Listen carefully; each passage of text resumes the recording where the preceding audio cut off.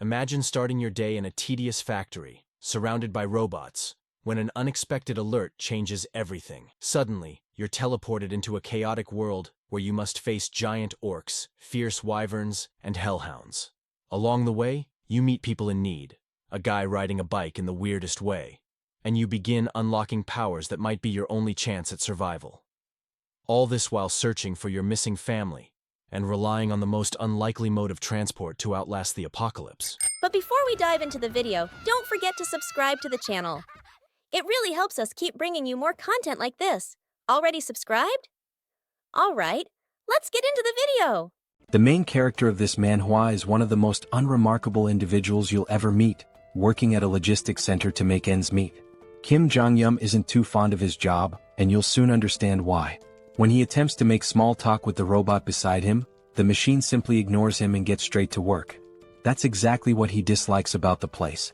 The entire logistics center is filled with advanced AI robots that handle most of the labor. Jeong-gyeom is responsible for overseeing everything, but there's no one around to chat with. He often feels down, missing the warmth of human interaction, and sometimes wonders if he's in the wrong place. This all began 2 months ago, right after he was discharged from the military, marking the start of a streak of bad luck. The first blow was when his parents relocated to Wojongbu. As a discharge gift, they paid the deposit and 6 months' rent for his small apartment, leaving him to live alone near his old school. Thus, his solitary life was forced upon him. Though financially stable thanks to government support and his parents covering rent, he took his time searching for a job, hoping to find the perfect opportunity without rushing. Unfortunately, things didn't go as expected, and he faced rejection after rejection before even getting a chance to prove himself. After a month of job searching, he was going stir-crazy from boredom. One day, while venting to his sister about being the unemployed brother, she teased him mercilessly. During their conversation, she mentioned that many people were working as operators for delivery companies using AI robots to make things easier. His interest was piqued, which led him to this lifeless place where there's literally no one to talk to. Just as I'm narrating this, someone else calls out to him.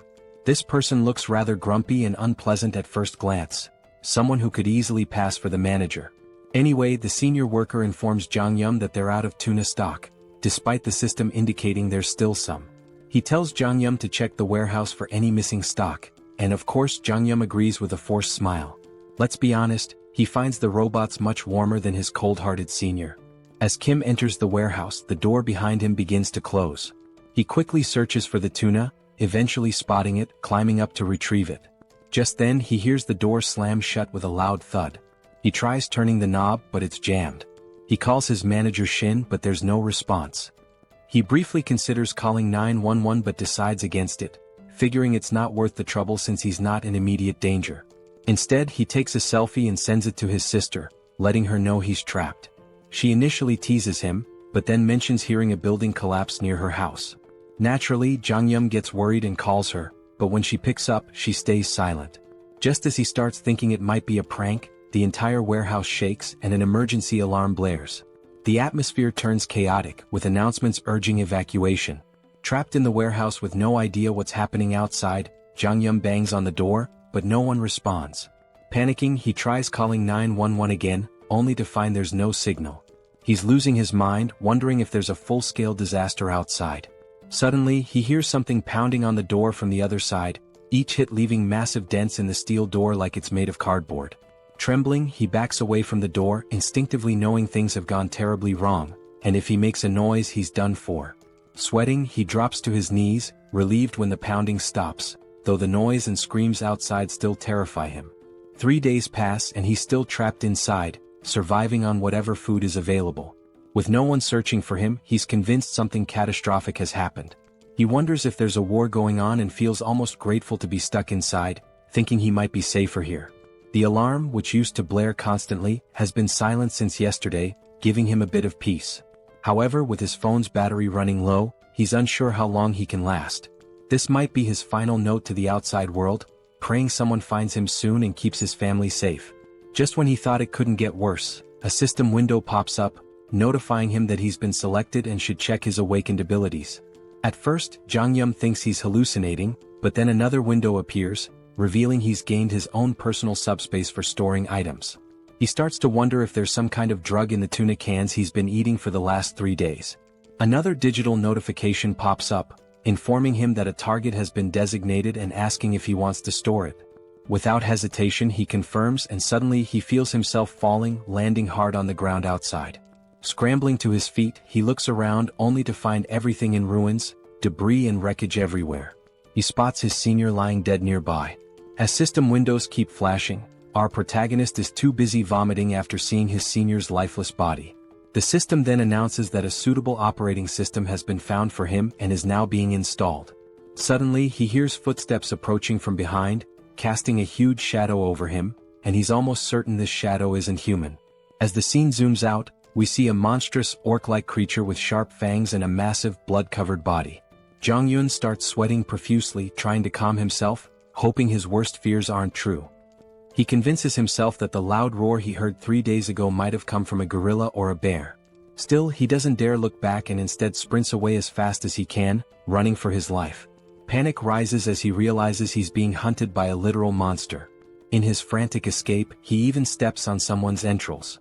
He has no clue why an orc-like creature is here or why it's after him, but one thing is clear: he has to get away.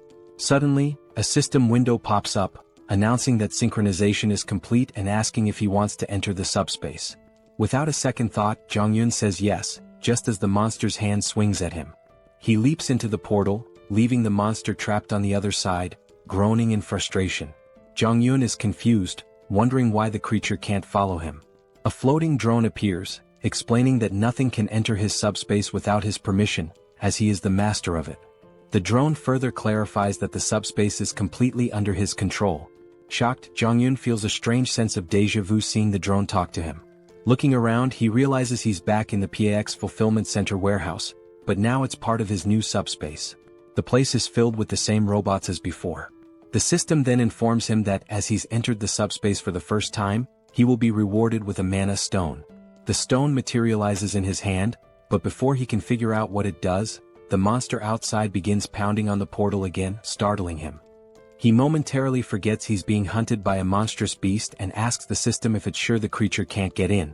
The system reassures him that nothing can enter without his consent.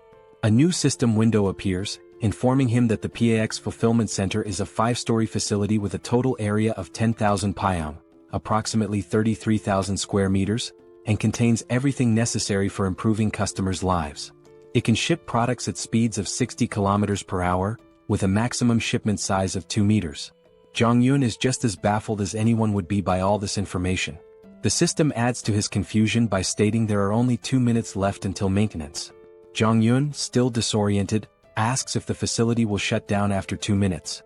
The drone confirms this and explains that he can use the mana stone to power the facility and maintain operations within the subspace. With 1 mana stone he can keep the facility running for 24 hours. Impressed by its efficiency, Jong-yun listens as the drone explains that when the PAX Center was stored in the subspace, its energy system was modified to run on mana stones. Jong-yun, still skeptical, asks if this is even real or just some sci-fi nonsense. Suddenly, the facility's lights shut off, and the drone begins flashing warnings. The PX system explains that the power has been cut, and if energy isn't restored, PX fresh products, items like fresh vegetables, meat and pre-prepared meals, could begin to spoil. Jong-yun realizes that in a chaotic world like this, where outside is a war zone, food is essential for survival. The power outage in the freezers and refrigerators could be a huge problem. He asks the drone if the mana stone can really replace electricity. The drone confirms this, so Jong-yun inquires how he can get more mana stones. The drone replies that mana stones can be obtained from creatures of other worlds. Clearly, Jong-yun isn't thrilled at the idea of confronting a muscle-bound monster that could easily tear him apart. He tells the drone to use the mana stone for now, then rushes into the facility to gather weapons. Inside he grabs as many weapons as he can, but a system window flashes their prices. With limited resources, he's worried he might run out of stock if he throws everything at the monster too quickly. He's also unsure whether these blades can even pierce the monster's thick skin. He figures that wounding the monster slowly rather than trying to kill it outright might be a smarter strategy. Since the creature can't enter his subspace, there's no rush to finish it off in one go. He'll focus on injuring it little by little, ensuring he doesn't waste resources or run out of weapons too quickly. Jong-yun hurls an axe at the monster, but it only grazes its body, which only enrages the creature further. With his original plan failing and aware that his weapon supply is limited, he decides to give the heavy axe another try, hoping it will have a more noticeable effect this time. He asks the system how many axes are left in stock, and to his surprise, he's told there are 15 remaining. He was expecting far fewer, so the number takes him off guard. He quickly checks the location of these axes, and upon reaching the storage area, he's shocked to discover that the axes are duplicating infinitely. The system explains that the items are produced through a process that allows them to be duplicated endlessly. While they can be damaged or altered, they cannot be fully depleted. This revelation leaves Jeong-gyeom stunned. If the system is right, he has an endless supply of weapons at his disposal. Surprisingly, the system confirms this. With this newfound knowledge, Jeong-gyeom feels relieved, knowing he no longer needs to worry about running out of weapons. He can throw as many as he wants at the monster without fear of exhausting his stock. He realizes that his shoulders will probably give out before the monster does, but at least he has a seemingly unlimited arsenal. The system then reveals another useful detail. He doesn't even have to throw the weapons himself. He can automate the process, shipping items from the subspace to the outside world. The system clarifies that shipping can only occur every 30 seconds, but this speed can be increased by leveling up his skills. Jeong-gyeom quickly asks how to launch the weapons, and the system tells him he only needs to think of the registered item and say ship to have it automatically sent out. As soon as the system explains this, Jeong-gyeom says ship, and an axe hurtles through the air at incredible speed, slamming into the monster's grotesque face and bringing it down instantly. The axe was launched by the drone, and when Jeong-gyeom asks about the speed of the throw, the system replies that the default shipping velocity is 60 km per hour. Finally, Jeong-gyeom understands what the system meant earlier by shipping speed. The system then informs him that he can adjust the speed to a maximum of 75 km per hour, but anything faster will require skill upgrades. Naturally, Jeong-gyeom asks how to upgrade his skills, and the system explains that he can do so by using mana stones. At this point, Jeong-gyeom remembers the monster he just defeated and realizes that he'll need to fight more creatures to progress. He quickly gears up inside the facility. First, he grabs lightweight combat boots priced at about 50,000 KRW and matching tactical pants for 78,000 KRW. Once he's suited up, he also buys a detailed map of the Seoul metropolitan area and a permanent marker. He marks a circle around Gwangjin district, then highlights surrounding areas in a specific order. With his route planned, he decides to start with the nearest district and gradually work his way toward his final goal, Ijeonggu, where he hopes to reunite with his parents. Since he's starting from Gunpo and doesn't have a car, Jeong-gyeom knows the journey will be long. Even though it's not as fast as a car or motorcycle, a regular bicycle is incredibly valuable in a post-apocalyptic world, and in this situation it might as well be a Lamborghini. He hops on the bike and pedals through the desolate landscape. After around 30 minutes, night falls and Jeong-gyeom has already taken down nearly 12 orcs. He reveals that he's learned a valuable lesson from defeating them, but before he can explain, a new monster appears and tries to attack him. Jeong-gyeom quickly retreats to his subspace, leaving the creature outside. While the monster is stuck, he uses the shipment ability again to launch an axe at high speed. Unfortunately, the axe only hits the monster's shoulder, wounding it but not finishing it off. With a cooldown period of 30 seconds before he can ship again and a range limit of 10 meters, Jeong-gyeom realizes that his abilities, though impressive, need more refinement, and that he can further improve them by collecting mana stones. Beyond shipment, Pax's ability has other applications, and we'll soon discover what those are. Suddenly, the monster notices movement and turns around, only to see the axe flying back into the portal and then returning, striking it in the face again and finishing it off. This is actually the second function of Pax's shipment ability, known as product retrieval, which automatically brings back dispatched items, just as useful as the shipping ability itself. Jeong-gyeom uses the retrieval function once more to claim the mana stone from the monster, all while wondering why he can't simply retrieve the mana stone without killing the creature first. He then asks Pax the same question and learns that he can only use his retrieval skill on the stone after killing the monster, as it belongs to him at that point. Regardless, Jeong-gyeom steps out of his subspace and shares another vital piece of information about this apocalyptic world. It turns out that the strange orcs aren't the only creatures wreaking havoc. There are also winged monsters, and he knows it will be a serious challenge to hunt one of those. Suddenly, he hears cries for help, but before he can identify the source, the scene shifts to a man named Choi, desperately fleeing. He's so exhausted that each step feels heavier than the last, and a flying creature is chasing him. The monster swoops down, slamming into Choi from behind, sending him crashing to the ground in agony. There's another person behind Choi, but before he can help his fallen friend, the monster lands right in front of him, blocking his path. Its fierce, drooling mouth suggests that human flesh is the most appetizing thing around. However, strangely, the monster doesn't attack the man standing before it. Instead, it fixes its gaze on Choi, who is writhing in pain on the ground. The man, confused as to why the monster is ignoring him, realizes it has been targeting Choi all along, likely because he seems like an easier victim. He feels helpless, unsure of what to do with only a small knife in hand, doubting whether it could even distract the monster. Just then, the sound of a bicycle bell rings through the air, and not surprisingly, it's our boy speeding toward them, though these two have no idea who or what is approaching. Before they can process what's happening, they witness the monster that was hunting them get struck by a projectile, sending it sliding across the ground from the force of the impact. The creature was felled by a single axe throw, leaving both men in stunned disbelief. Jong-yeon quickly checks if they are okay, but they're still in shock, their mouths agape as they try to understand how someone on a bicycle managed to defeat a flying wyvern with just an axe. They immediately ask Jong-yeon if he's a soldier, bowing their heads in gratitude for saving their lives. Jong-yeon, glad they're safe, points to his uniform in response to their question. He explains that he's an employee of PAX FC, and they notice he's wearing the company's gear. This revelation shocks them even more, as they had assumed he was a trained soldier, given his impressive skills and presence. Even though he's not a soldier, his abilities are so extraordinary that if they hadn't seen it themselves, they wouldn't have believed someone could take down a wyvern with just an axe throw while riding a bicycle. Jong-yeon is surprised to find out that these people are already familiar with the concept of abilities. One of them confirms this, mentioning that he himself has an awakened ability, though it's just a simple driving skill, which he hasn't had much chance to use under the circumstances. Choi then laughs, admitting that he's a bit jealous because he hasn't awakened any ability of his own. Jong-yeon asks if there are more survivors nearby, and Choi explains that there aren't. They're currently in Block C, which houses a logistics center where many people gathered, but unfortunately so did the monsters. Most of the people were attacked, killed, or devoured, leaving only around 10 to 15 survivors who are now hiding in the underground terminal of Block E. He goes on to explain that they were searching for a drivable road and trying to collect essential supplies when the monster attacked them.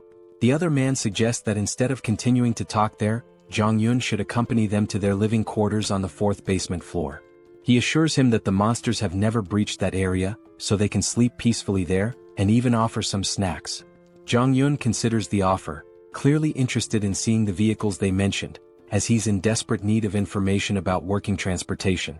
Eventually he agrees to join them, though he remains cautious, unsure whether he can fully trust them. As they begin to walk away, we take one last glance at the dead monster lying on the ground. At that moment, Jong-yeon discreetly retrieves the mana stone from the creature's body and slips it into his subspace, relieved that the two men don't know about his ability. This way he has an escape plan in case things go wrong. He can always retreat into his subspace if necessary. A while later they arrive at the basement, where they encounter a man who has just taken down an orc on his own. Choi rushes over to his friend, asking if everything is alright and what happened. The orc slayer assures him that all is well, explaining that the orc must have wandered in by accident. Fortunately, it hadn't spotted them, so they were able to take it out easily. No one was injured, but now they're less confident that the place is truly safe.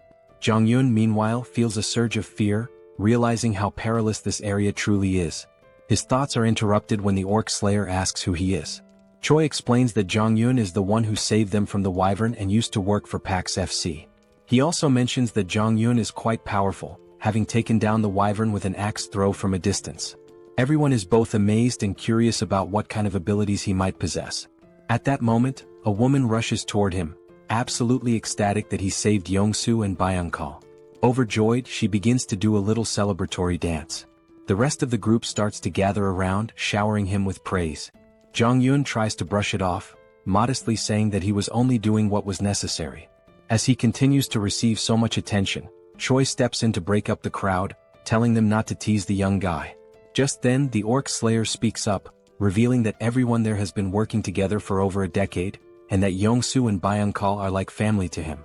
He expresses his deep gratitude for saving them and introduces himself as Lee Jin-mak, the center manager of Daehoon Express Terminal.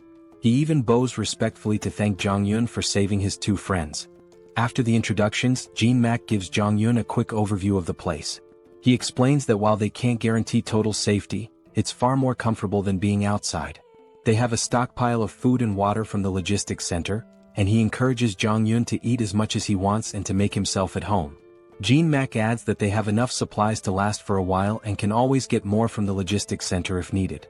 However, Yong-soo interrupts, pointing out that the logistics center they're talking about has suddenly vanished. The group is left wide-eyed and speechless at this absurd news. Jean-mak immediately asks what Yong-soo means by this. Choi confirms it, explaining that the building has literally disappeared, which is why they were being chased by the wyvern. The others are skeptical, questioning how such a massive structure could simply vanish. Jean-mak, though stunned, eventually accepts the reality, reasoning that if monsters like the ones they've encountered are real, then a disappearing building might not be so unbelievable. Jong-yun remains silent, unsure whether the disappearance of the logistics center is connected to his own subspace abilities. Trying to calm the group, the manager urges them to focus, stating that regardless of the situation, they must dig through the tunnel. Staying here will only make things worse. He encourages everyone to stay strong, saying that their time has just come a little earlier than expected and that they need to start heading into the tunnel as soon as possible.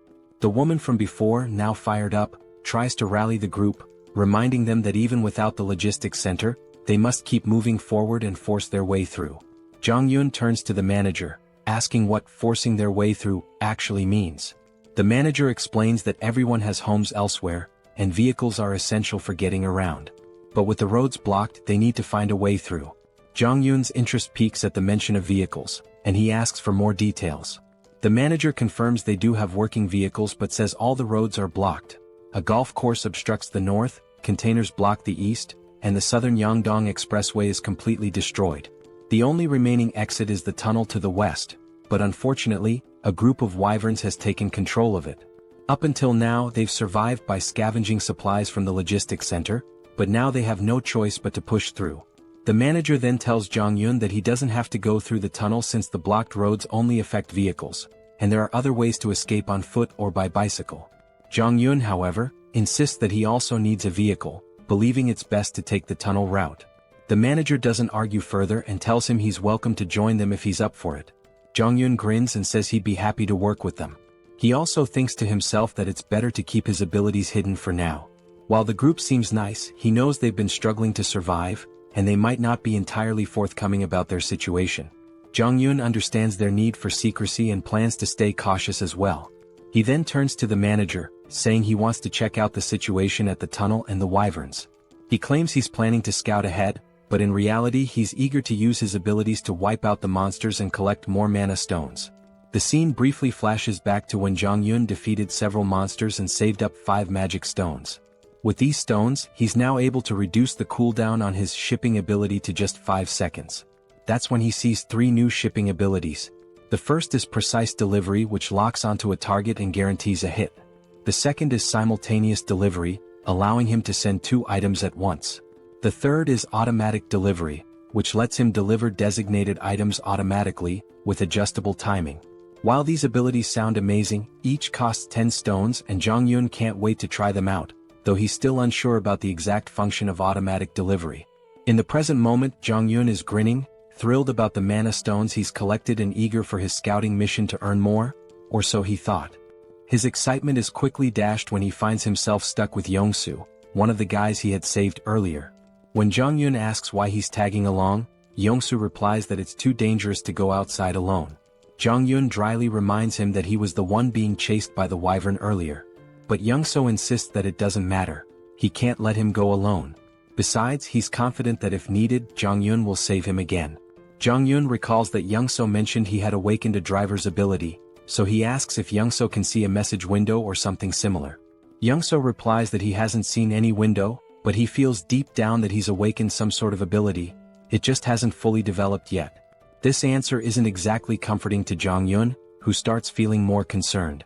As night falls, they zoom down the road on their bike at crazy speeds. Jong-yun is sweating in fear as he watches Yong-soo steer the bike with one leg while trying to maintain balance. When Jong-yun asks why he's driving like that, Yong-soo explains that the road is full of cars and it's hard to see. Suddenly, Yong-soo spots a wyvern ahead. Jong-yun quickly tells him to stop because he can't see anything.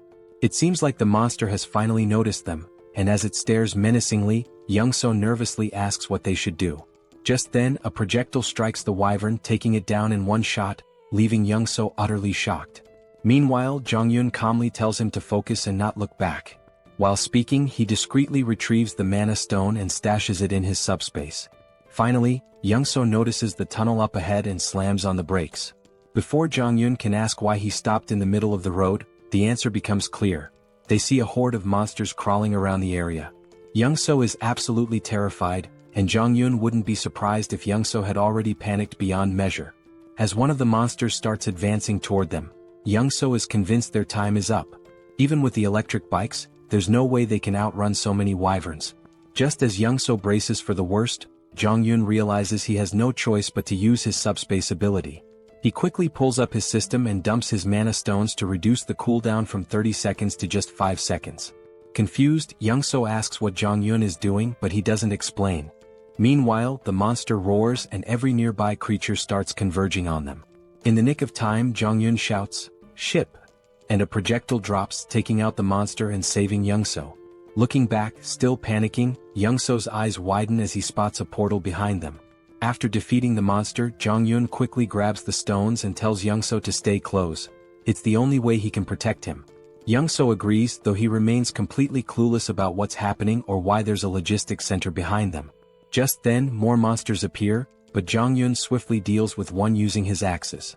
As more monsters prepare to attack, Young-so panics and stumbles back, eventually falling into Jong-yun's subspace. The monster crashes into the subspace barrier, while Young-so falls to the ground in shock. The monster regains itself and charges again, but Jong-yun slips into his subspace just in time. The creature slams into the barrier once more before being taken down by another axe. Young-so watches in awe, unsure what to be more impressed by, the logistics center or the flying axes, but he's certain of one thing. To Jong-yun, these monsters are nothing more than nuisances, and this tunnel is just a minor obstacle he can clear without breaking a sweat. Young-so reflects on how everyone back at the base was relying on the delivery vehicle for safety and food transport, and how the tunnel was part of their escape route. Even if they made it through, monsters still lurked outside. But for Jong-yun, things are different. He only needs the vehicle for transportation since he can handle any threat with ease. Young-so even begins to feel a tinge of jealousy, thinking how with an ability like Jong-yun's, he could reunite with his family much faster. He wonders why Jong-yun needs a vehicle in the first place. Suddenly they notice the monsters starting to retreat. Jong-yun is intrigued, noting that these creatures are smarter than expected since they're fleeing rather than rushing into danger. As Jong-yun collects the mana stones, Young-so spots a blue stone hovering in the air and asks what it is. Jong-yun, surprised, asks if he's never seen a mana stone before. Young-so admits he hasn't, so Jong-yun explains that he uses them to boost his abilities. Young-so finally understands and wonders if he'll ever get a chance to use one himself. This clears up why Young-so didn't bother extracting the mana stone from the orc earlier. Young-so points out that with abilities like Jong-yun's, he could easily clear the entire tunnel on his own. Jong-yun replies that he didn't come here intending to clear the tunnel. He just wanted to check it out. If it seemed manageable, he'd sneak through quietly and not show off his powers.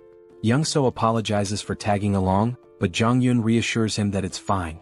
He didn't know the way to the tunnel anyway, so if he had come alone, he wouldn't have made it this far. He then suggests they head back since the wyvern has retreated, but it could return soon. At that moment, Young-so asks how far Jong-yun plans to travel that he feels the need for a vehicle.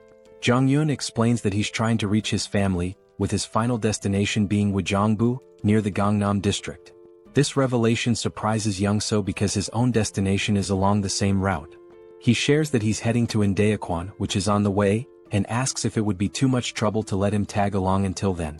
Jong-yun hesitates, unsure how to respond, but Young-so continues, admitting that even if he makes it through the tunnel, he's not confident about reaching home safely. His driving ability isn't much help in combat, but since Jong-yun can fend off monsters, he might have a better chance of reuniting with his family.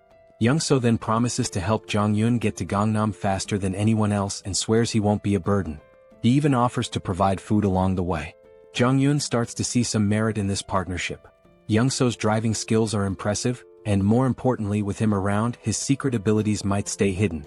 It's a mutually beneficial arrangement since Jong-yun fears that if word got out about his powers, people might try to use or even eliminate him, though that might be overthinking. Still, better safe than sorry. Ultimately, Jong-yun agrees to let Young-so come along, and Young-so beams with excitement like a child in a candy store. Jong-yun then informs him that he'll handle clearing the tunnel, but emphasizes that Young-so should keep his abilities a secret and make sure others don't interfere. Young-so eagerly agrees, vowing to make sure everyone cooperates and stays out of the way. However, things don't go as planned. Young-so, in his excitement, ends up telling everyone that Jong-yun will clear the tunnel using his awakened abilities. All they need to do is wait outside until he's finished. Jong-yun is left in disbelief, realizing that Young-so just spilled the secret. The others are stunned by the news and eager to watch Jong-yun in action, while Young-so proudly explains. Meanwhile, Jong-yun curses his bad luck, knowing he's now stuck in a difficult situation. In the end, Jong-yun steps forward and announces that by the next morning, he'll have the tunnel cleared so everyone can leave. In his mind, helping them seems like the best option, especially since they still have food, which should keep things calm for now. However, once the supplies run out, chaos might ensue, so it's smart to clear the tunnel and ensure everyone's safety.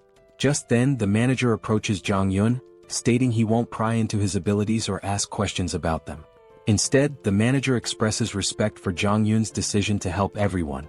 He offers some food from their reserves as thanks, which surprises Jong-yun.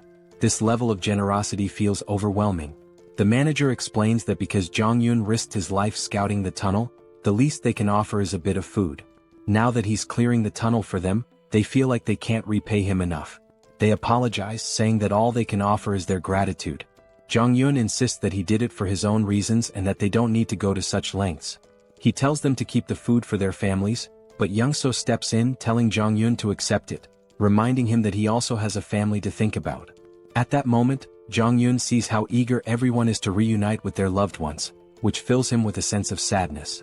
He doesn't want to let them down. The next morning arrives, and when they reach the tunnel entrance, Jong-yun instructs everyone to stay back. He begins pedaling into the tunnel, determined to clear it out and return. As he gets closer, he spots the monsters ahead. But before the scene shifts to his battle, it flashes back to his childhood. We see a young Jong-yun with a sore eye from a fight with his sister. He complains to his father, leading to another argument with his sister, which ends with them brawling in front of their dad. That's when his father comments on how close they seem, reflecting on how he was an only child and always envied the bond between siblings. He tells them that, despite their fighting, they'll eventually realize how precious family is. Suddenly, their mother bursts into the room, sparking a lively argument between the parents. Jong-yun feels a warm sense of family in that moment. The scene transitions back to the previous night, where Jong-yun, seeing how excited everyone was about reuniting with their families, reflects on his own family memories. He knows they're relying on him to clear the path. They spend the night filled with hope and anticipation, waiting for Jong-yun to ensure their safety. After midnight, as everyone sleeps, Young-so wakes up to use the bathroom. Noticing that Jong-yun is missing, Young-seo heads outside and asks the patrolling guards if they've seen him. They tell him that Jong-yun mentioned stepping out for some fresh air a while ago. Curious, Young-seo walks further ahead, scanning the area, and eventually spots Jong-yun. He quickly asks why Jong-yun can't just go to sleep, to which Jong-yun replies that he can't sleep there. As Young-seo looks ahead, he's stunned to see the vehicle loaded to the brim with food and supplies. Completely baffled, Young-seo asks why Jong-yun is giving away so much. Jong-yun casually explains that he only loaded half the supplies to avoid weighing the vehicle down, but assures him it's more than enough for everyone. Young-seo is even more shocked when Jong-yun mentions that this is the last vehicle he had to load. The realization hits hard. If this is the last one, then Jong-yun must have packed the other 15 vehicles with the same amount of supplies. Jong-yun quickly tells Young-seo to keep this a secret from the others. Still confused, Young-seo points out that if Jong-yun is giving away all these supplies, what will they have left for their own journey? Jong-yun nonchalantly responds that they still have plenty of supplies. Young-seo is left astounded, realizing the amount of resources Jong-yun has given away is more than you'd find in an entire logistics center. He can't comprehend how much stock Jong-yun must have left. Back in the present, we see Jong-yun effortlessly taking down monsters like it's no big deal. While fighting, he contemplates how much easier it would be if he could put all the people into his subspace and carry them to safety. Unfortunately, his system informs him that with his current subspace level, it's impossible. However, if he reaches subspace level 2, he could carry up to 20 people. To level up, he needs at least 100 mana stones. After mentally counting, Jong-yun notes there are about 40 monsters left, with a few fleeing. The numbers aren't enough for him to level up here. He realizes he'll need to find another way to gain experience, especially since he wants to eventually bring his family into the subspace. Suddenly, Jong-yun notices something strange among the fleeing monsters. A closer inspection reveals a stronger, more imposing version of a wyvern, clearly some kind of boss-level monster. Even Jong-yeon is unsure of what he's facing. The scene then cuts back to the group waiting outside the tunnel, growing anxious about whether Jong-yeon is okay inside. Finally, they see him emerge, pedaling his bike effortlessly, as if he's been out for a leisurely ride. His uniform is stained with blood, and the group anxiously watches until they see him smile. They burst into celebration, relieved that their mission was successful. It's finally time for everyone to part ways and reunite with their families. They thank the manager for sticking with them and wish him a safe journey home. Jong-yeon hints that if they face any trouble, they should open the cargo hold. He's left a little surprise that might help. Curious but eager to continue, they get into their trucks and slowly make their way through the traffic. After crossing the tunnel, they wave their final goodbyes before heading in different directions. In the truck, Jong-yeon sits in the passenger seat, still thinking about the monster he saw in the tunnel. He's unsure if it was really a wyvern since it fled before he could get a good look. He wonders if it was a leader or just an adult version of the monsters they've been fighting. His thoughts are interrupted by a disturbing crunching noise from under the truck. Looking near the tires, they see they've run over some corpses, and the driver's face is full of sorrow from hearing the bones break. Even Jong-yeon notices the regret in his friend's expression, but they have no choice but to keep moving. The road is filled with bodies and wreckage, leaving no clear path. Jong-yeon reflects on how, if his discharge had been delayed by just 3 months, he might have ended up as one of those dead soldiers. The situation is even worse than they imagined, with monsters still feasting on the remains. Suddenly, Young-seo calls out to him, snapping him out of his thoughts. When Jong-yeon looks ahead, he sees that the road is blocked. Young-seo points out that the barbed wire looks like it was set up by the military to block something, and they'll need to find another route. He suggests they try crossing another bridge, but just then Jong-yeon notices something at the far end of the blocked bridge. Upon closer inspection, they see a new type of monster they've never encountered before, and it becomes clear what the military was trying to contain. While Young-seo panics and considers turning back, Jong-yeon sees this as a perfect opportunity to level up his subspace. He spots a narrow sidewalk along the road, blocked on both sides, and quickly suggests they drive through it. He explains that he has a plan to get through without turning back and excitedly tells Young-seo to push the truck through the pedestrian path. Young-seo is horrified by the risky idea, especially when an orc appears ahead among the mutant hounds, scattering the pack. The monsters didn't seem to get along with each other at all. Despite the orcs' advantage in size and strength, the mutated dogs had sheer numbers on their side. The poor orcs stood no chance against such a ravenous pack, as their hollow mouths relentlessly tore into its flesh. Blood and chunks of meat flew in every direction, and our two protagonists could only watch the brutal scene unfold. Young-seo was truly terrified, and despite knowing the abilities of our hero, he seriously doubted the sanity of the plan to go straight ahead. He hesitantly asked if Jeonjaen really intended to cross the bridge, but Jeonjaen was completely confident in his skills, thinking it was easier than his frightened companion believed. As Young-seo tried to muster some courage, Jeonjaen suddenly asked him a strange question. Had he ever heard of a game where 3 different races are at war with each other? It was a space strategy game called Stark, but since Young-seo was older, he didn't know anything about it. Jeonjaen went on to explain a little about the game. In it, players could customize maps and tweak settings for fun. Jeonjaen's favorite map involved holding off waves of monsters with limited units and clever use of terrain. As he saw it, the current situation was quite similar to that game. Young-seo of course had no clue why Jeonjaen was sharing this story, but it didn't really matter. His job was simply to follow instructions. The first step was for Young-seo to back the car up to the barbed wire barrier, ripping it down and making as much noise as possible, all to attract the attention of the mutant hounds who were busy feasting on the orc. After that, it was Jeonjaen's turn to get to work. Activating his system, he unlocked a skill he hadn't planned on using but realized it was perfect for the situation. Auto shipping. He spent 10 mana stones to unlock it, then instructed Pax to spend the rest of the stones to boost the shipping speed. Pax quickly complied, increasing the delivery speed to 100 km per hour. With everything set, Jeonjaen called out to the mutant hounds, inviting them to chase him after their meal. The unsuspecting creatures charged, but they weren't fast enough. A double-door refrigerator zoomed towards them and obliterated the pack. It was clear the hounds were in for a tough time. This game wasn't fun for them. And it didn't end with just one refrigerator. More kept coming, and within seconds Jeonjaen had collected 12 mana stones, much to his delight. The enhanced shipping range and precision targeting he had fine-tuned during his tunnel clearing worked perfectly now. Jeonjaen had initially planned to use axes, but with his upgraded precision delivery system, refrigerators proved to be much more effective. He had discovered earlier that the precision delivery skill didn't track targets fully but only adjusted the trajectory slightly based on their movements. Against these swift mutant hounds, an axe flying at 100 km per hour might still be dodged, making it a less reliable option. But the refrigerator, with its size and weight, was ideal for taking out multiple enemies at once. A mere graze from it was enough to crush several hounds. On top of that, the auto-shipping feature made things incredibly convenient. Jeonjaen didn't even need to monitor the battlefield anymore.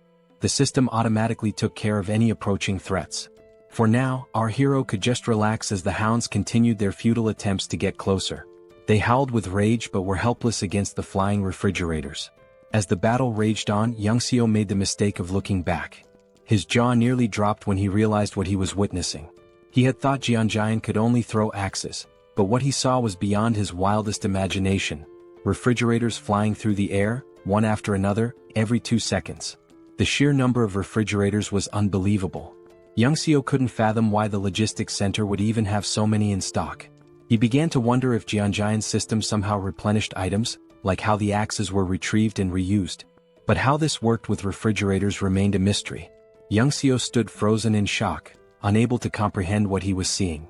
He didn't even notice when Jeonjaen came up to him and casually asked if he wanted something to eat. Yongsoo finally pieced things together and asked a question to confirm his suspicions. He wondered if it was possible that Jeonjaen's supply was actually infinite. Jeonjaen was a bit taken aback by the question, assuming Yongsoo had figured it out long ago, but clearly he hadn't. All this time, Yongsoo believed Jeonjaen was simply collecting the axes after each use to recharge them. He never imagined that Jeonjaen had an endless supply. In reality, Jeonjaen did collect the axes with his system, but only to prevent them from lying around and accidentally harming someone. Even after hearing this explanation, Yongsoo still found it hard to grasp the concept of infinite items.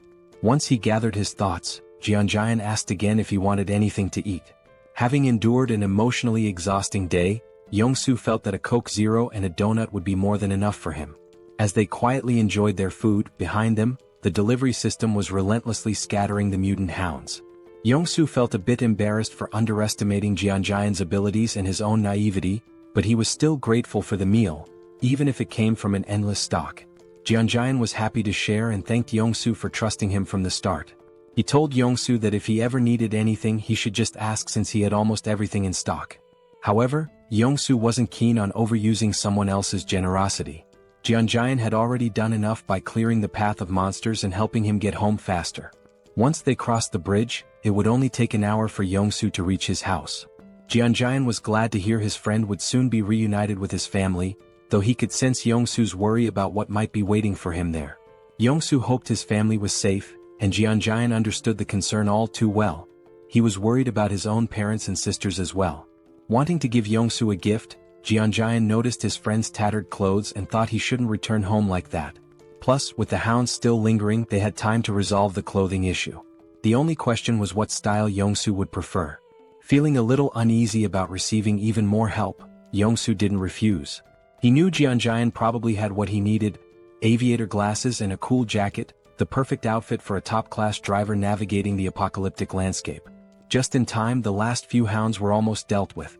Yongsoo's new look gave him a boost of confidence, and with renewed assurance in the truck's durability, he was ready to get going. He moved with speed and precision that would make even Formula One drivers envious. Jeonjaen barely had time to grab on before Yongsoo floored the gas pedal. The remaining hounds didn't stand a chance as they sped down the narrow road. Yongsoo handled the driving with lightning speed, so much so that it seemed like they'd reach his home in just 20 minutes. But Jeonjaen had to hold on for dear life as the truck zoomed over broken roads as if they were smooth highways. Jeonjaen desperately asked Yongsoo to slow down, but it was futile. It seemed like he was about to be sick. Fortunately, the wild ride didn't last too long. They finally arrived at Yongsoo's destination, or rather what was left of it. His home was now nothing more than a ruin. Yongsoo stands in front of his house, looking out at the wrecked buildings through the window. The destruction is overwhelming, and he tries to reassure himself that these buildings were just old. That's why they crumbled. But deep down, Yongsoo's hands are shaking. He's right at his own doorstep, frozen with fear, dreading what might be inside. The thought haunts him: what if his family isn't there? What if he opens the door to find their lifeless bodies? The fear feels suffocating. He keeps repeating that they're safe, that when he opens the door, everything will be okay. But his hands won't move. He's paralyzed, unable to turn the handle. Kim, standing behind him, watches, understanding exactly what Young-so is feeling. He had driven like a maniac, covering a journey that would normally take an hour in just 20 minutes, fueled by the hope of reuniting with his family. It shows just how desperate he was to get here. But now, standing before the door with the potential of finding something horrifying, Young-so can't bring himself to move. He knows that if he finds death behind that door, it might destroy him too. Sensing this, Kim steps forward, places a supportive hand on Young-so's shoulder, and offers to open the door for him. Young-so freezes, frustration and fear etched on his face. Almost on the verge of tears, he pleads with Kim to do it. Kim, understanding the fear of facing one's worst nightmare, steps up to the door. If he were in Young-so's position, he'd be scared too, wanting someone else to open it for him. Turning back to reassure Young-so one last time, Kim tells him he's about to open the door. But before Kim's hand reaches the handle, the door opens from the inside. Both Kim and Young-so freeze in shock. Young-so's eyes widen as he sees his wife and daughter standing there. His wife calls his name softly, her voice warm, and his daughter shouts, "Daddy?" Young-so's wife starts crying, and soon he's breaking down too. She runs to him, and the three embrace tightly as if they'll never let go. It's a deeply emotional moment. Kim, standing a short distance away, watches quietly, giving them space. Through tears, Young-so asks his wife how she knew to open the door. She explains that she heard voices outside and saw him through the peephole, which is why she opened it. His daughter, still crying, blurts out, "Dad, I hate you. Why did you make me wait so long? I was so scared." After a while, Young-so's wife notices Kim standing in the background and asks, "Who's this?" Only then does Young-so remember Kim's presence. But before he can respond, Kim's vision blurs and suddenly he collapses. Young-so shouts for him, but Kim can't hear anything. His body is shutting down, and after 3 or 4 days without proper sleep, exhaustion finally overtakes him. Darkness envelopes him and he slips into a dream. In the dream he's struck, but not by a fist, by a pillow. Standing over him is his older sister, holding the pillow with a playful grin. She swings it at him, knocking him down, and Kim yells at her, asking why she hit him so hard. "It hurts," he complains, but she just rolls her eyes and says, "Hard? That was a soft hit. You're such a crybaby." She's unfazed, brushing it off as nothing. Meanwhile, Kim is ready to run to their dad and tell on her. He storms off, determined to complain, but his sister couldn't care less. She stands tall, holding the pillow like she's won the pillow fighting championship of the month. Suddenly the scene shifts. Kim's dad is sitting with him and his younger sister, trying to mediate a sibling quarrel. He calmly explains that, annoying as they might be, family is precious. One day, Kim will realize how lucky he is to have them and how much love there is in their little fights. His father reminds him that, no matter the arguments, their bond is something to treasure. Just then, Kim's mom storms into the room, scolding his dad for not helping with dinner when she asked. She's frustrated, telling him she needed help, but there he is, just lounging around. The scene cuts to the whole family at the dinner table, enjoying delicious food, laughing and sharing stories. As they eat, Kim's mom eyes his older sister, Seoul, suspiciously and asks if she's got a crush on someone, noticing how she's always on her phone. Looking nervous, Seoul explains that she's just texting her friends non-stop. It's just how things are nowadays. From the outside, their family is filled with pure joy and warmth. Kim's dad, unable to resist, talks about how Seoul is interested in boxing, suggesting she check out a sports club at the local middle school. With a smirk, Seoul admits that the boxing club is the real reason she chose that school. Kim's ears perk up at the mention of middle school. Fast forward a year, and we see Kim attending the same middle school as Seoul. He's excited, ready to make new friends and have fun, but things don't go quite as he had planned. Instead of finding new friends, Kim ends up being bullied daily by the older students. They beat him, mock him, and Kim, who tends to be sensitive, doesn't fight back. He endures the blows day after day. But then one day someone steps in. Seoul, his fierce older sister, storms in like a force of nature. With an intense, threatening look, she grabs one of the bullies by the hand and breaks it with a single punch. Kim feels relief seeing his sister, his rescuer, but that relief is short-lived. Frustrated by her brother's weakness, Seoul declares that his training starts now. And so, Kim's grueling training under his ruthless sister begins. It's brutal, but it pays off. Soon, no bully dares to approach Kim again. For a while, life seems to settle down. Kim makes friends, enjoys himself, and coasts through middle school. But time flies, and one day his younger sister lands a job at a nursing school, catching both Kim and Seoul by surprise while Kim is lounging on his PS5, barely keeping up. Then, a moment arrives that flips his life upside down. Kim's dad walks in and tells him the time has come. Kim doesn't understand at first, but when it sinks in, it hits hard. It's time for him to enlist in the military. The family worries, though Kim tries to put on a brave face. Outwardly he's tough, but inside he's trembling. He doesn't want to leave his family. And after that, well, the rest is history. Slowly, Kim's eyes open. He feels disoriented and a bit afraid, lying in an unfamiliar bed. He remembers collapsing, standing outside Youngso's door, meeting his family, but after that, nothing. His mind races. Did Youngso betray him? Instinctively, he opens his portal and pulls out a heavy axe, gripping it tightly. Suddenly, a calm, warm voice interrupts his thoughts. Kim turns, startled, and sees Youngso's wife and daughter at the table, looking at him with puzzled expressions. Reality hits him. He's in Youngso's house. Looking to the side, he spots Youngso sound asleep, completely out. It dawns on Kim, he must have been so exhausted that he collapsed at the door. Youngso's wife had said he fainted and had been out ever since. He must have been more worn out than he realized. Kim glances down at the heavy axe in his hands, momentarily confused as to why he even drew it. What had he been thinking? Quickly, he stashes it back in his portal, hoping no one noticed, especially Youngso's wife. She didn't need to see that. He asks how long he's been asleep, and she tells him it's only been a few hours. Then the mood shifts. With a soft smile, Youngso's wife begins to thank him, expressing her gratitude for everything he's done. Kim can feel the weight of her words, how he saved Youngso's life and brought him home safely. The gratitude in her eyes and her slight bow make him feel uneasy. Kim isn't used to this, feeling awkward and a little nervous, wanting to brush it off as no big deal. He thinks about how Youngso had helped him too. It hadn't all been on him. Just then Youngso wakes up. Still groggy, he chimes in to back up his wife, insisting that Kim had done far more than he lets on. Youngso makes it seem like driving Kim here was nothing compared to Kim saving him again and again. To Youngso, Kim was a true lifesaver. Even if Youngso hadn't made it, he believes Kim would have come through on his own. Then Youngso's wife changes the subject, saying everyone must be hungry. The atmosphere shifts once again as Kim's stomach growls, reminding him he hasn't eaten in what feels like ages. She mentions that Youngso had refused to eat without him, waiting until Kim woke up. Kim can't help but smile.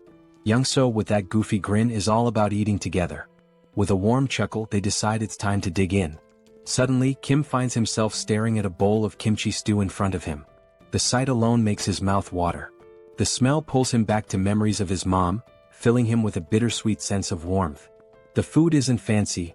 Youngso's wife even apologizes for the limited ingredients. But to Kim it doesn't matter. This is his favorite meal. After everything he's been through, nothing feels as comforting as kimchi stew. The first bite? Pure bliss. The moment the stew touches his tongue, it's like fireworks going off in his mind. Every cell in his body feels alive. The flavor, the warmth, it's almost unreal. And just like that, he's taken back. Back to when he'd sit down to meals with his family, back to simpler times. But as the meal ended, Kim felt a wave of sadness. For the first time in 3 months, he'd had a meal that reminded him of home, of family, and the ache of missing them overwhelmed him.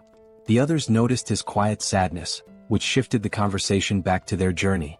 He mentioned their next stop was Gangnam, and Kim froze, realization hitting him. He was stunned, unable to fully grasp what Youngso was saying at first. It all felt strange. Then Youngso laid it out. He'd already discussed it with his wife, who insisted that since Kim had helped Youngso reunite with his family, he should return the favor. Kim was still confused. Even if Youngso took him to Gangnam, how would he safely return on his own? They stepped outside to get some fresh air, and that's when Youngso explained his plan. He'd drive Kim to Gangnam in his truck, and Kim would leave his electric bike with him. Once they reached Gangnam, Youngso would use the bike to get back home. Hearing this, Kim started to feel more at ease, but something still didn't sit right with him. Why was Youngso risking so much to help him? Sure, Youngso was an amazing driver, and with the bike he could avoid most threats. But Youngso didn't have any fighting skills, so if he encountered a large monster, it'd be over. With a truck full of supplies and his family safe, why was he risking it all? Unable to shake his doubts, Kim finally asked the question that had been weighing on him. Why was Youngso putting himself on the line for him? Youngso smiled knowingly, like he'd expected the question. Then he revealed his reason. Why had Kim helped him in the first place? Kim hadn't asked for anything in return or demanded any favors. He just helped. Without Kim, Youngso wouldn't have survived that tunnel. Now, he wanted to return the favor because they were in the same boat. Kim might have special powers, but that didn't make his life any less challenging. Youngso understood what it felt like to be desperate, clinging to the hope that his family was safe somewhere. That's why he'd risked the tunnel, and now he wanted Kim to feel that same happiness of reuniting with loved ones. With a sly grin, Youngso reassured Kim that he wouldn't take unnecessary risks. He was confident his driving skills would get him out of any tough spots, so Kim didn't need to worry. Then Kim had a flashback to when he first set out for the tunnel and saw a car with keys inside. Youngso could have left the group behind, but he didn't. He stayed and helped. That's when Kim realized Youngso wasn't about to leave him. He just didn't want to admit how far he'd go to help. Kim smiled and agreed, but with one condition.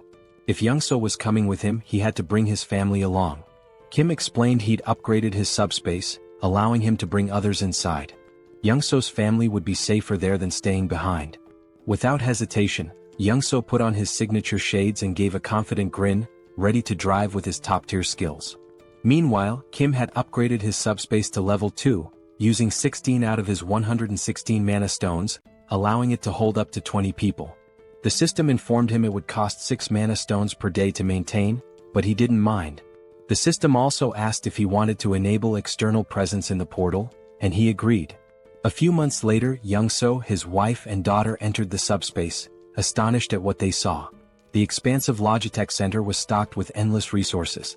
Kim introduced PAX to Youngso's family, and Youngso assured them that PAX would handle anything they needed. Everything was available in abundance and they could use it freely. Youngso's wife looked astounded as if she couldn't believe it. Kim told them he had some tasks to attend to and encouraged them to enjoy the place for now. Youngso then turned to his daughter, asking if she wanted to play princess with him, and they looked so happy together. Kim couldn't help but smile as he watched. Then something new happened. Kim unlocked a new ability, a laboratory where he could combine, classify, and transform any item in his subspace. Instantly, the possibilities seemed endless. Kim sat there, his mind racing as he began to wonder if his powers were truly what he had thought all along.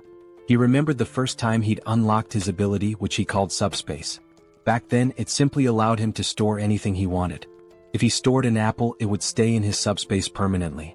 But then, due to a strange accident, he ended up storing the entire Logitech Center, which caused his ability to evolve.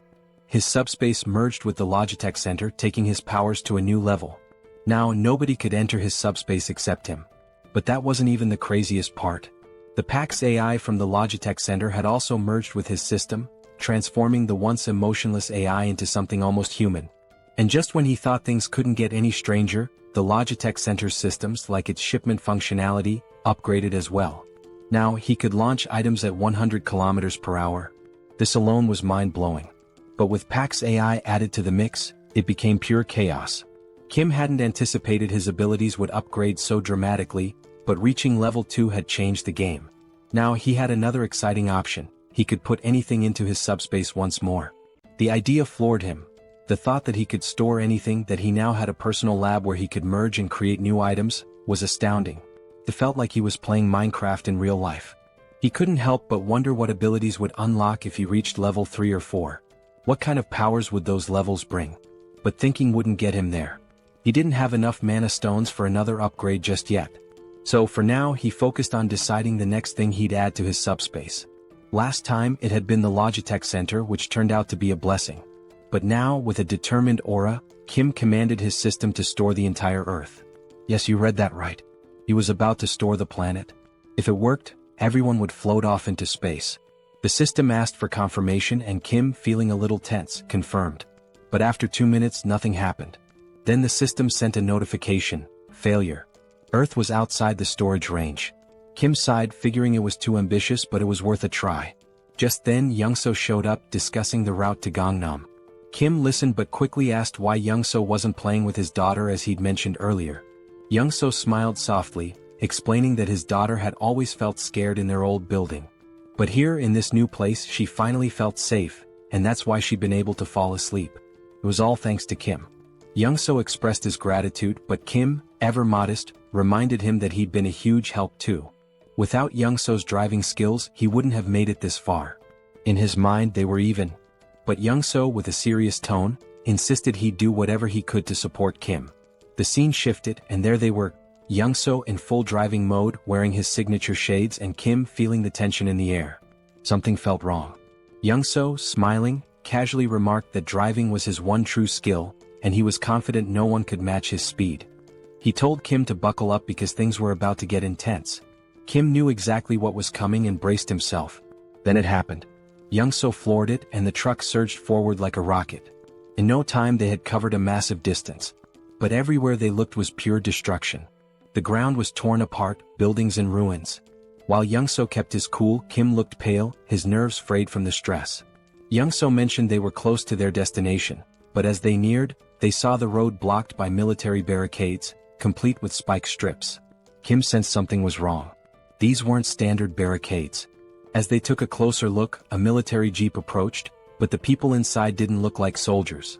Kim tensed. These men weren't military, they were trouble. Kim knew that if they tried to escape they'd be shot down. Young-so, tense now, asked what to do. Kim opened his portal, telling Young-so to get in, and assured him he'd handle it. Without hesitation, Young-so slipped into the portal, leaving Kim to face whatever came next. Kim stepped out of the truck as three men approached, guns in hand, strutting like they owned the place. One of them, all muscle and little brains, ordered Kim out of the truck. Kim, barely holding back a smirk, stared them down with a cold glare. Without a word he got out. They opened the truck's cargo and were stunned to find it packed with food. Their eyes lit up like they'd just hit the jackpot. They turned to Kim asking if the food was his. Kim, as calm as ever, nodded. But the musclehead stepped forward, puffed up with arrogance, and declared that the food wasn't Kim's anymore. Now it was theirs. Kim knew these clowns were far from military, they were just greedy thugs after his supplies. The musclehead tried to look intimidating as he questioned Kim about where he got all this stuff. Kim played dumb, pretending to be a clueless delivery guy and claimed he worked at the Logitech Center.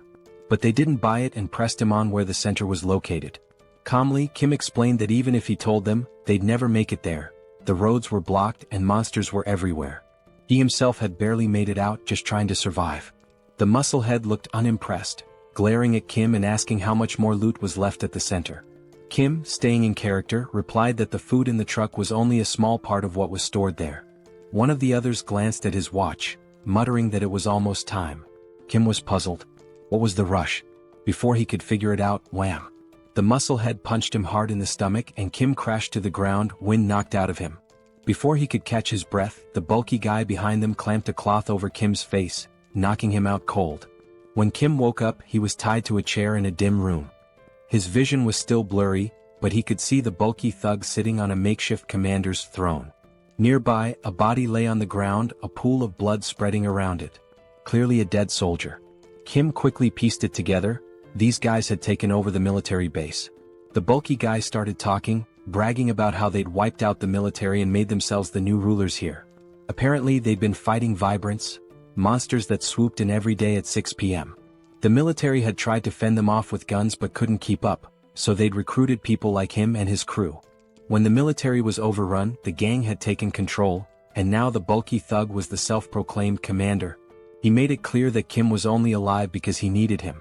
Kim's task? To head back to the Logitech Center with some of the gang and raid it for more supplies. If he succeeded, maybe they'd let him join their group for protection. Kim was beyond annoyed. He was done with these lowlifes. Standing there, he decided what to do next. It struck him. This military base would make a perfect addition to his subspace. Without hesitating, he commanded Pax to store the entire Joint Commander Communication Headquarters in his subspace. The thug didn't even notice what was happening. He just sat there, confused as the entire base vanished around him. 1 second it was there, the next, poof, it was gone. He was left in his chair, now in the middle of nowhere, utterly clueless. By the time the thug realized what had happened, it was too late. Kim had already disappeared into his portal, leaving the thug sitting alone in the wasteland with nothing but his chair. At least Kim left him something to sit on. Around him, the thug's crew was completely baffled. They gripped their rifles, staring at the sky, trying to wrap their heads around the fact that the whole building had disappeared. The thug, wide-eyed and anxious, scanned his surroundings, his face showing a mix of fear and confusion. He was probably thinking, where did the whole building go? Meanwhile, Kim spat on the ground, noticing a trace of blood. That punch must have done some internal damage. He felt himself sway on the edge of fainting. Storing the base had drained his mana like nothing before. He was exhausted, completely wiped out. If he'd known it would take this much out of him, maybe he would have waited, maybe ducked into his subspace first. But it was too late for second-guessing. He had made his choice, now he just had to deal with the aftermath. His priority now was to get into his subspace to recover. As Kim slipped into the shadows, the thug's crew suddenly froze as the sky turned blood-red. Dark, looming shadows filled the air. The wyverns were coming. Hundreds of them, wings spread wide, headed straight for them, growling and screeching, ready to tear anything in their path. The sight hit the thug's men like a slap, sending them scrambling in all directions, completely forgetting Kim as they bolted for their lives. Even the guy who had captured Kim took off, leaving him free to drop to the ground. The thug was furious, shouting at his crew to hold their ground. He yelled that their rifles could still take out the smaller wyverns, vowing to handle the largest one himself. But his men weren't listening, they were too busy running. Rage twisted his face as he cursed them, calling them traitors. Then bam. The ground shook. Something huge landed behind him, shaking the earth. He turned slowly, terror contorting his face, only to see a massive wyvern towering over him. This one wasn't like the others. It stands a solid 20 feet tall, with black scales gleaming under the blood-red sky, and its piercing yellow eyes locked on him with deadly focus. This wyvern is 20 times larger than any he's ever encountered, a real monster brought to life. Amidst the chaos, we see Kim slipping into his subspace, bringing along an injured soldier. The system pings asking if Kim wants to allow the outsider in. Kim nods, weary but resolute, and both are let inside. Kim feels exhaustion pulling him down even further, and he knows he's just seconds from passing out. His mind races, he barely managed to sneak himself and the soldier in, and he realizes he'll have to be careful with these aftereffects. Storing something as massive as a whole base during such a critical moment might be risky next time. The black-scaled wyvern is still looming behind, its fierce gaze fixed directly on him, making Kim wonder why it's so intensely focused on him. Meanwhile, Pighead stands confidently before the wyvern, boasting about his new physical enhancement power, bragging he can shatter boulders with a single punch. Without hesitation, he swings at the wyvern, but to the enormous creature, it's nothing more than a mosquito's tickle. The wyvern doesn't even react. Suddenly, a bone-crunching sound fills the air. Kim, dreading what's happening, turns around slowly to see Pighead's fate, eyes widening in shock. With a single chomp, the wyvern swallows Pighead whole. Just like that, he's gone. Young-soo rushes over to Kim, checking if he's okay. Kim assures him, though he's clearly drained, his energy barely hanging on. He managed to bring the injured soldier along, who looks worse for wear. Kim and Young-soo gently lay the soldier on a bed, relieved to see he's mostly unharmed, with just a few scratches. But the man is severely malnourished. Kim recalls Pighead's rant about taking over the military base while struggling with food shortages, which must have left the soldier without proper nutrition for weeks. Young-soo then mentions something strange happening in Kim's subspace.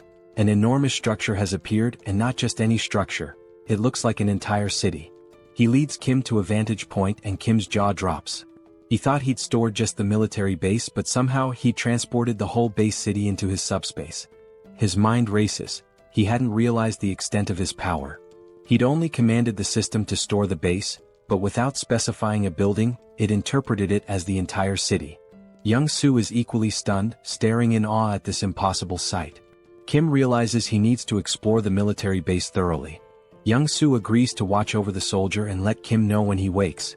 Kim hops into his Mercedes and begins driving through the military base city, his mind buzzing with possibilities. Weapons, ammo, gas masks, military vehicles, even tanks. It's the ultimate jackpot for surviving the apocalypse, but there's a catch. Unlike the Logitech Center, where PAX handles everything and can send supplies directly, this sprawling city means he'll have to locate and retrieve each item himself. As he drives, Kim starts to grasp just how huge this place really is, realizing he has a massive job ahead of him to map out every corner. If he'd known it was this vast, he might have stored all the weaponry and supplies directly in his subspace. Now he's planning his next move. Once he identifies the locations, he'll send Young-soo to retrieve ammo and weapons, while he prepares to strike from his portal. Then a crucial thought hits him: supplies here aren't endless. Unlike the Logitech Center's infinite stock, resources from the base could run out. No more limitless bullets or grenades for reckless use. As he's lost in thought, Pax suddenly appears, casually correcting him. Pax explains that the base isn't an ordinary storage area, it's been fully integrated into the Logitech system format. Kim's jaw drops as Pax continues, revealing that since the military base has merged with his subspace, he can now command it just like the Logitech Center. Kim can hardly believe it, but Pax confirms that the base is synchronized. He'll have unlimited access to its supplies, vehicles and equipment just like in the Logitech Center. This changes everything. Kim can barely comprehend it. His mind races through the possibilities, his face a mixture of shock, wonder and pure excitement. He asks Pax for double confirmation. Are they really talking about endless rifles, ammo, grenades, everything? Pax nods and it's like Kim's entire reality has flipped upside down. This isn't just groundbreaking, it's downright game-changing. Still buzzing with excitement, Kim needs more details. He asks Pax how long synchronization will take. Pax admits it's a massive job with only 0.81% done so far, so there's no clear timeline. But Pax offers a solution. If Kim prioritizes specific items, Pax can sync those first, making them immediately accessible. Without hesitation, Kim lists his essentials. Rifles, ammo, grenades, vehicles and fuel, the lifeline for surviving this apocalypse.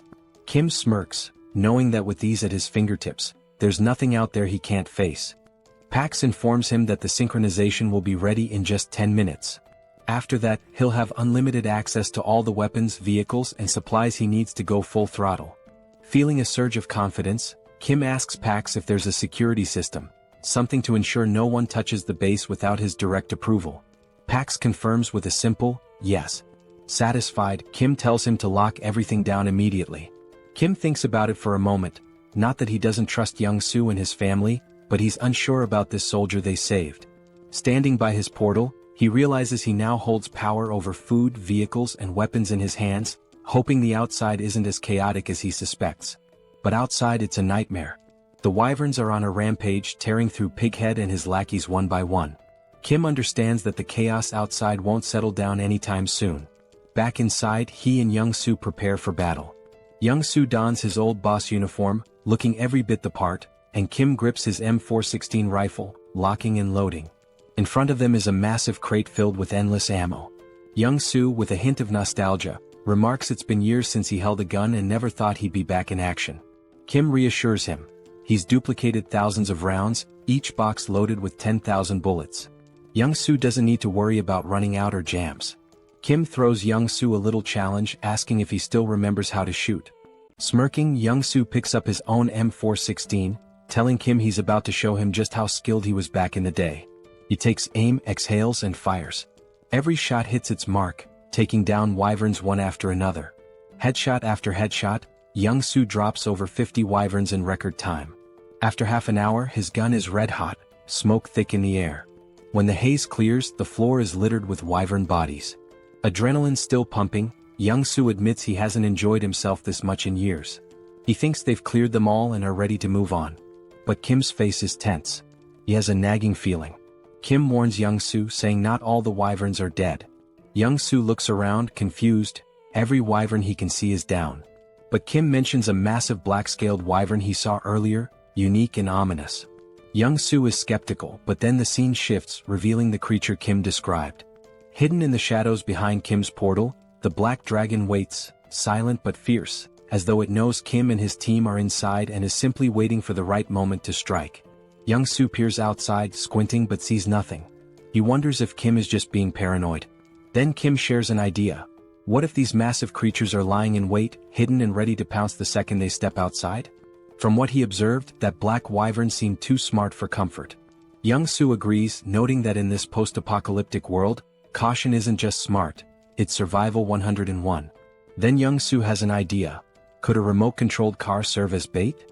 Would that huge beast chase a small moving target? They decide to give it a try. The scene shifts, showing both men with remote-controlled cars, each with a humanoid doll mounted on top. With a deep breath, they count to 3 and send the cars forward. The dolls roll out of the portal, looking like humans stepping into the danger zone. In an instant, a massive wyvern swoops down, claws piercing the doll's torso and ripping it apart. Young-soo's jaw drops in disbelief. He can't believe the wyvern was actually lurking back there. His eyes widen in terror as he watches the beast tear the doll apart, its massive teeth glinting in the light, each one nearly the size of Young-soo himself. In the next instant, the wyvern turns, its glowing eyes fixed on the portal. Without hesitation, it lunges forward, trying to force its way inside. Kim's heart skips a beat. He shouts for Young-soo to start firing. Together, they unleash every round of ammo they have on the beast. For 15 solid minutes, they pour bullets into it, the room filling with thick smoke. They think maybe they've taken it down. But as the smoke clears, those glowing eyes remain fixed on them. The wyvern, undeterred, shoves its head closer, drool dripping as it tries to devour the portal itself. Young-soo and Kim stumble back, horrified. They can see every detail of the wyvern's mouth, its deadly teeth just inches away. Young-soo is stunned.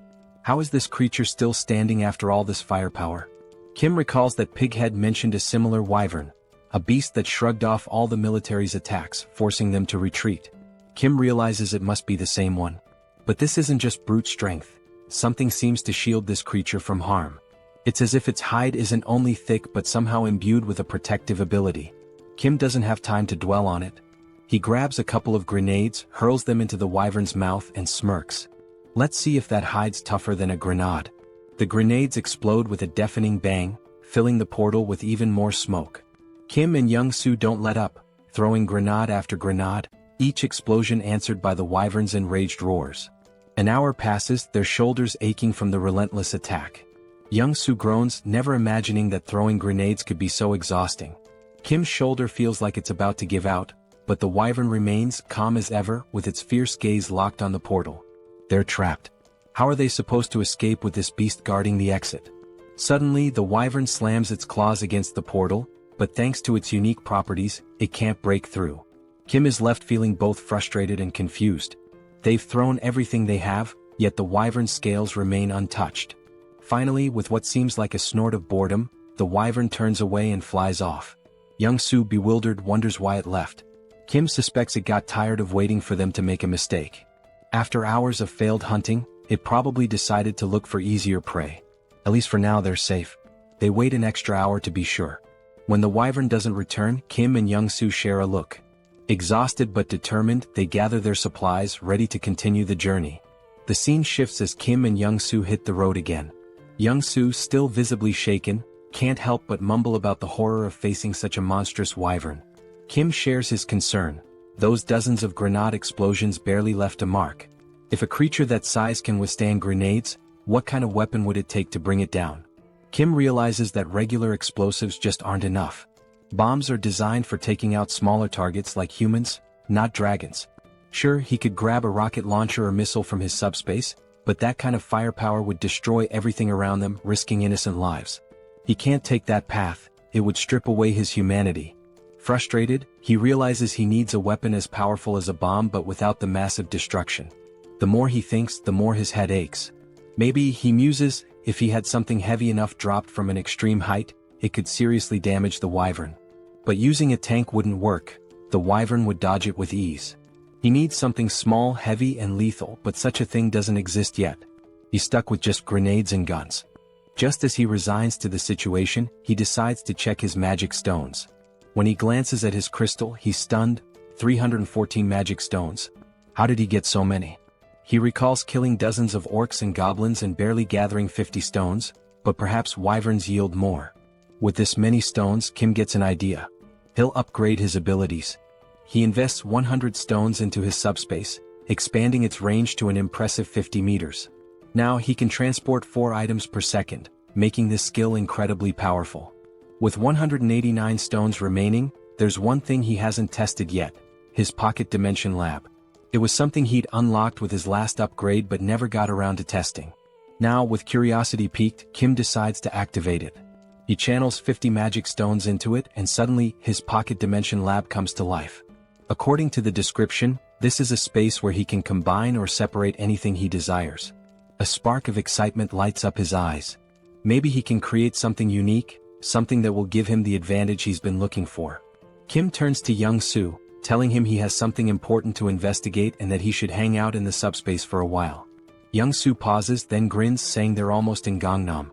He points out that there's no sign of any monsters, so he'd rather keep driving while Kim checks out the subspace. Kim, still worried, asks if Young-soo is sure it's safe. Ever the problem solver, Young-soo suggests that if Kim's that concerned, He can go into his portal while Young-soo continues driving the Mercedes. He's noticed that as long as he's driving, the portal stays with them. Intrigued, Kim ducks into his portal and sure enough, as Young-soo drives, Kim realizes he's moving right along with him. Impressed, Kim agrees to the plan, though he still feels a bit tense. He steps into his newly unlocked pocket dimension to explore. Inside, everything is vast, white and empty. He wanders around, testing the space, when his system chimes in, explaining the capabilities. He can combine or separate objects here. He can merge multiple items, regardless of their type, or break them down into components. Kim's mind races. This could change everything. Could he, for example, merge a rifle with its magazine to create an endless ammo feed so he wouldn't need to reload? Pax confirms that this idea is completely possible. Then Kim wonders if he could pull a grenade safety pin while storing it, so it would explode the moment he sends it out. Pax confirms again. Eager to test it, Kim has Pax remove the pin and create a new item, costing him 15 magic stones. He's fascinated by the result, but he knows a single grenade won't be enough for the wyvern. He needs something far more powerful. A smirk forms as Kim begins crafting a secret weapon. Meanwhile, Young-soo encounters a massive barricade, a wall of stacked cars blocking the road like some post-apocalyptic obstacle. He wonders who would create such a barrier. At that moment, Kim steps out from his subspace and asks how much longer to Gangnam. Young-soo explains that there's no monster trouble, but someone's blocked the road entirely with cars. He suggests they'll need a detour. Kim stops him. No detour is needed. He's got a new weapon to clear the way. Just as Young-soo is about to ask what he means, metal plates, each weighing 20 kilograms, start flying like bullets, slamming into the cars at incredible speed and scattering them like toys. Young-soo watches in shock. It's a stack of plates fused together, flying at 150 kilometers per second, creating a barrage of 500 kilograms that obliterates anything in its path. He's awestruck, yelling, "What on earth did you make?" The scene shifts to a group guarding the road from atop a building, watching for any monsters. They're armed with whatever they could find, mostly household tools. A middle-aged man, nervous and bewildered, wonders how that wall of cars collapsed so fast. Another, equally baffled, mentions how the wall withstood multiple monster attacks. It shouldn't have fallen like that. Then, through the smoke, they see a jeep charging forward, picking up speed until it stops right in front of their building. The men grab their weapons, a wooden stick among them, and stare, stunned. Who are these people? Soldiers, they assume, since they're arriving in a military jeep. Slowly, the black-tinted window of the car rolls down, and Kim smiles up at them, asking kindly, "Is Nurse Kim Jui here?" The scene shifts again, moving into a flashback. Kim's second sister, the middle child, gives him a flying kick so powerful he nearly faints. She huffs in frustration, while Jui, the eldest sister, calmly studies, telling her siblings to quiet down since she's preparing for an exam. Kim and his other sister are stunned, mouths wide open. The middle sister, concerned, asks Jui if she's feeling okay, wondering why she's suddenly so intense about studying. Jui snaps, asking if it's really that shocking for her to study hard. Kim, dead serious, turns to the middle sister. "Yeah, she definitely doesn't look well. We should call Mom. She's lost it." Jui's frustration erupts as she starts shouting, asking if they'll ever let her study in peace. Kim explains that Jui, who is 8 years older than him, only started taking her studies seriously when he was around 7. Since she'd never sat still for more than 30 minutes before, her sudden shift had the whole family on edge. With big worried eyes, Kim and his other sister drag their mom over to Jui, pointing out that their big sister has completely lost her mind. Even their mom looks concerned. Jui can't believe it. Her own family doesn't think she's capable of doing anything with her life. Frustrated, Jui finally reveals her secret. Proudly, she holds up a medical textbook and declares her dream. She's going to be a doctor. She announces, "Even if the world ends tomorrow, today I'll still help those in need." Her face glows with pride, her eyes shining with determination. The whole family is stunned. They just stare at her, speechless. Kim and his other sister turn to their mom, whispering that Jui's condition is getting worse. Maybe she needs a mental hospital ASAP. The house erupts into a family brawl, everyone yelling, laughing, the whole scene chaotic. Days pass, and they assume Jui's passion will fade like a teenage phase, and that her ambition to be a doctor will pass. But no, her grades soar. She skyrockets through high school, and before anyone realizes it, she's accepted into the top nursing school she applied to. Her dad, mom, Kim, and her other sister are shocked. Juri, who once couldn't sit still for 30 minutes, has achieved the unthinkable. In the present, Jui stands frozen in shock, staring at Kim, who's come back to find her. It's all real, her journey, her family, her dream, and now this reunion. Tears start streaming down Jui's face, her cheeks red with emotion. Kim stands before her, his eyes filling with tears too, overwhelmed. Barely able to speak, Jui, still sobbing, asks Kim how he made it this far and if he's hurt. Kim, equally emotional, tries to reassure her, saying he's fine, nothing happened. Young-soo, watching from behind, smiles warmly, whispering to himself, grateful that Kim's sister is safe. Kim and Jui finally embrace, holding each other tightly, letting the weight of the world fall away, if only for a moment. Once they calm down, Kim wipes his tears and introduces Young-soo, explaining how much he helped him get here safely. Young-soo bows respectfully, introducing himself, and Jui, deeply grateful, introduces herself as Kim's older sister, thanking Young-soo for protecting her little brother in this apocalyptic nightmare. With a small, mischievous smile, Jui suddenly reaches into her pocket and tells Kim she has something for him, figuring he hasn't eaten well in all this chaos. She hands him a chocolate bar, but Kim stops her, saying, "I'm really full, sis. Actually, I've got enough chocolate to last me a lifetime." Then, Kim's expression turns serious as he explains that he has a critically injured patient. Jui's face shifts to concern, and she asks where the patient is, insisting they bring him to her immediately. But Kim explains that the patient isn't in the car.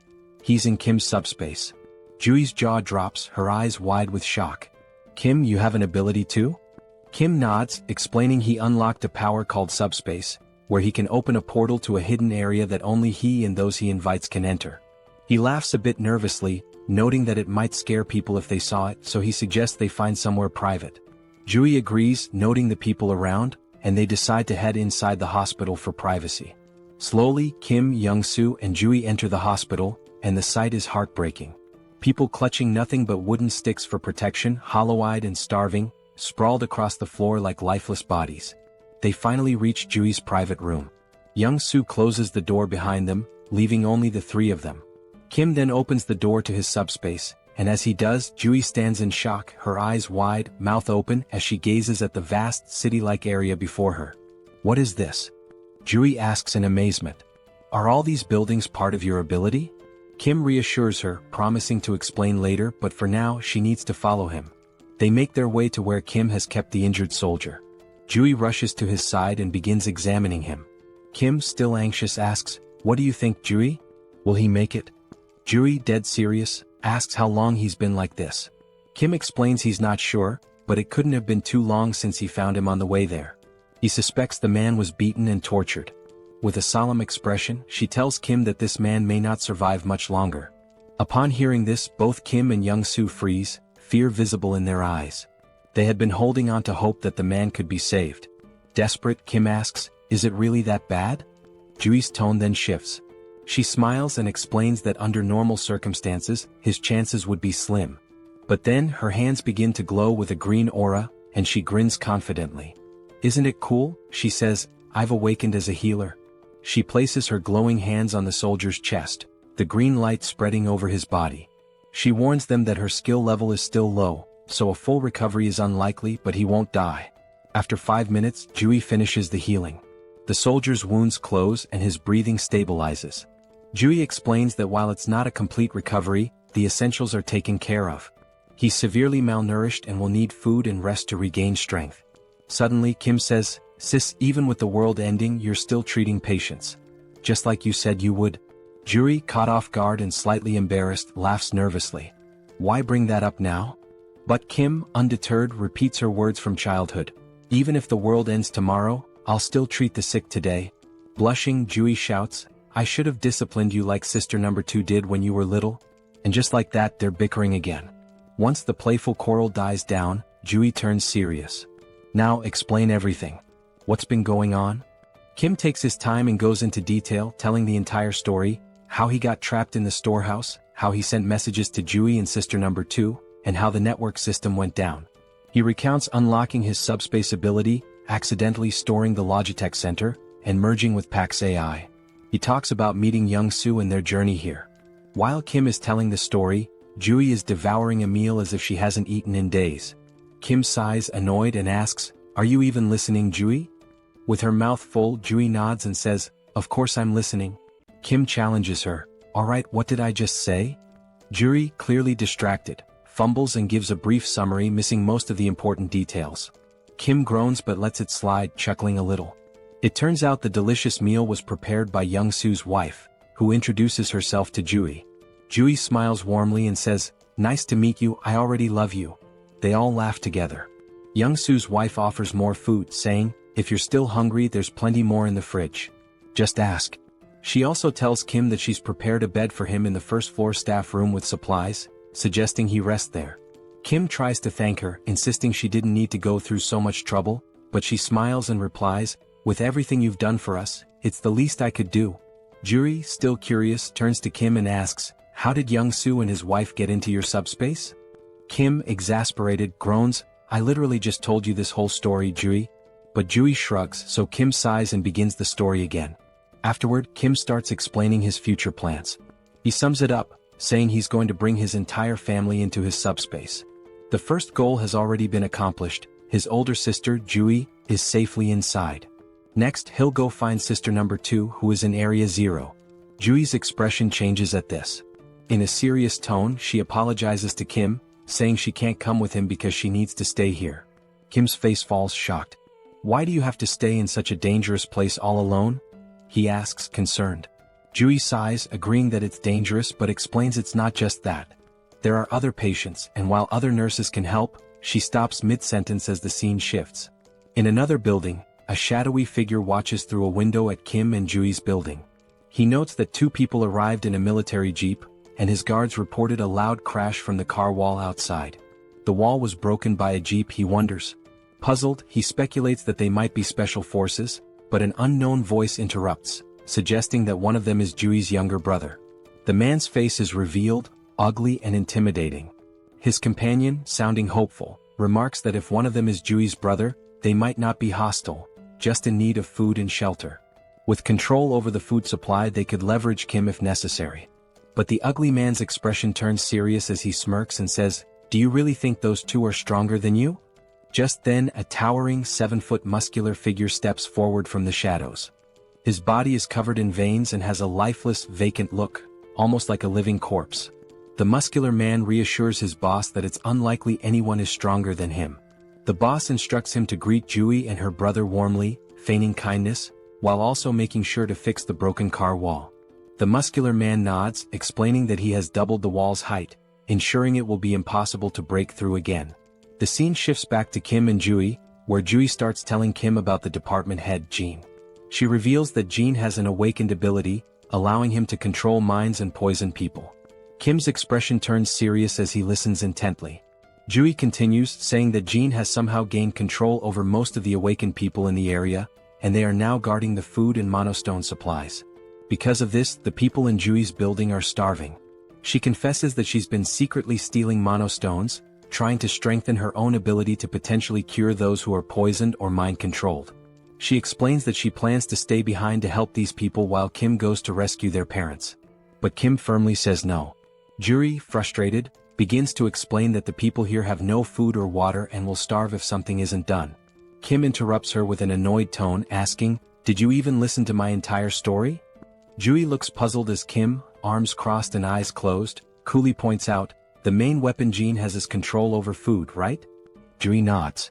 With a sly grin, Kim says, "Then solving this problem is a piece of cake for me." He tells Juri to watch his incredible ability in action. Juri winces, muttering that it seems like Kim's middle school phase is back, but before she can finish her sentence, her jaw drops. From Kim's subspace, stacks of meat, vegetables, water and other food supplies come pouring down from above, filling the room to the brim, leaving Juri and the others in stunned silence. At this point, Kim has just uncovered the ultimate infinite food glitch. Jean Sung-hak received an urgent report about Jian's younger brother bringing in a supply of food, but he remained unimpressed. The messenger emphasized that the quantity was remarkably large, but the man stayed indifferent. With just 2 individuals in a single military vehicle, he doubted their capacity to transport such an amount. Sooner or later, people would steal their food, and once it was gone, they'd come back begging for rations like everyone else. Jean Sung-hak thought they should have hidden their provisions and used them sparingly instead of being overly generous. Yet, this generosity might eventually play to the villain's advantage, making things easier than anticipated. The messenger added that the newcomers had brought in more supplies than the entire hospital had managed to gather so far. This revelation sent a chill down Jin Sung-hak's spine. No matter how one looked at it, it was physically impossible for two people to collect such a large quantity of food for everyone. The hospital's current stash had been gathered by their scouting team, enough to fill an entire truck. Jin Sung-hak speculated that the newcomers possessed some sort of ability to duplicate items or manipulate object sizes. Whatever the case, they clearly relied on an ability to secure those provisions, and the hospital needed to recruit them. Jin Sung-hak prepared his signature drug and tasked his strongest subordinate, Song Hyun-gu, with the job of getting Joo-hyun's younger brother addicted to it. If the plan failed, they could simply kill the boy. There was also the driver to consider. Late at night, Yong-hyun distributed food among the hospital's residents, all while searching for someone in the crowd. He believed that finding this person would simplify matters significantly. A short while earlier, he had shared his strategy for neutralizing all of Jin Sung-hak's weapons. The plan involved dumping the poisoned food and replacing it with fresh supplies, subduing the addicted ability users, and dealing with Jin Sung-hak, who was no combat threat at all. Yong-hyun tried to gather as much information as Joo-hyun had. Most of the abilities possessed by the addicted users were trivial. One could reseal cans and another could automatically do laundry. In general, very few awakened abilities were combat relevant, with the exception of one individual in the hospital. That person was Song Hyun-gu, whose presence alone was intimidating. After the world descended into chaos, Hyun-gu traveled from Iljiro to Gangnam, concerned for his mother in the hospital. Joo-hyun didn't know much about Hyun-gu's ability other than that he was unnaturally strong. His massive frame was impossible to miss, and the car wall protecting everyone had been built by him with his bare hands. Now, that giant of a man had finally come face to face with Yong-hyun for a private conversation. Although Yong-hyun felt nervous, he had some business to settle with the muscle-bound man, making this encounter ideal. Hyun-gu couldn't fathom what kind of business the younger man had in mind, but it no longer mattered. The two stepped outside near the car wall that started it all. Calmly, Hyun-gu presented Yong-hyun with two options: either drink the medicine willingly or face a painful death. He strongly advised against trying to flee as it would be futile. It became clear why Hyun-gu had chosen such a secluded location for their meeting. Yong-hyun, however, never planned to run. He knew he'd be caught if he did. Instead, he opted for a secret third choice, trapping Song Hyun-gu on the spot. Provoked by the young man's defiance, Hyun-gu lunged to grab and crush him. Before he could, his fingers touched an immovable barrier. Yong-hyun had disappeared, leaving behind only a strange portal to the logistics center. At first, Hyun-gu couldn't make sense of what he was seeing. By the time he noticed the drone hovering before him, it was already too late. A professional-grade high-speed bowling ball struck him in the stomach, winding him. Yong-hyun wondered if a 90 km/h bowling ball was excessive but decided mercy wasn't an option. He followed up with another strike, this time targeting Hyun-gu's right leg. The attack left Hyun-gu groaning in pain, unable to move effectively. When the muscleman demanded to know what ability Yong-hyun was using, the young man responded by launching a barbell plate stack to the ground. Immobilized, Hyun-gu was warned to stay put. The plates, though slowed, were still heavy enough to shatter bones or end lives. Refusing to stay idle, Hyun-gu charged at one of the stacks and managed to grasp it firmly, surprising Yong-hyun.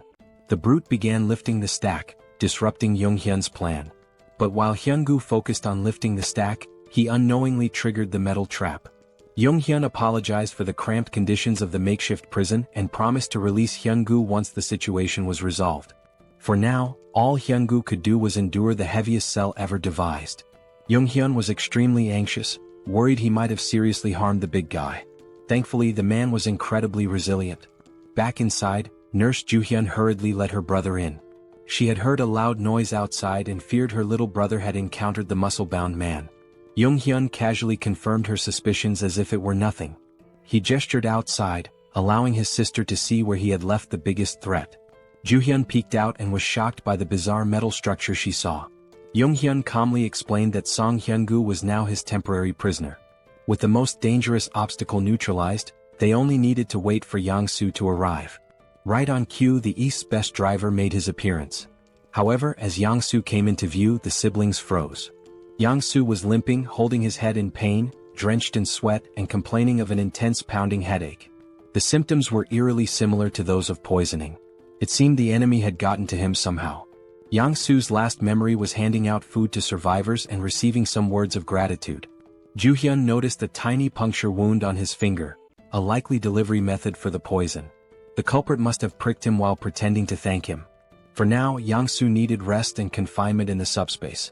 He would have to be isolated for a while. Jung-hyun hadn't anticipated this turn of events. He felt responsible for failing to protect his friend. Without knowing how the poison worked, the situation could become even more complicated. Finding Jin Sung-hak quickly was now their top priority to secure a cure. They prepared the break room in Sector 1 as a confinement space, blocking all windows and doors just in case. However, before Yang-soo could step into the portal, the system detected and blocked an unidentified energy from entering. Since subspace was an independent domain, external energy connections were impossible. Yang-soo, confused, looked to Jung-hyun for answers. Miraculously, the pounding headache disappeared as soon as he placed a finger into the portal. To test this further, they decided to try the method on the most prominent poison victim, Song Hyun-gu. Jung-hyun opened a portal beneath the muscle man's feet, pulling him into the subspace against his will. Once inside, the poison in Hyun-gu's system was neutralized. Afterward, Jung-hyun removed his access, returning him to the real world. When Hyun-gu reappeared, his complexion was healthier, and his expression showed clarity as if he had awoken from a deep slumber. The poison had been completely eradicated. Jung-hyun realized that his subspace wasn't just impervious to physical attacks but also to mental and chemical ones. The first thing Hyun-gu did after recovering was visit his sick mother. He hugged her and apologized for neglecting her for so long. Encouraging her to rest more, he assured her he would return soon after settling some important matters. Jung-hyun asked if he'd be okay on his own, and Hyun-gu confidently replied that he would. With his abilities, ordinary attacks posed no threat to him. Still, the vivid memories of his actions under Jin Sung-hak's influence filled him with shame and regret. He resolved to settle things with the mastermind before moving forward with his life. Hyun-gu promised to deal with real cancer in the hospital swiftly. Meanwhile, Jin Sung-hak received notice of losing contact with one of his underlings. He was startled. He suspected the worst, and his fears were confirmed when the last person he wanted to see entered his office. Song Hyun-gu, muscles bulging, held himself back from immediately tearing Jin Sung-hak apart. Although Jin Sung-hak didn't understand how their connection was severed, he smiled smugly and begged for mercy.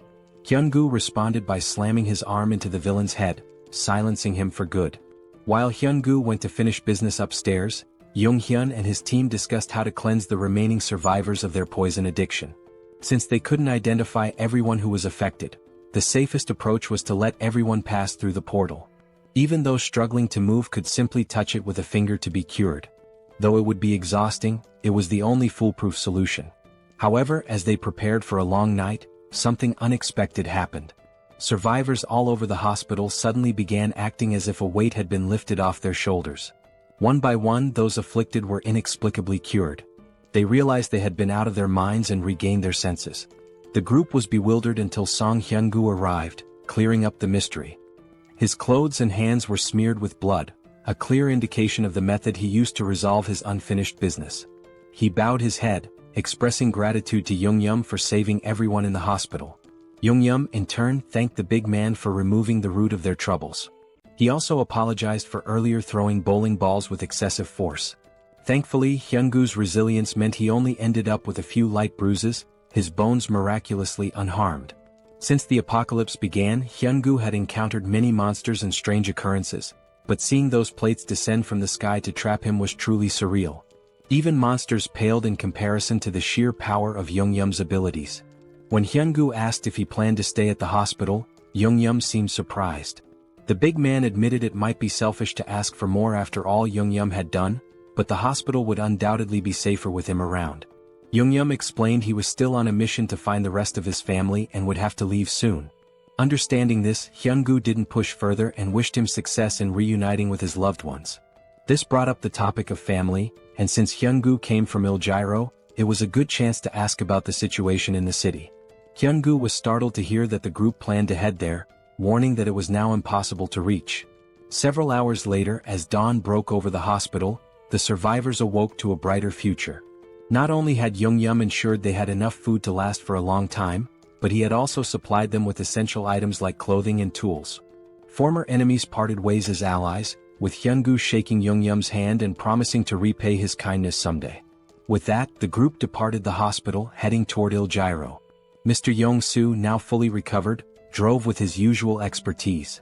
He brought up the wall around Il-Gyro that Hyungu had mentioned, theorizing it might be a product of someone's ability. If so, Yoongyum hoped to establish communication with whoever created it. Otherwise, breaking through might be their only option. The previous night, Hyungu had explained what he saw while leaving Il-Gyro. He described the wall growing out of the ground like a tooth emerging, eventually reaching the height of a typical skyscraper. This meant ground travel was nearly impossible. Hyungu also mentioned something peculiar about the monsters in Il-Gyro. Unlike those in Gangnam, the city was infested with undead creatures, skeletons that reanimated even after being destroyed. Walking corpses were a common sight there. Despite Il-Gyro's challenges, Yoongyum wasn't worried about his sister, Seoul, who was trapped inside. He believed she could handle herself, even without awakening any special powers. While inside his subspace, Yoongyum received a call from Ju-yeon, who had finally agreed to join them after the hospital was freed of poison. When he lazily asked why she was calling, Big Sis immediately scolded him to adjust his tone. She informed him that the soldier they had rescued had regained consciousness. Yoongyum quickly entered the subspace, where the soldier sincerely thanked him for saving his life. The soldier introduced himself as Colonel Han Hyung-ho of the 50th Intelligence Communications Battalion. Thanks to Ju-yeon's careful treatment, he had made a full recovery. Looking around, the colonel seemed confused. He could see the military command center outside but found the rest of the surroundings unfamiliar. There shouldn't have been any buildings in that area, let alone a logistics center. Yoongyum explained they were currently inside the staff lounge of the PAX FC Logistics Center within his subspace. Outside, they were in Gangnam, heading toward Harem Bridge. The colonel struggled to process this information until Ju-yeon simplified it. They were inside the kid's ability, situated in Gangnam. Upon learning this, the colonel humbly requested to be dropped off on the road. Yoongyum assured him they meant no harm and only wished to help. The colonel acknowledged this as the group had saved him from near death, but he couldn't share the details of his mission, which was to reach the Joint Chiefs of Staff as soon as possible. Recognizing the national importance of the mission, Yoongyum called PAX for assistance. Instead of simply letting the colonel go, he handed him banana milk and a sandwich, insisting he eat before explaining more about his mission. Despite his hunger, the colonel resisted at first. But when Yoongyum presented a feast of pizza, waffles, chicken, and other delicacies, the colonel couldn't hold back. As he ate, he began to reveal classified information. It all started when creatures from the other world appeared simultaneously across the globe. These entities included more than just monsters. There were insects, animals, plants, and even geographical features like mountains suddenly emerging. They attacked indiscriminately, targeting humans, animals, and even each other. They showed no mercy to anyone or anything. With the appearance of these monsters, the government began enlisting individuals known as the Awakened to form a specialized unit. These recruits, wielding their extraordinary abilities, were highly effective against the creatures.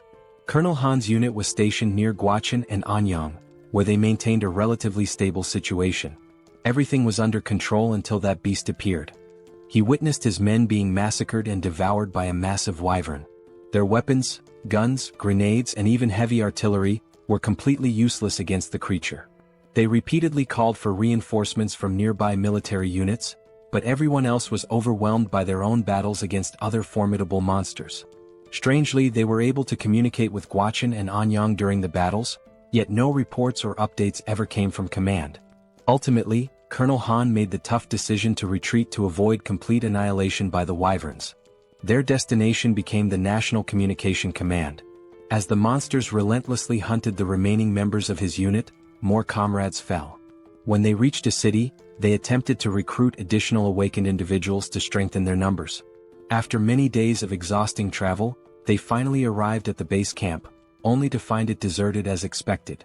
The reason for the abandonment became evident soon after. While searching the command center, they discovered suspicious documents containing references to a coup. It appeared a rebellion was unfolding. Colonel Han made every effort to reach the Joint Chiefs of Staff, but the relentless wyvern trapped them at the base. To make matters worse, the awakened recruits turned against them, killing the remaining soldiers and taking over. These rogue awakened individuals were the same ones eventually devoured by the wyverns. Colonel Han suspected the First Corps was deliberately sabotaging government attempts to regroup, with their commander likely siding with the rebellion. In the midst of the apocalypse, even a coup felt oddly unsurprising. Since Jeong-gyeom's group was heading toward Yeoljiro, he assured the colonel they'd drop him off when they crossed the Han River Bridge. The colonel expressed his gratitude while continuing to savor the gourmet meal in front of him. Jeong-gyeom instructed Yong-soo to increase their speed slightly, though not to maximum, given the time-sensitive situation. As the colonel pondered, he realized the young man had likely encountered the wyvern at the military base as well. He was just beginning to wonder how Jeong-gyeom managed to evade such a persistent monster when his eyes widened in shock. A terrifying ogre was furiously pounding on the portal's barrier, desperate to break through. Yet Jeong-gyeom and Yong-soo appeared completely unbothered.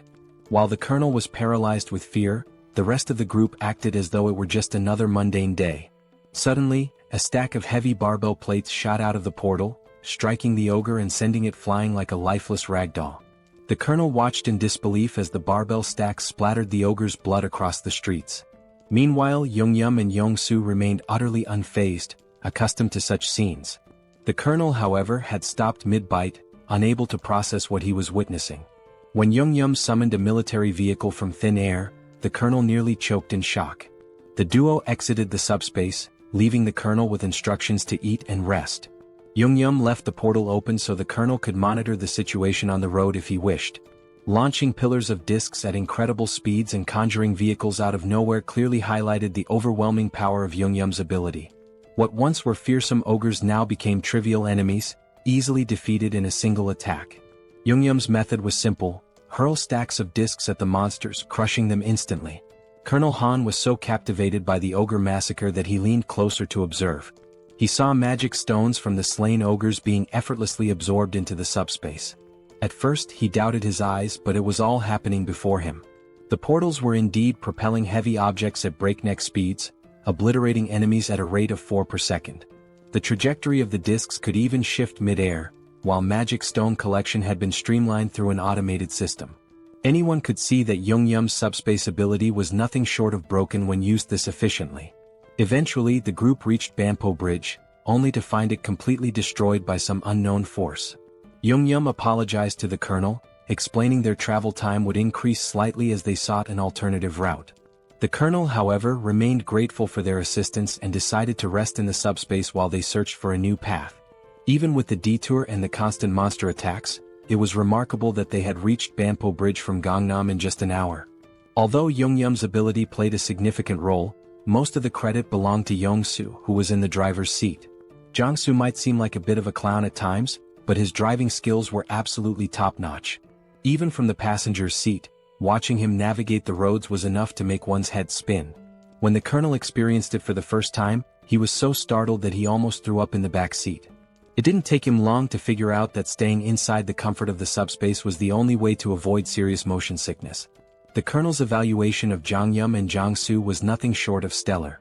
Both young men were incredibly skilled and resourceful. After more driving and monster slaying, the group reached another bridge. It looked worn and unstable, but at least it was still intact. Jong-soo believed he could drive across the entire length, but Jeong-gyeom hesitated. He had noticed some suspicious figures in the distance and grew cautious. Upon closer observation, he saw what appeared to be a massive wall, likely the rumored barrier of Yeoljiro they'd heard about. With its immense size, there was no chance of getting through it by car. However, since they were still too far to confirm whether or not they could breach it, the best course of action was to get closer and assess. Crossing the bridge would also take them through Yongsan, allowing them to drop off Colonel Han along the way. After a few minutes of uneventful driving, they reached the colonel's stop. He expressed his gratitude for being safely escorted, even though it wasn't their responsibility. Jeong-gyeom wished him luck with his urgent mission and they parted ways. Meanwhile, Jeong-gyeom's focus returned to finding a way into Yeoljiro, where his little sister might be. The fortress wall, upon closer inspection, was even higher and sturdier than expected. He considered whether leveling up enough to absorb the entire wall into the subspace might be a viable solution if all else failed. Unfortunately, his current level was far from sufficient for such a feat. He estimated needing another 2 hours of grinding, collecting 400 magic stones per hour, to upgrade his subspace abilities. Han, meanwhile, suggested that Jeong-gyeom and Jong-soo join him in the government's efforts. The government was offering mana stones and resources to aid the initial growth of awakened individuals. Han believed the duo's talent would ensure they received substantial support. Jeong-gyeom, however, politely declined, explaining that his family was his top priority. As for the magic stones, he had no issue collecting them himself while hunting monsters. Han, though disappointed, understood Jeong-gyeom's reasoning. However, he mentioned that if they went to the Joint Chiefs of Staff headquarters, Jeong-gyeom might reconsider since they likely had helicopters available. Han guessed correctly, they probably did. Meanwhile, the headquarters was abuzz with reports of Gwacheon and Anyang falling, along with the destruction of the 56th Division. It seemed that only the 1st Corps retained any semblance of operational strength. In such chaos, the existence of a governing body was uncertain. The military forces that survived were completely in the dark. The director, lost in pessimistic thoughts, was interrupted by a messenger announcing a visitor. Colonel Han, the commander of the 50th Battalion of the National Communications Agency, had arrived. He insisted on delivering a personal message to the director, detailing how his entire unit was wiped out and how he'd made it to HQ. Han gave a flawless salute before recounting the events in excruciating detail, omitting nothing. He concluded his report by handing over a document containing undeniable evidence of rebellion within the 1st Corps. The director's stomach dropped as he read through the papers. He had been oblivious to the treachery brewing beneath the surface during this crisis. Glancing outside, he saw the men who had helped Han deliver the critical intel. Both the director and the colonel hurried to thank Jeong-gyeom and Jong-soo for their incredible service to the country. The director also mentioned Jeong-gyeom's abilities and his request for a helicopter in exchange for supplies. Given the strategic importance of helicopters, the director agreed to provide one, on one condition. He formally invited Jeong-gyeom to join the military as an awakened operative. The government was desperate to stabilize the situation, and Jeong-gyeom's abilities could be a game-changer. However, Jeong-gyeom respectfully declined, reiterating that his priority was rescuing his family.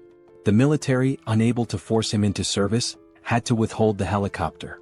Jeong-gyeom understood, acknowledging the director's position and wishing him success in restoring order. With a proper goodbye, Jeong-gyeom returned to his vehicle.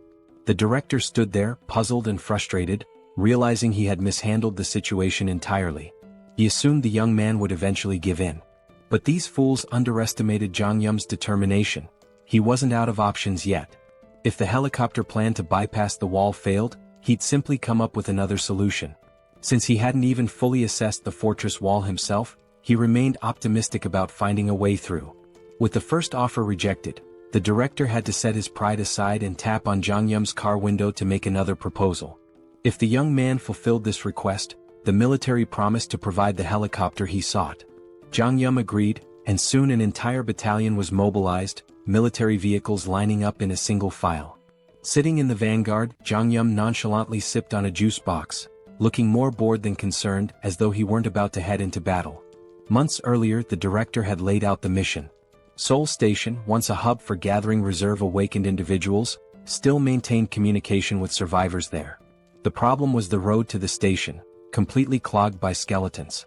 These skeletons weren't particularly dangerous in combat but were an immense nuisance.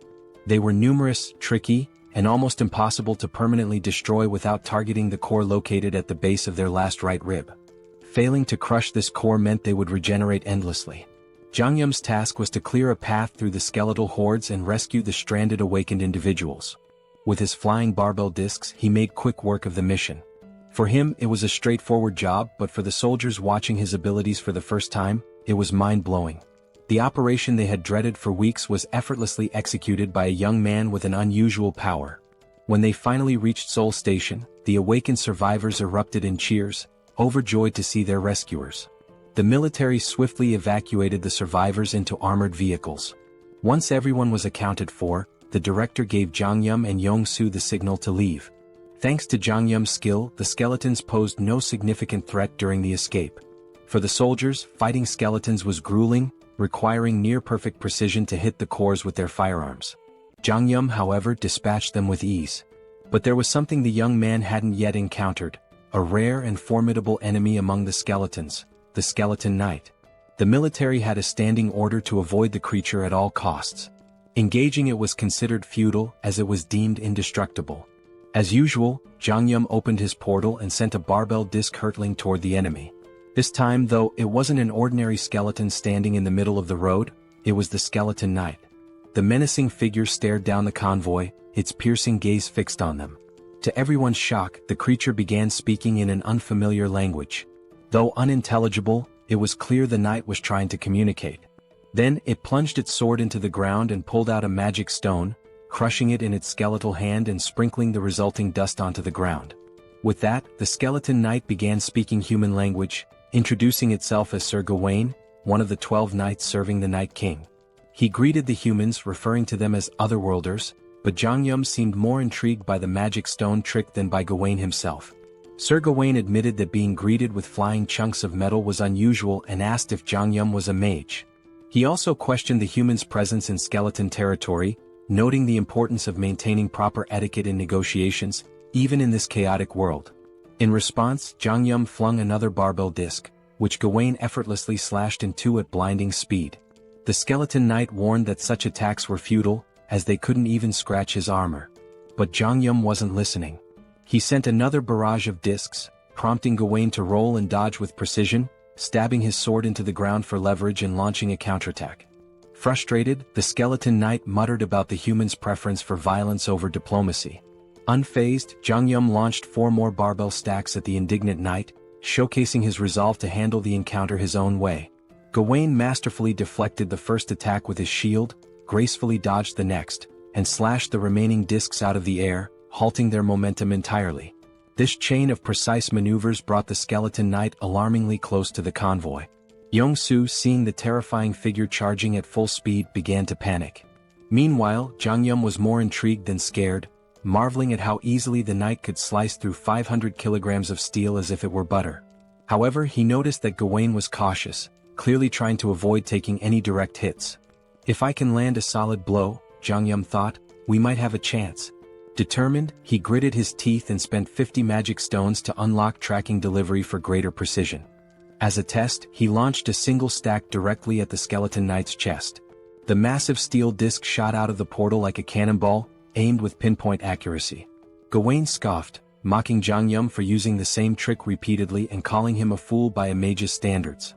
Confidently bragging that he could dodge any projectile thrown at him, Gawain was blindsided when the disc suddenly adjusted its trajectory midair. Instead of the usual straightforward attack, this one veered sharply, homing in on Gawain's chest just as Jeong-gyeom intended. Though the attack struck, the skeleton knight managed to absorb most of the impact with his armor, batting the disc away after the initial hit. "You're getting ahead of yourself, boy," Gawain growled. "I was merely caught off guard. It won't happen again."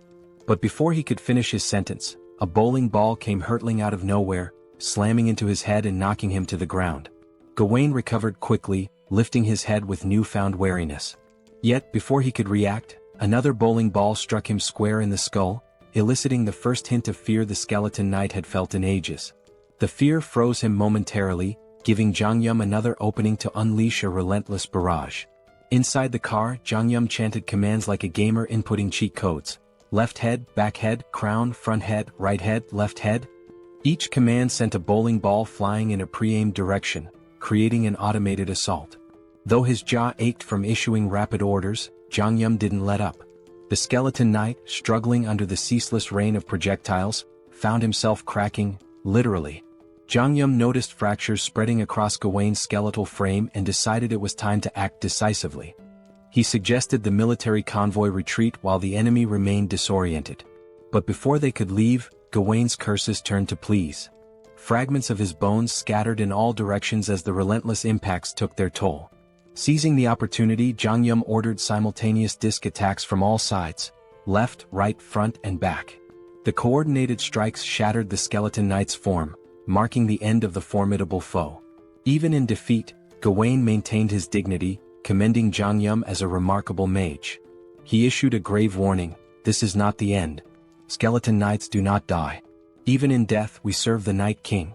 As his body disintegrated, 3 magical shards fell, a pair of large blue mana stones and a small red reinforcement shard. Jeong-gyeom swiftly secured the loot through his portal. The soldiers trailing behind were dumbfounded. They had just witnessed a young man defeat a skeleton knight, a creature impervious to tank shells, with nothing but flying discs and bowling balls.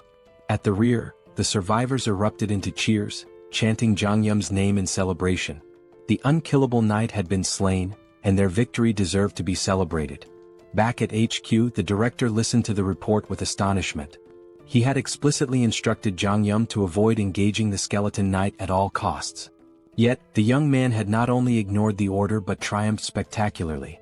Despite his initial disapproval, the director realized the importance of having Jeong-gyeom and Yong-soo on their side. Swallowing his pride, he practically begged the duo to join the military's efforts. But Jeong-gyeom, unwavering in his resolve, politely declined. His quest to reunite with his family remained his top priority, leaving the military forces to wonder how to move forward without him. Thankfully, the director was a pragmatic man and chose to step back. Still, the offer remained open. He hoped that once Jeong-gyeom completed his mission to reunite with his family, the young man would reconsider the military's proposal. At present, the armed forces already regarded Jeong-gyeom as an irreplaceable ally to the nation. For now, the director's priority was to honor his promise and provide Jeong-gyeom with the helicopter he'd earned as a reward. Jeong-gyeom wasn't exactly thrilled with the weight of expectations being placed on his shoulders. It was just another layer of pressure. Still, he could understand their perspective. After all, he had just taken down an unkillable skeleton knight that had been a nightmare to deal with. Truth be told, his victory was far from flawless. He barely scraped through. If there had been even one more adversary as skilled as Gawain, their mission would have been doomed. The harsh reality was that this rescue could have ended in disaster. What's more, there were at least 11 other skeleton knights like Gawain out there. After all, he'd called himself one of the 12 knights. And then there was Gawain's ominous warning. Skeleton knights don't truly die, even in death. Jeong-gyeom couldn't ignore the implications. If the skeleton knights were that strong, their master, the Night King, had to be even more terrifying. It was time to rethink his arsenal. The pillar stacks, while powerful, had barely left a dent. On the other hand, the bowling balls, for reasons that defied logic, had managed to crack Gawain's near-impenetrable armor. But then again, logic had ceased to exist in this world long ago. As they ascended to the helipad, the director asked if Jeong-gyeom was really planning to head to Yeoljiro. From the HQ, everyone could see the high walls encircling the area. The military had already dispatched a unit to investigate the nature of these mysterious walls, but contact with the team was lost. Since then, aerial reconnaissance missions had been conducted whenever feasible. These expeditions confirmed that people were still active inside the walls. The director believed his troops, and perhaps Jeong-gyeom's family, were safe within. Jeong-gyeom appreciated the director's optimism, though he felt a twinge of guilt. He had almost forgotten that his sister might be in danger. To be honest, he wasn't worried about her at all. That girl was more of a monster than anything he'd encountered since the apocalypse began.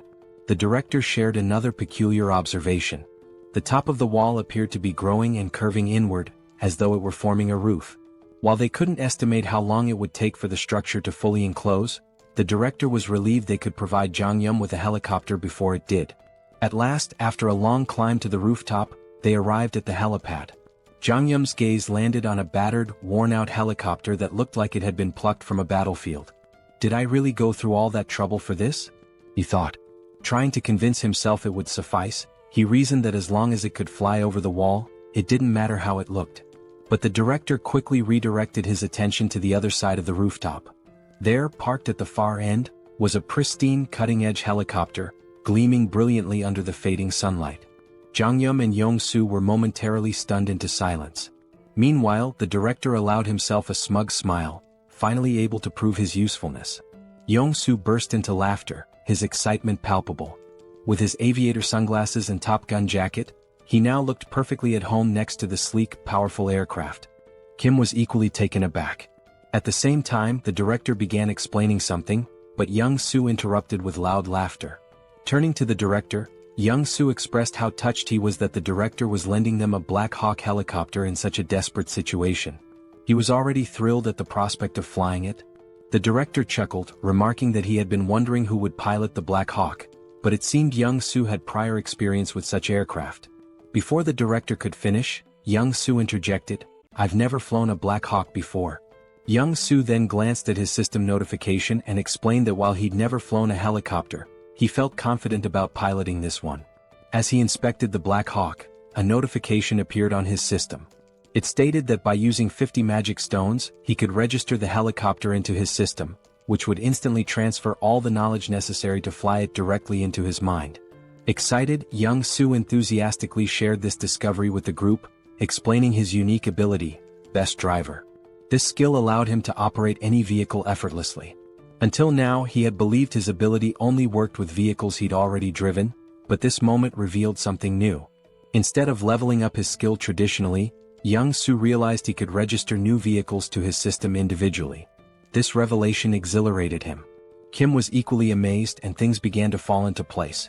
Reflecting on their countless battles together, Kim recalled how Young-soo's ability never seemed to evolve in a conventional sense.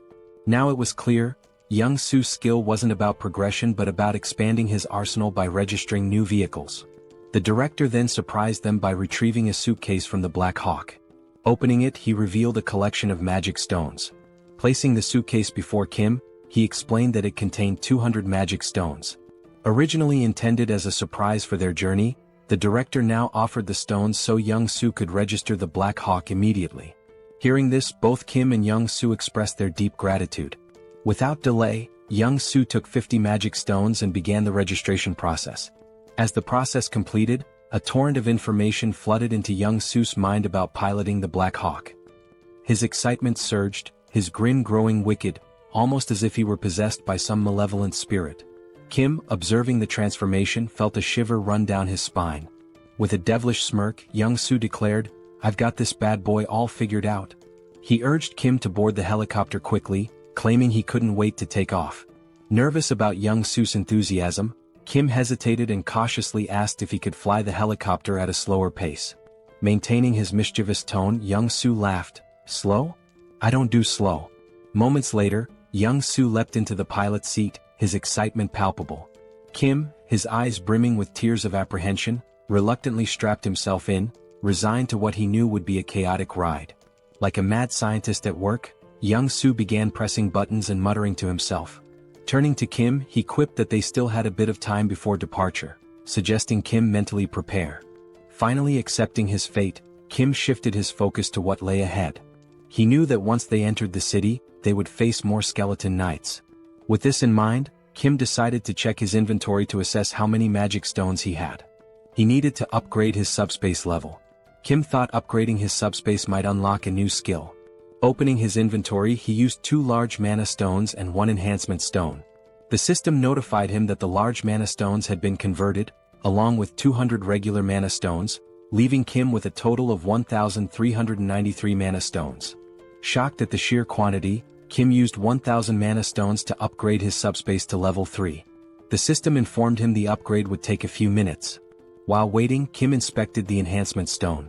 The system explained that enhancement stones were unique, imbued with special properties.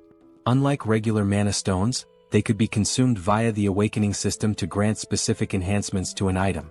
The enhancement stone in his possession carried the fire property. A spark of inspiration struck Kim. He now had an idea of how to use the enhancement stone. However, the critical question loomed: which item should he upgrade? More importantly, Kim had no way of knowing how much his ability would increase from enhancing an item with the stone. He considers his 2 primary weapons for offense, the bowling ball and the iron pillars. However, whenever Kim used the iron pillars, the skeleton warriors easily sliced through them. Only the bowling ball proved effective against them. This is why Kim decides to upgrade the bowling ball. Upon upgrading it, he receives a new item, the fire bowling ball, which is surrounded by lava-like flames and possesses 2 main abilities, penetration and ignite. Afterward, Pax asks Kim if he wants to register the fire bowling ball as a new item. Kim agrees, and as soon as the registration is complete, Pax informs him that it's time to depart. Kim begins to mentally prepare himself, but before he can steady his nerves, Young-soo starts the helicopter. As the Black Hawk lifts off, Kim grows anxious. The director salutes Kim, expressing his hopes that he will safely reunite with his family and eventually return to the team once his mission is complete. Kim gives a thumbs up, bidding the director farewell. At that exact moment, the system notifies Kim that his subspace has been upgraded. The upgrade reveals new unlockable items and enhancements, including the ability to temporarily increase the shipping size limit for individual items using magic stones. As Kim reviews his unlockable items one by one, he comes across his new skills. His jaw drops in astonishment as though he's seen a ghost. The director, observing Kim's stunned expression from the ground, begins to feel uneasy. Reflecting on the 200 mana stones and the Black Hawk helicopter he provided to Kim, the director feels he has been more than generous. He even imagines reminding Kim of his help once he returns to the military base. However, he can't help but worry if something might be wrong to cause Kim's concerned reaction.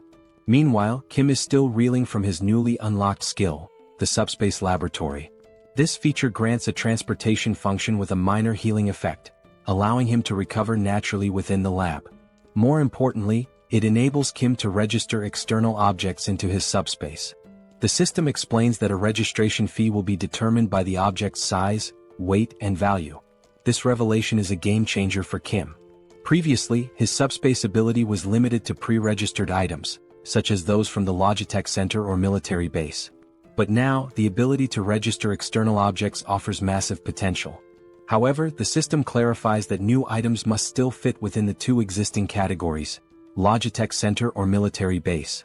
Kim's gaze falls on the Black Hawk helicopter. He wonders if it qualifies as a military base item. Testing his theory, Kim attempts to register the helicopter into his subspace. The system confirms that the registration will require 107 magic stones. Kim agrees and completes the process. The scene shifts back to the director, who is heading back toward the military base. Suddenly, the sound of the helicopter fills the air again. Turning around, he sees Kim and Young-soo flying back. The director grows anxious, fearing something might be wrong with the Black Hawk. Before he can react further, a large portal opens in front of him. Out of it falls a Black Hawk helicopter. Moments later, a second portal opens and another Black Hawk helicopter emerges. As the two helicopters land before the stunned director, Kim waves at him with a smirk before flying off again. The director stands there speechless. He doesn't understand what just happened. He gave Kim a battered old Black Hawk, only for Kim to somehow gift him two brand new ones in return. As the director contemplates the situation, his confusion quickly turns into mounting worry. The scene transitions to Kim, who has now entered the city. A massive fortress looms ahead, its upper sections gradually closing in to form a roof. The fortress is on the verge of sealing itself entirely. The focus shifts again, revealing a foreboding castle. Its dark and sinister interior radiates an evil aura. Sitting on an enormous throne is the Skeleton King, whose skeletal visage is illuminated ominously. In a chilling, clicking voice, the Skeleton King speaks. He admits that no matter how much he contemplates, he cannot comprehend one thing. The entry permit level for the Earth dimension is only tier 8 at most. For higher tier beings like himself to enter, they must lower their tier just as he did. It's surprising to think that a wizard, infamous for his arrogance, would come here, even agreeing to a tier reduction. Even more shocking is that he dared to invade the Skeleton King's domain and kill Guan. The Skeleton King is referring to Kim. We learn that the Skeleton King comes from another dimension, while Earth is classified as an 8-tier dimension. To enter Earth, the Skeleton King had to significantly lower his power, with the ultimate goal of conquering the planet. Now, the Skeleton King believes that Kim, who killed Guan, is also from another dimension. A wizard who reduced his tier to come to Earth with the same objective, to take control. To the Skeleton King's right, a purple flame begins to morph into the shape of a skull. It addresses the Skeleton King, explaining that before Guan's death, he had attempted to communicate with the wizard, but the wizard killed him before he could utter a word. This indicates that the wizard is incredibly dangerous. The flame advises the Skeleton King to kill the wizard on sight during their next encounter, without attempting any conversation. The Skeleton King considers this carefully. He deduces that the wizard is here for one purpose, to take over the territory just like himself. But there can't be two tigers in the same jungle. If the Skeleton King wants to claim this land, he must eliminate the wizard. He mentions that the harvest is nearly complete, and once it is finished they will launch an assault on the wizard. The flame introduces itself as Lancelot, revealing that it is the spirit of a knight whose physical body exists elsewhere. Lancelot communicates with the Skeleton King through this magical flame. Lancelot then informs the Skeleton King of an intruder approaching the castle. Assuming it to be more of those bothersome minions, the Skeleton King dismisses the threat, claiming they will inevitably perish soon. The scene shifts to Kim and Young-soo entering the city. A bat-like monster appears but is instantly obliterated by Kim's Ignite bowling ball in a single, powerful attack. Kim marvels at how much stronger the bowling ball is compared to the iron pillars. While Kim ponders this, Young-soo interrupts, pointing out that it will be difficult to land because a skeleton knight is fighting a monster below. Kim looks down and spots another skeleton knight, similar to the one he killed before, but this one wields a lance instead of a sword, like the kind knights used in ancient justs. The skeleton knight enhances his lance with powerful magic and unleashes a devastating attack on his opponent. As the camera focuses, we glimpse the figure of a human, a female silhouette. When Kim notices her, he reacts with a mixture of irritation and disbelief.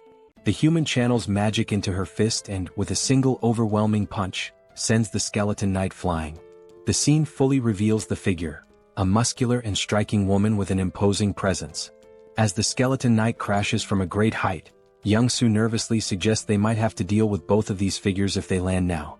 Startled, Kim exclaims that one of them is his older sister. Shocked, Young-soo asks which one. Kim clarifies that the one who just sent the skeleton knight flying is his sister. The fog clears, fully revealing Kim's sister, Seoul. She stands confidently, her toned muscles and impressive physique drawing attention. Viewers might even call her a muscle queen. Clearly annoyed, Seoul remarks that while she felt the full impact of her punch on the skeleton knight, the creature refuses to die no matter how many times she beats it senseless. Kim begins narrating Seoul's backstory, referring to her as Sister Number 2. He explains that, as a child, Seoul discovered mixed martial arts by chance on TV and was immediately captivated. Luckily, she had a supportive younger brother. Whenever she watched martial arts matches, she would practice the techniques on Kim. But Seoul's victories over weaker opponents left her unsatisfied. Her desire for greater challenges drove her to find tougher opponents at the local playground. There, she defeated anyone who dared to face her, boys, girls, even kids 3 years older. Recognizing her extraordinary talent, their father enrolled Seoul in a mixed martial arts academy. Thus began her journey toward becoming a powerhouse of martial arts. This was the moment Seoul encountered her first defeat. Her teacher bested her. But rather than feeling disheartened, Seoul found the pain of losing exhilarating. At last, she had found a challenge worth her effort. Her new goal became defeating her teacher. Along the way, she achieved victory in multiple jiu-jitsu competitions. By the time she reached 7th grade, she had no equal in the junior division. Her intense passion for training and obsession with fitness drove her to constantly strive for perfection. However, this fixation soon spiraled into a dangerous addiction. Eventually, Seoul sustained a serious injury, tearing the cruciate ligaments in both legs. Impatient with the recovery process, she resumed training prematurely, leading to further injuries. The cycle continued, injury, recovery, and relapse, until she finally made her professional fighting debut at the age of 24. Her skill level could have allowed her to debut much earlier, but her stubbornness and repeated setbacks delayed her entry. Despite the late start, Seoul became so formidable that she easily ranked among Korea's top 10 fighters. Young-soo, hearing this, is dumbfounded. But Kim reassures him there's no need to be intimidated by Seoul, suggesting they land the helicopter slowly. However, Young-soo, still observing Seoul from afar, mutters that she looks more like a monster than a human. Meanwhile, the skeleton knight approaches Seoul, his sword in hand, and with a rattling voice, questions why his attacks are failing to connect. Seoul replies nonchalantly, "Isn't it obvious? Your movements are too slow." The skeleton knight counters, claiming his speed is no less than hers and accusing her of using some incomprehensible trick. Seoul chuckles and explains it's not a trick but simply martial arts. She delivers the explanation so casually that it leaves the skeleton knight bewildered. Hearing this, the skeleton knight compliments Seoul, remarking that people like her are rare. He suggests that if Seoul were to raise her rank, she could become the greatest knight. Seoul, however, is unimpressed and confused, muttering about how all this talk of skeletons, knights, and rankings makes no sense. The skeleton knight continues, confessing that he's developed a deep admiration for her. He promises to speak to the Skeleton King to ensure she's the only one spared in the city. But before he can finish, a flaming bowling ball comes hurtling out of nowhere, smashing into him with a deafening crash and shattering his body into fragments. His remains scatter around Seoul. Moments later, the fiery bowling ball rolls to a stop at her feet. Seoul, puzzled, wonders how this strange bowling ball managed to obliterate the skeleton knight when her martial arts couldn't. As she contemplates this, 2 large mana stones and an enhancement stone emerge from the knight's remains. The stones are swiftly drawn into a mysterious portal, which appears to be controlled by a device resembling a piece of corn. At the same time, a helicopter hovers overhead and slowly descends.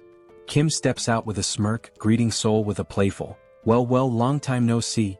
He teases her, saying, "As expected, you're still kicking asses, Sister Number 2. Seoul stands frozen, mouth agape, stunned to see Kim after all this time. The scene shifts to a table laden with delicious food, fried rice, pizza, burgers, and an assortment of mouth-watering dishes. Joo-hee and Kim sit silently, watching in amazement as Seoul devours the food with feral intensity. Unable to contain her curiosity, Juhi asks if Seoul uses some special ability to enhance her strength. Between enormous bites of chicken and pizza, Seoul casually responds saying Juhi is partly right and partly wrong. Her physical prowess, she explains, is natural and unrelated to the barrier. The barrier's sole purpose, she says, is to shield her from external attacks. She delivers this explanation as if it's no big deal. As Seoul continues eating voraciously, Juhi's patience finally snaps. Eat slower, she scolds, warning Seoul that she'll choke or get indigestion if she doesn't. Kim, observing the exchange, chuckles and tells Juhi it's futile to argue. She's been eating like this since we were kids, he says with a resigned smile. Amid their playful banter, a warm, heartfelt conversation unfolds. Kim, smiling genuinely, tells his sisters how relieved he is that all three of them awakened survival-related abilities and managed to endure this long. Kim now had just one more task, to find their older brother. As Seoul ate, she glanced at Kim with skepticism and asked, "Everything's fine, but seriously, Kim, your ability feels like a cheat code. How are you even capable of all this?" Kim chuckled softly, replying, "It's a long story. I'll explain everything to you later, but for now, just eat and get some rest."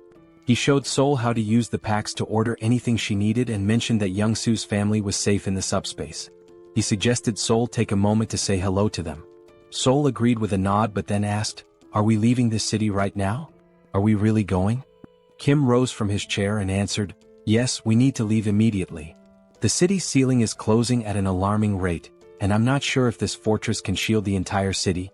His tone was grave as he emphasized the urgency, adding that he had to gather as many mana stones as possible before the ceiling fully closed. Looking up at the sky, Kim felt a pang of dread. The ceiling had already sealed shut, plunging the entire area into darkness. Wasting no time, he boarded his Black Hawk, ascended into the sky, and launched 5 blazing fireballs at the fortress walls with all his strength. Yet, despite the ferocity of the attack, the fortress remained unscathed. There wasn't even a scratch. A sinking feeling washed over Kim. Not even a dent, he thought. He contemplated his options. Should he take the entire city into his subspace? The thought seemed tempting but reckless. He reminded himself that moving such a massive structure into his subspace could have unpredictable consequences.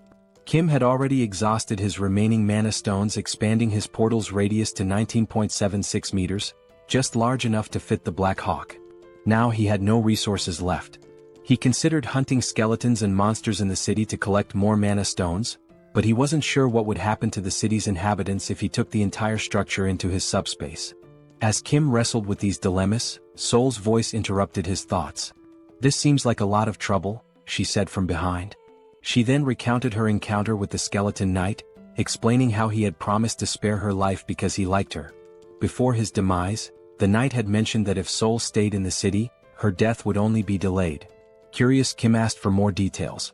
Seoul shrugged and replied, "I couldn't get anything else out of him because you smashed him into pieces." She admitted she still didn't know how her death would have been delayed if she remained in the city. The skeleton knight had only mentioned speaking to the skeleton king on her behalf. Kim realized then that if they wanted to escape, he would have to confront the skeleton king directly.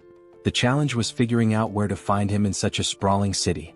Before Kim could devise a plan, the demon king within Young-soo awakened. With a wicked grin, Young-soo announced, "I only need 5 minutes. In 5 minutes, I'll locate the Skeleton King's castle." Kim immediately sensed the impending chaos. "Stop yelling, Young-soo," he shouted, but it was too late. Young-soo had already transformed into his demon form. Cackling wildly, Young-soo did something reckless. He flipped the helicopter into a full 360-degree spin and declared, "I'll scour every corner of this city."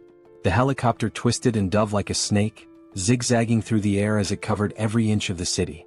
Inside the cockpit, Kim clung to his seat, nauseated and dizzy, while Seoul remained calm watching the chaos outside. The scene shifted to the Skeleton King's castle. Lancelot informed the Skeleton King that Lionheart had been destroyed by Kim's fireball. He reported that the knight was obliterated in a single strike, suggesting their opponent was exceptionally powerful. Enraged, the Skeleton King bellowed, "The harvest is so close, and now this intruder is meddling in my plans again." His anger boiled over as he vowed to personally kill the intruder. He demanded to know the enemy's location, but Lancelot calmly replied, "There's no need to search. The intruder is coming here." At this, the Skeleton King let out a deep, ominous laugh. From his vantage point within the castle, he watched Kim's helicopter approaching. Initially he assumed it was a wizard's trick, but after studying Kim more closely the Skeleton King murmured, "This doesn't look like a wizard. It seems undead." For a moment the irony hung in the air. When even the undead think you're undead, things have clearly gone awry. Yet the Skeleton King dismissed his confusion. His focus remained on annihilating the intruder no matter what. Wizard or undead, whoever dared to ruin his plans would not leave alive. The scene shifts again to reveal a massive door leading into the Skeleton King's chamber. Inside the castle, bat-like monsters cling to the walls, poised to ambush any intruder. The huge door creaks open and Kim stumbles into the room, looking barely alive, almost ghostly. In a faint voice he mutters, "I'm never getting on a helicopter again." The motion sickness was on another level. Suddenly Seoul notices something behind Kim. She bolts forward, calling his name, but before Kim can react, he sees a massive, muscular bat monster with razor-sharp teeth lunging at his neck. Just in time Seoul leaps into action. With a devastating punch she obliterates the bat monster, tearing it apart in one blow. The attack jolts Kim out of his dizziness. He quickly thanks Seoul, but she rolls her eyes and tells him to stop being so formal. However, her attention soon shifts elsewhere. Something feels off. Seoul scans the dimly lit chamber with a serious expression. "There's more," she mutters. Kim looks around, confused. To him, the hallway ahead seems empty. But then, out of the shadows, countless glowing red eyes emerge, glaring menacingly at them. Kim's heart pounds as he realizes the danger. He turns to Young-soo and urgently says, "Retreat to the subspace." Kim knows he can't handle this alone, but then remembers he doesn't have to. Seoul, the martial arts enthusiast, is with him. A wicked grin spreads across Seoul's face as she watches the flood of monsters advancing. "Now this is more like it," she says, her excitement growing. One monster wasn't enough for her, it would have been too dull. With a wild smile, Seoul dashes into the dark hallway at incredible speed. Before Kim can react, she leaps into the air and lands with a thunderous crash, crushing a bat monster's head beneath her foot. Her movements are graceful yet ferocious, each attack filled with precision and power. One by one, Seoul annihilates the monsters, slashing, punching, and smashing with almost playful fury. When a bat monster sneaks up from behind and sinks its teeth into her neck, she doesn't even flinch. Instead, she grabs it by the head and slams it into the ground with enough force to shatter it completely. The blood-soaked ground becomes a testament to Seoul's relentless rampage. Her laughter echoes through the chamber, unhinged and chaotic. The remaining monsters tremble, their resolve crumbling in the face of her ferocity. Kim watches from the sidelines, torn between awe and concern. He knows Seoul is in her element, but he's also aware of the risks. He retreats to his portal, an idea forming in his mind. Inside the subspace, Kim begins constructing a strange device, a high-powered electric pest repellent designed to lure and eliminate the bat monsters. As the machine powers up, it emits a strong current that draws the monsters in. One by one they are electrocuted, falling lifeless to the ground. Seoul notices the device and glares at Kim, irritated. "Is this your idea of fighting? It's boring," she yells. Kim responds calmly, "I'm just trying to help you." Seoul, clearly annoyed, retorts, "Stop interfering. I can handle this myself." Their argument intensifies, even as chaos rages around them. Kim shouts back, "Fine. But be careful and stop taking stupid risks." Meanwhile, outside the chamber, Lancelot reports to the Skeleton King.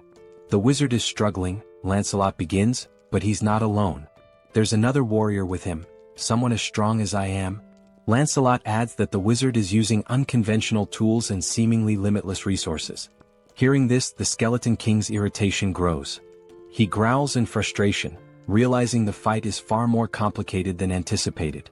Defeating a wizard was one thing, but now he had to deal with another formidable opponent, and that was no small challenge. The Skeleton King, deep in contemplation, mutters that he has no alternative. Lancelot warns him, however, that summoning additional power might provoke the wrath of the Chamber of Commerce. Ignoring the warning, the Skeleton King insists he has no choice. After all, the wizard is at least an 8th-tier rank, the same as himself. While the Skeleton King might stand a chance against the wizard alone, the presence of another 8th-tier warrior drastically shifts the odds. He knows he cannot triumph by himself and resolves to summon Lancelot. Extending his hands forward, the Skeleton King begins chanting an ancient incantation. The holographic image of Lancelot's skull vanishes, replaced by 3 reinforced stones instead of the usual one. He rotates the stones around the projection of Lancelot's skull as a surge of mana gathers, signaling the powerful summoning ritual. Meanwhile, in the team subspace, electric appliances and tangled copper wires are scattered everywhere. The group is hard at work constructing a new weapon. Wrapping thick copper wire around an aluminum rod, they create the electric repellent bat, a semi-rare grade weapon crafted specifically for Seoul. Holding the new weapon, Seoul's face lights up with excitement. The bat, infused with an electrified ability, delivers double damage to enemies. Seoul twirls the bat skillfully, testing its weight and power, clearly thrilled by its potential. As they exit the subspace, she thanks Kim, teasingly calling his crafting skills a scammer's ability for how effortlessly he can produce items. She remarks that the electric bat will be perfect for dealing with the monsters but warns Kim not to interfere in her battle this time. She wants to face the bat monsters alone. As Seoul steps out, she begins scratching her neck. Concerned, Kim asks if she's injured. Seoul explains that since the bat monster bit her, she hasn't felt any pain, but now there's an itch. She adds that she received a system notification earlier, stating that all impure energy had been expelled from her body. This revelation makes Kim uneasy, wondering if Seoul might transform into a vampire. Seoul, noticing his worry, jokingly tells him that if she does turn into a vampire, he has to kill her. She wouldn't want to live as a vampire lady. The siblings share a brief, light-hearted moment. The scene shifts back to the Skeleton King, who turns his attention to Kim, his voice laced with sarcasm. He sneers, mocking that the name Arcane must be ashamed of Kim's reckless behavior. The Skeleton King accuses Kim of ruining his plans and causing chaos in his domain. He declares that, regardless of Kim's origins in the arcane dimension, he has no right to meddle in his affairs. With a chilling roar, the Skeleton King vows to fight and kill Kim. Kim and Seoul exchange glances, baffled by the king's rant. "This idiot makes no sense," Kim mutters under his breath. The word idiot only enrages the Skeleton King further. Furious, he calls for Lancelot to attack, commanding him to eliminate Kim and Seoul immediately. Lancelot finally emerges from the summoning. His presence is nothing short of terrifying. His 4 glowing eyes gleam menacingly, and his massive silver armor radiates power. In his hand, he wields an enormous sword capable of cutting through anything. Seoul, seeing Lancelot, grins with excitement. She had grown tired of weak monsters and was ready for a real challenge. She turns to Kim, warning him again, "Don't interfere in this fight. If you do, it won't end well," before charging straight at Lancelot. Before Seoul can make her move, Lancelot lunges forward, hurling his sword with lethal precision, aiming to cleave her in half. Reacting quickly, Seoul dodges the attack and counters with her electrified bat. The clash sends shockwaves through the room, the force so strong that even Kim feels it from a distance. As the battle intensifies, Seoul notices that Lancelot's strikes are slowly slicing through her weapon. Realizing the danger, she retreats just as Lancelot delivers a devastating blow, splitting the electric bat in two. Seoul looks back at Kim and jokes, "My bat wasn't weak, it's just that Lancelot is ridiculously strong." Despite losing her weapon, Seoul remains undeterred. Lancelot, now fully revealed, stands as a fearsome and nearly invincible knight. Watching from afar, the Skeleton King boasts about summoning Lancelot, his most powerful knight. Meanwhile, Kim reflects on Seoul's words. It's rare for her to acknowledge an opponent's strength, and that fact alone tells him how formidable Lancelot truly is. If Seoul acknowledges Lancelot's strength, then he is indeed a formidable and dangerous opponent. Watching Seoul, Kim proposes a deal. If she manages to kill Lancelot, would she give him Lancelot's magic stone? Kim argues that he used up all his own magic stones to craft weapons for her, and since Lancelot destroyed those weapons, it's only fair to repay him with the stone. Seoul, however, flatly refuses, declaring that whoever lands the killing blow will claim the magic stone. With a confident smirk, she adds that Lancelot won't be able to stop her.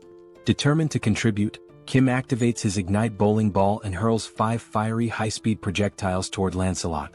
Yet Lancelot remains unfazed, standing casually as if unbothered. Drawing his sword, Lancelot effortlessly slices through all the bowling balls with a single slash. The shattered projectiles ooze a molten, lava-like liquid, but even this does not affect Lancelot. Refusing to give up, Kim launches more bowling balls from different angles, hoping to overwhelm him, but Lancelot cuts through every single one with the ease of slicing tofu. Kim's jaw drops in shock as he watches. He can't believe how effortlessly Lancelot counters his high-speed, magic-infused attacks. While Lancelot focuses on cutting the projectiles, Seoul sees an opening. She charges forward and punches Lancelot in the face with all her strength, but to her dismay, it doesn't even cause 1% damage. In retaliation, Lancelot swings his massive sword, narrowly missing Seoul's neck as she dodges. She counters with punches to his face and chest, but the strikes are completely ineffective. Kim seizes the moment and launches another ignite bowling ball, this time aimed directly at Lancelot's head. The impact sends Lancelot flying, but when he rises he remains unscathed, glaring at Kim with glowing, menacing eyes. A growing sense of unease washes over Kim. Something feels terribly wrong. He recalls a similar ominous feeling from his battle with the Black Wyvern. Trusting his instincts, Kim quickly activates his subspace and pulls Seoul into it. Furious, Seoul demands an explanation for Kim's interference. Kim explains the overwhelming sense of danger he felt. Even after using his most powerful attack, Lancelot emerged unscathed. He compares the situation to previous battles, where his strongest move could split the Skeleton King in half, yet it did nothing against Lancelot. Begrudgingly, Seoul admits she cannot defeat Lancelot alone. Outside the subspace, Lancelot wastes no time. In a flash of insane speed, he vanishes from his position and reappears in front of Kim's barrier, slamming his massive sword against it. Kim is genuinely terrified by Lancelot's speed and strength, while even Seoul admits the knight is extremely dangerous. If the fight continues, both of them will die. Despite Lancelot's relentless assaults, the barrier holds firm. Kim notices something crucial. Lancelot is standing dangerously close to the barrier. An idea forms in his mind. If he launches his ignite fireballs at such close range, Lancelot won't have enough time to dodge. Acting quickly, Kim unleashes 5 fireballs at point-blank range. To his horror, Lancelot effortlessly slices through every fireball, even at such proximity. The situation grows more dire. Lancelot isn't just strong, he's unstoppable. Kim is baffled. None of their attacks are effective. He watches in disbelief as Lancelot cuts through every projectile with precision, as if the heavy metal were nothing more than butter. Meanwhile, the Skeleton King observes the battle from afar, finding it dull. With a smug grin, he taunts Kim, mocking how long he plans to cower behind his barrier. He declares that Lancelot is a 7th-tier warrior, immune to all of Kim's abilities. According to the Skeleton King, no matter what Kim tries, he cannot defeat Lancelot. Seated arrogantly on his throne, the Skeleton King begins reminiscing. He reveals that he poured all his resources and wealth into coming to Earth and believed summoning Lancelot was the only way to survive against Kim and Seoul. Now, watching their futile efforts, he expresses disappointment. Had he known how weak they truly were, he wouldn't have taken the risk of summoning Lancelot. As the Skeleton King observes, something unusual catches his attention. Kim is no longer using magic. Instead, he's pulling strange, unconventional items from his portal in an endless stream. Realizing this, the Skeleton King's eyes gleam with inspiration as an idea begins to take shape. Meanwhile, Kim is at a complete loss. He checks all of his abilities: Subspace Laboratory, Replicate, Extra-Large Subspace Life Support, but none seem useful in defeating either the Skeleton King or Lancelot. Desperate, Kim resorts to repeatedly throwing ignite bowling balls at Lancelot, but Lancelot slices through them with ease, leaving Kim genuinely stuck. Suddenly, the Skeleton King bursts into loud laughter. He commands Lancelot to stop attacking, announcing that the 2 individuals in the portal are not wizards, but rather potential allies for his future plans. Obeying the command, Lancelot ceases his assault and steps back toward the Skeleton King. The Skeleton King rises from his throne and approaches Kim's portal. Initially, he had assumed Kim and Seoul were wizards, but as he observes Kim more closely, he realizes they are ordinary humans. Even more intriguing, Kim possesses a unique ability. Confused, Kim wonders what the Skeleton King is referring to. With a cunning grin, the Skeleton King begins to explain.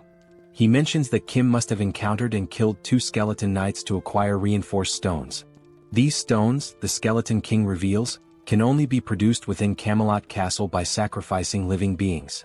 The Skeleton King elaborates on his original plan: to sacrifice the inhabitants of the nearby city to mass-produce reinforced stones, which he would then use to summon an army of skeleton knights. However, he proposes an alternative: a business partnership with Kim. The Skeleton King suggests that Kim, with his unlimited replication ability, could duplicate the reinforced stones, allowing them to dominate not just Earth, but the entire universe. Kim stands silently processing the offer. As the Skeleton King laughs sinisterly, envisioning his grand scheme, Kim suddenly begins laughing and crying simultaneously, leaving the Skeleton King perplexed. Kim thanks him, explaining that the Skeleton King has unknowingly solved all of Kim's problems. Before the Skeleton King can react, Kim utters 4 decisive words. Pax, put Camelot in subspace. Instantly, the entire Camelot castle vanishes before the Skeleton King's eyes. The Grand Fortress, once the source of his power, shrinks and disappears into Kim's subspace. The Skeleton King and his skeleton knights are left standing outside, bewildered and enraged. Looking around in disbelief, the Skeleton King tries to comprehend what just happened. Meanwhile, the castle reappears in Kim's hands, now reduced to the size of a toy. Seoul, observing the shrunken structure, casually remarks how small and insignificant it looks. Overcome with fury, the Skeleton King roars, "How dare you 9th-tier slaves!" He accuses Kim and Seoul of destroying his life's work and vows to annihilate them. Enraged, he summons a dark purple orb of energy, brimming with the souls of the dead. The green, ghostly spirits surge toward Kim's portal, attempting to shatter it. Yet as the smoke clears, Kim and Seoul remain unharmed. Now calm, Kim begins to think strategically. He recalls the name of the skeleton knight summoned by the Skeleton King, Lancelot. Deciding to take a bold risk, Kim calls out Lancelot's name, attempting to summon him. To everyone's astonishment, Lancelot materializes before Kim. However, this time his appearance is different. Gone is the dark aura that usually surrounds him. Instead, he radiates a golden light, warm and majestic. Lancelot turns to Kim and acknowledges him as his new master. Without hesitation, Kim commands Lancelot to kill the Skeleton King. Obeying immediately, Lancelot draws his sword and, with a single, precise slash, cleaves the Skeleton King cleanly in two.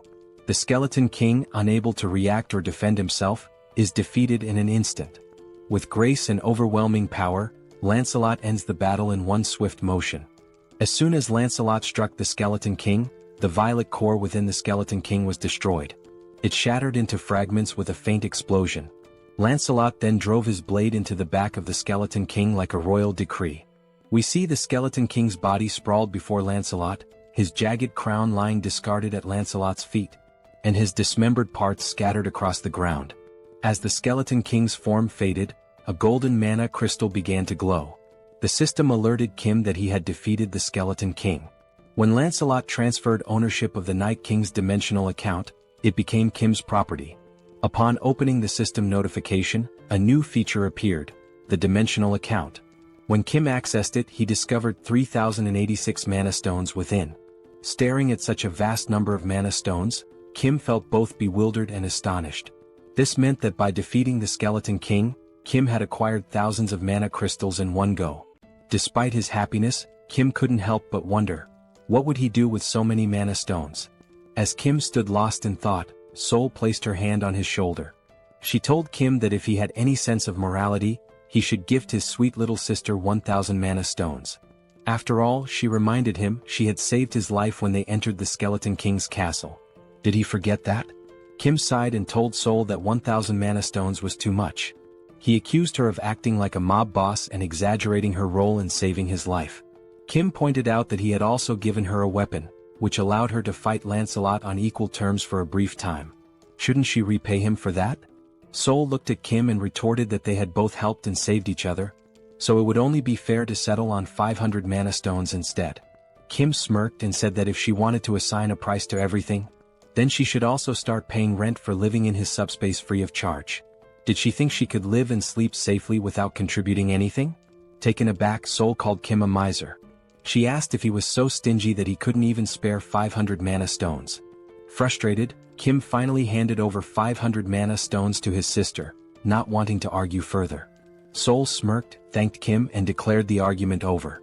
But with a serious tone, Seoul asked Kim what he planned to do next. Both Kim and Seoul turned to their left.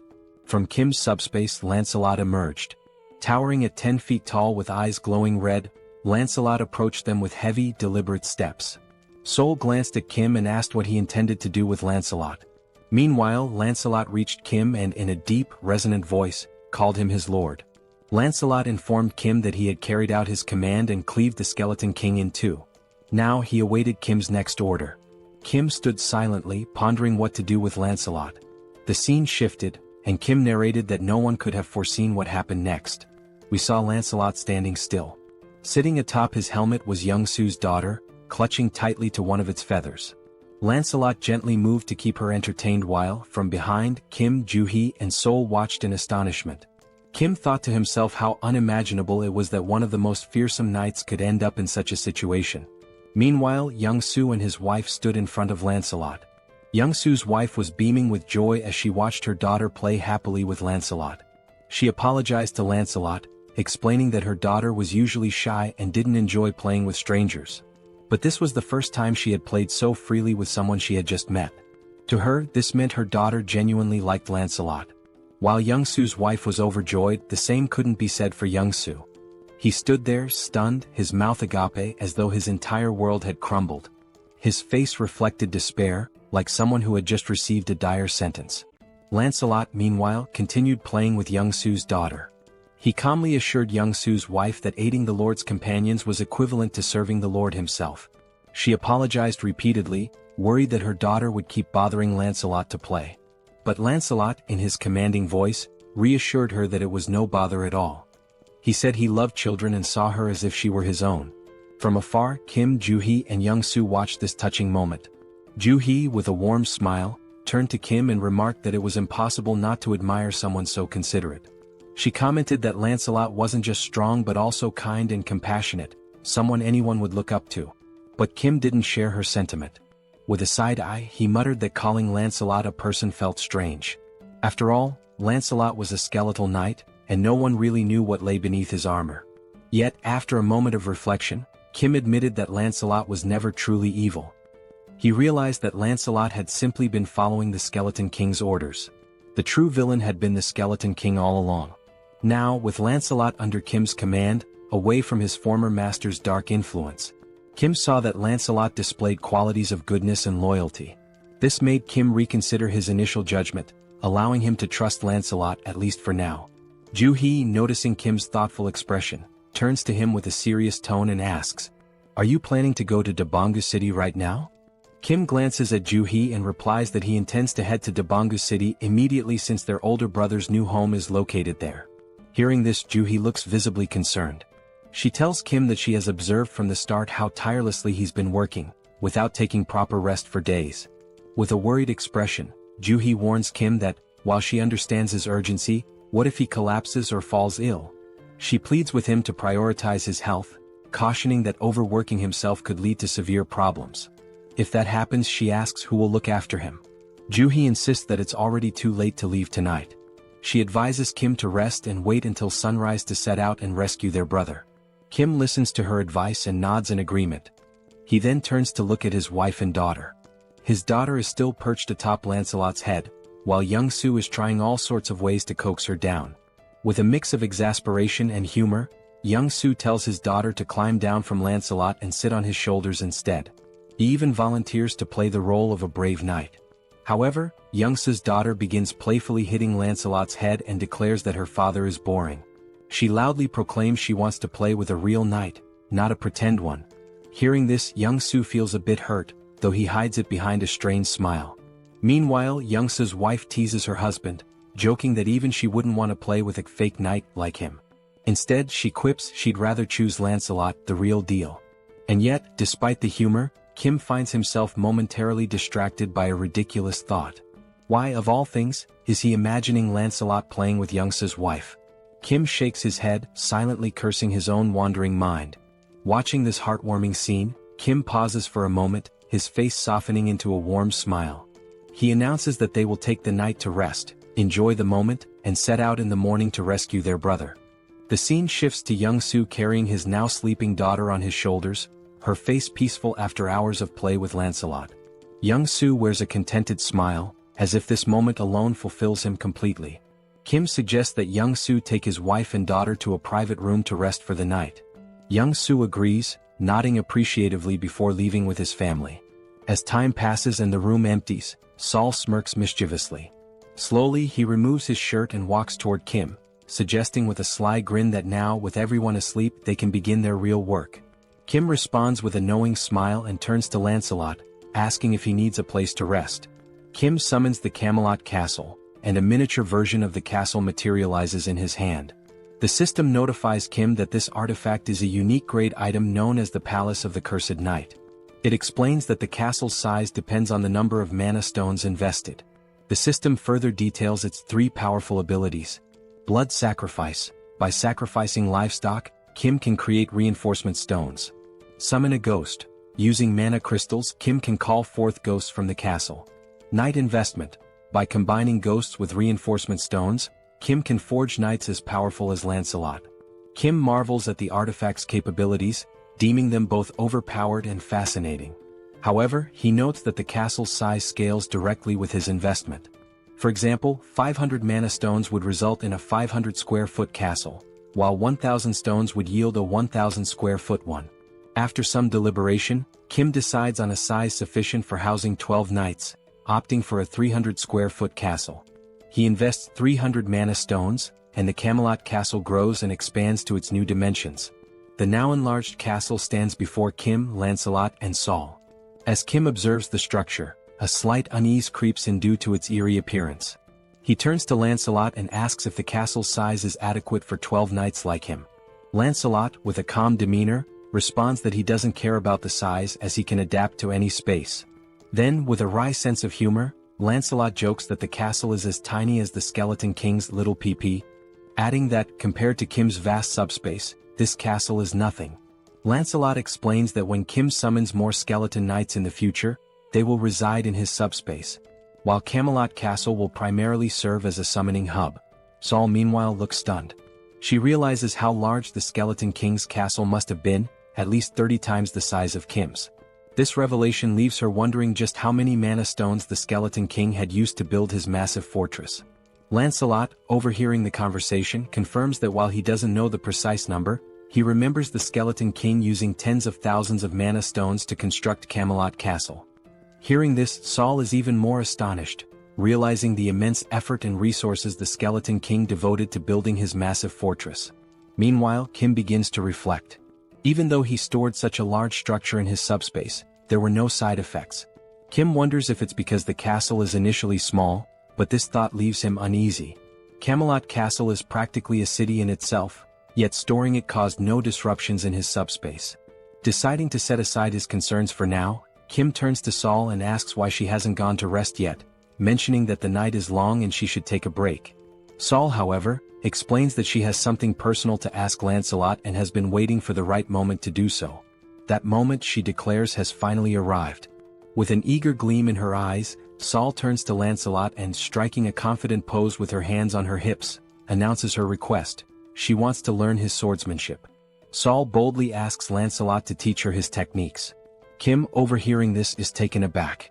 He thinks to himself that if Lancelot agrees to teach Saul, her skills will improve significantly, which would greatly benefit their team in the future. On the other hand, Lancelot looks thrilled. In his deep voice, he responds that he would be delighted to teach her his swordsmanship, but under one condition. Lancelot explains that when Saul used her martial arts against him previously, he found it fascinating. If she wants to learn his swordsmanship, then she must teach him her martial arts in return. It would be an exchange of skills, her martial arts for his swordsmanship. Hearing this, Saul smirks, her expression shifting into one of playful mischief, almost bordering on manic. With a teasing tone, she praises Lancelot for being clever, admitting that her martial arts are indeed impressive. She calls him a little kid and playfully questions whether he could even handle her intense training regimen. Kim, watching this from the sidelines, notes how Saul's excitement peaks whenever the topic of martial arts comes up. She's undeniably a martial arts enthusiast, if not an outright fanatic. Meanwhile, Saul continues to taunt Lancelot, her mischievous smile intact. She suggests they start with a simple sparring session before beginning formal training. The scene shifts to Kim, who, feeling drowsy, starts heading toward his room in Camelot Castle for some rest. Meanwhile, Lancelot and Saul engage in their sparring session.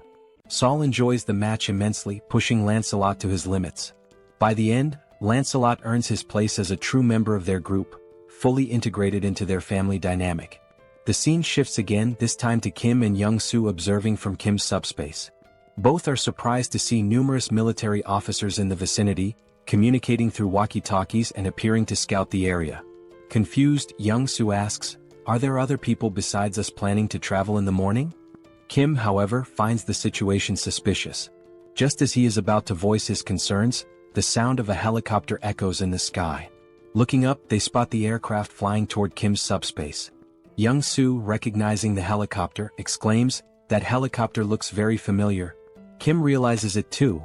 It's the same helicopter he had stored in his subspace and later handed over to the general. The helicopter lands and the general steps out with an elated expression. Hurrying toward Kim, he greets him warmly, saying, "Hello, Kim." Kim returns the greeting and asks if the general is alright.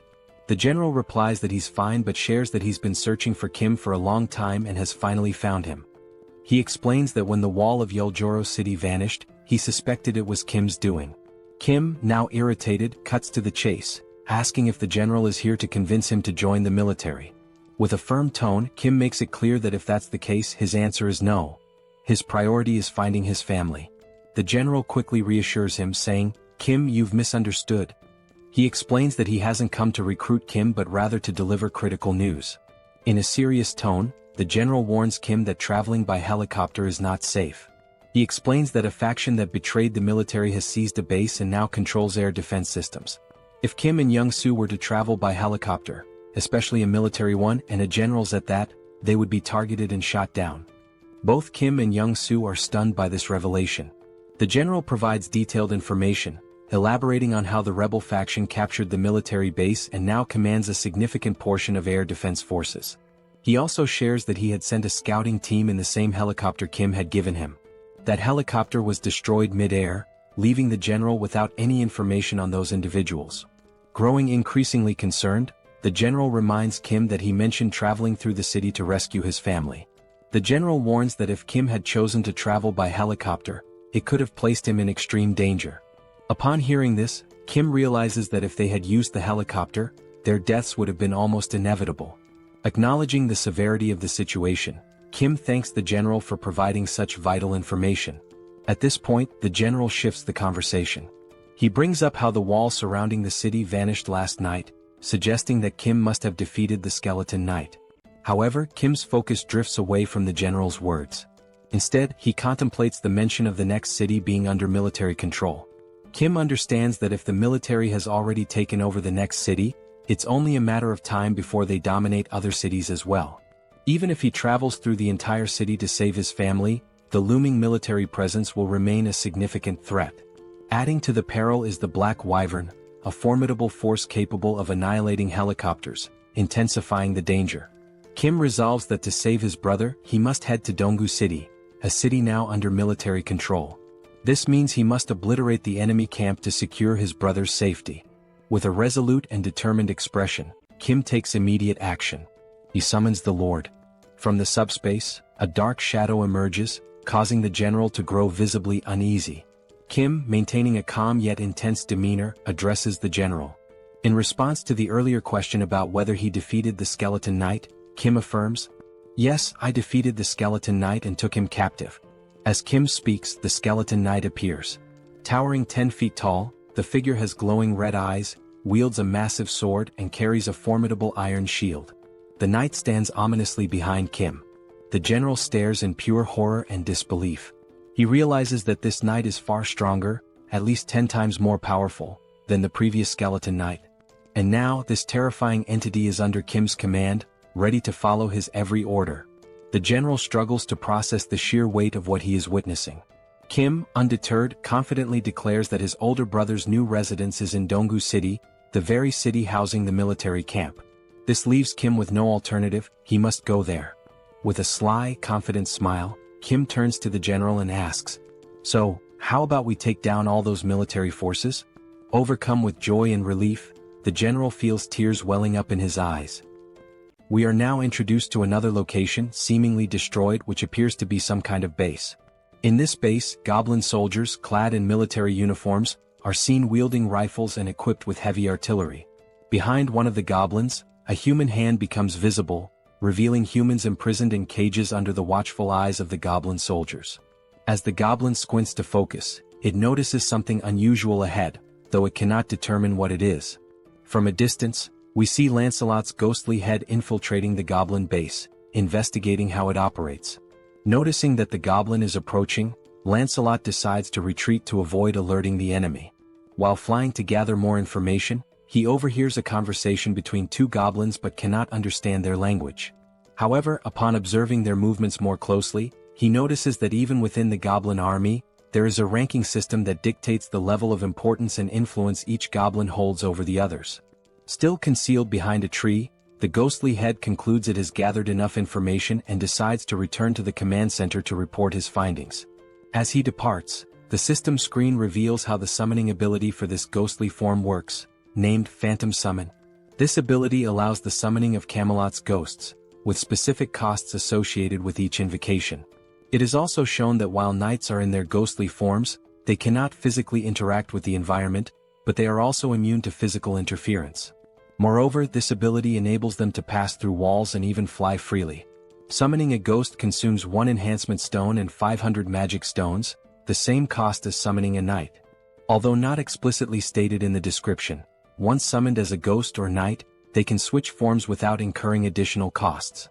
In other words, phantomization can be considered an optimal means of reconnaissance behind enemy lines. A few hours earlier, the general had been outlining the strategy they would use, showing on a map the cities involved and relying on Lancelot to patrol the enemy lines, determining the strength of their forces, the location of anti-aircraft weapons, and other characteristics of the enemy troops. Based on the information gathered, the plan was to devise a strategy to outmaneuver the enemies. However, due to the ghost's limited range, everyone needed to move closer to the enemy lines and pinpoint where government forces were stationed before reconnaissance could begin. Lancelot returned to the Allied base after taking 2 hours and 30 minutes to complete his reconnaissance. While reporting his findings, Kim was shocked to learn that the soldiers had mutated into goblins and had imprisoned over 200 people, referring to them as sacrifices. Additionally, Lancelot shared further details he had overheard. First, the enemy had a total of 9 anti-aircraft weapons. Second, they planned to recruit additional manpower from Bangkok Dong. Third, the brigade commander, a high-ranking officer, was stationed in the eastern wing. Lastly, they mentioned that the world would change when a certain someone arrived. Lancelot confirmed the accuracy of this information, leaving the 4 members listening utterly astonished. The commander remarked that security had indeed been tighter than usual and suspected they were plotting something but hadn't anticipated the capture of civilians. Kim mentioned rumors that some had voluntarily joined the rebel forces but expressed confusion about their motives and the reason for imprisoning civilians. He also questioned who this person capable of changing the world might be. Lancelot's ghost replied that he didn't know who this individual was but speculated that the reason for capturing people was likely to gain repulsive force. He explained that all beings across dimensions have a classification system known as hierarchy. Repulsive force is the power granted by this hierarchy, essentially the right to be protected from lower-ranked beings. The lower the hierarchy number, the stronger the repulsive force, preventing attacks from lower ranks, e.g., a 9th rank attack cannot affect an 8th rank being. However, this is not an absolute rule. At this point, Kim recalled the attack by the skeletal knight. The sister asks if they are sacrificing people to achieve this hierarchy. Lancelot, based on prior information, confirms it, stating that this method is instinctively used by beings with lower intelligence as a shortcut. With a serious expression, he explains that when this method is used in a lower dimensional hierarchy, it signifies that contact has been made, and possibly an agreement, with a higher-ranked being. Intrigued, Kim asks what kind of agreement this could be, but Lancelot admits he doesn't know the specifics. Seoul, now furious, says that since they are sacrificing people, they're undoubtedly up to no good and suggests going to the base to eliminate them all. Kim responds that if it were that simple they would have already done it. The colonel adds that these enemies seem extremely dangerous. The colonel also notes that the information provided by Lancelot has been excellent. They now know the positions of the brigade commander and the anti-aircraft cannons, which increases their chances of success. However, he emphasizes that the enemy's defensive line is much stronger than expected.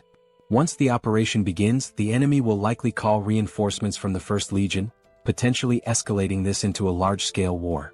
Given that they don't know the full strength of the 1st Legion, it's crucial to capture the enemy before reinforcements arrive. This will require requesting support from nearby units to handle such a large-scale target with sufficient weaponry and troops. Deep in thought, Kim realizes they don't have time to wait for reinforcements. Moreover, Bangkok Dong, where his brother lives, is at risk, making it imperative to finish the mission before the enemy moves there. He also remarks that since Lancelot is of the 7th hierarchy, he could theoretically eliminate the enemy on his own, but the area is too vast for him to cover alone, giving the First Legion's reinforcements enough time to arrive and turn this into a full-scale war. Lancelot suggests that if the anti-aircraft cannons are a problem, Kim could simply summon another knight, and points out that summoning requires both enhancement stones and magic stones. While they have enough magic stones, they are short on enhancement stones. Kim also mentions that while he could unsummon Lancelot and summon another knight, it wouldn't increase their overall strength, making it an unwise move. More importantly, he feels it wouldn't be right to dismiss Lancelot just to summon someone else. Frustrated, Kim says it would be ideal if they could duplicate the enhancement stones and magic stones in their subspace. Lancelot then recalls that after defeating the Skeleton King, they acquired another enhancement stone. Surprised, Kim admits he doesn't remember this, but upon reflection, he recalls that Lancelot did indeed retrieve a stone. Now, with everyone staring at Kim in judgment, he apologizes, saying anyone can have a lapse in memory. He then asks which knight should be summoned. Lancelot explains that all 12 knights of Camelot are exceptional, possessing both skill and loyalty. He assures Kim that regardless of who is summoned, it will be a good choice. However, there is one knight in particular who would be the most logical choice: Bedivere. He describes Bedivere as a genius archer unparalleled in skill, specializing in long-range attacks. Enthralled, Kim exclaims that he can't resist and wants to summon him right away. Back at the goblin base, the captives appear gravely debilitated. A girl wearing an orange sweater is called out by one of the goblins. Frightened, she asks if he's really speaking to her. The goblin points out that everyone else in the cage looks weak except for her. He then asks if she wants to escape. Confused, she hesitates, but the goblin quickly reveals he's only testing her. He declares that if she offers him something of value, he'll let her go. From the expression on the goblin's face, she understands exactly what he means. Before he can finish his proposition, his head is swiftly severed. The girl is stunned, her eyes lighting up as she realizes what Lancelot has just done right in front of her. Lancelot opens the prisoner's cage and, without wasting any time, continues moving swiftly. The girl steps out of the cage, still trying to process what just happened before her eyes. In the sky, something resembling a flaming bowling ball appears. From a distance, the goblins notice the strange object in the sky but cannot identify it. Upon closer inspection, one of them realizes it is indeed a bowling ball, but it makes no sense to him. Before he can react, the ball suddenly hurtles in his direction, catching him off guard, and moments later, it strikes one of the anti-aircraft weapons. A goblin further away hears the explosion and wonders about its origin. The only thing he knows for sure is that something has blown up somewhere.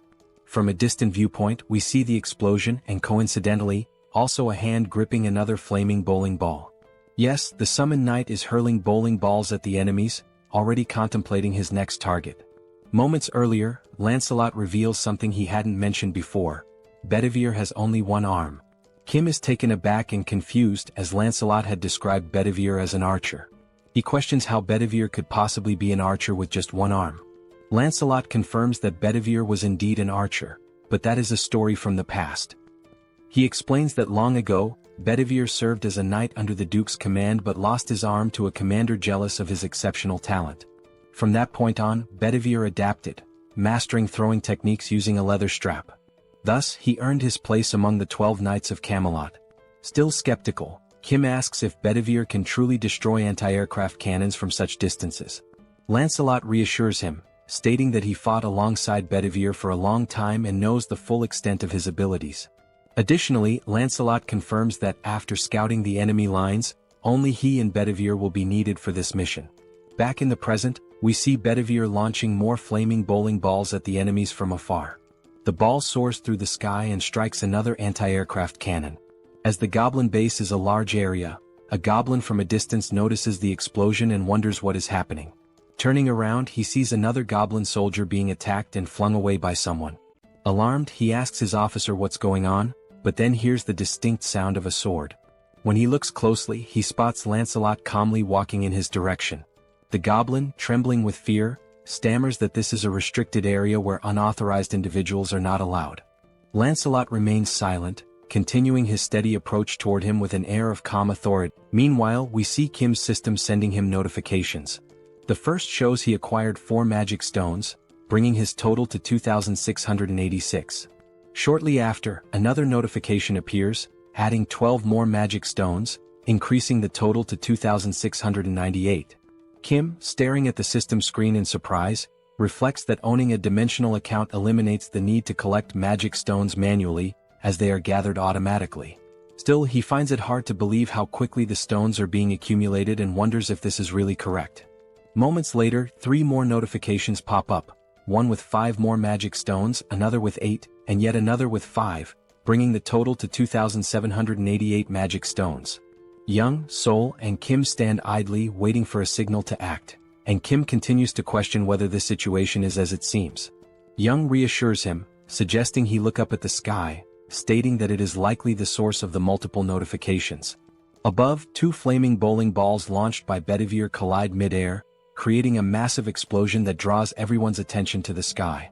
Amazed by Bedivere's precision, Kim remarks that the knights had mentioned they would signal when all major anti-aircraft artillery had been destroyed. Young adds that it's now clear why Sir Lancelot takes so much pride in the Knights of Camelot. As the group stands in awe, the colonel comments on the extraordinary combination of Lancelot's tactics and Bedivere's abilities. He notes that if all the knights possess this level of skill, there's absolutely no need for special forces to intervene. Young simply nods in agreement. Kim, still astonished, declares it's time to make their move and execute their part of the plan. He also contemplates the immense power he now wields with all 12 knights, most of whom he hasn't even met yet. As the explosion in the sky subsides, smoke begins to fill the air. The scene shifts to the source of the explosions, Bedivere. He is examining a map and muttering to himself that there's a problem. He notes that he destroyed all the necessary targets and even sent the signal in the sky, but now he can't make sense of the map. The map indicates the locations of the anti-aircraft artillery he had to eliminate, a goblin circled in red, and an arrow pointing somewhere else. However, he cannot figure out where Lancelot told him to go next. Bedivere continues staring at the map, trying to recall the route Lancelot had given him earlier, but he has no idea which direction to take now. He mutters that if there were written instructions, it would be much easier to understand. Shrugging off his frustration, he decides to trust his instincts and proceed. Back to Lancelot, he punches a goblin in the face, causing the creature to cry out in pain. Without hesitation, Lancelot follows up with a more forceful blow that sends the goblin flying.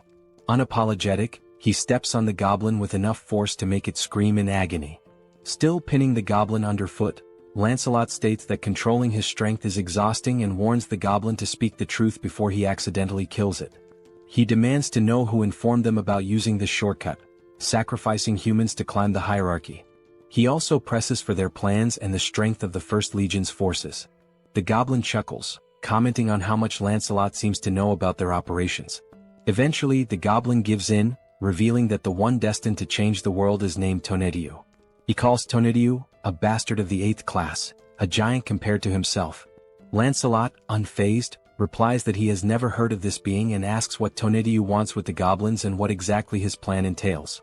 Reluctantly, the goblin admits he doesn't know and is promptly kicked by Lancelot, spinning him through the air. Now farther away, the goblin uses the last of his strength to flee. He leaps from a nearby window in a desperate attempt to escape. Upon landing, he finds himself near a group of goblin soldiers patrolling the area. Unfortunately, he lands awkwardly, injuring his foot. The goblin soldiers rush to him, asking if their commander is all right. Wincing in pain, the commander urgently orders them to fetch his bicycle. One goblin obeys and runs to retrieve it while the commander hobbles away slowly on his injured foot. Suddenly, he hears a sound behind him. When he turns to look, he sees Lancelot leaping from the building in pursuit. Calm and determined, Lancelot declares that attempting to flee is futile. Unaware of the level of the threat in front of them, the soldiers surround their commander, vowing to protect him. One goblin, holding a rifle, declares that they'll take care of him, while another assists the commander in walking, offering support. Lancelot changes his tone and remarks on how remarkable it is that they're so willing to sacrifice themselves so easily, adding that their judgment is indeed at a goblin's level. The goblin retorts, saying it's better to be a goblin than an empty-headed fool like Lancelot. Now aiming his rifle, the goblin advises Lancelot to drop his arrogance, noting that there are also 8th-ranked individuals in their main force. He boasts that if he had only consumed 10 more, he too would have been in 8th rank. Disbelieving the audacity of their actions, Lancelot questions whether all those who became goblins are doing the same thing.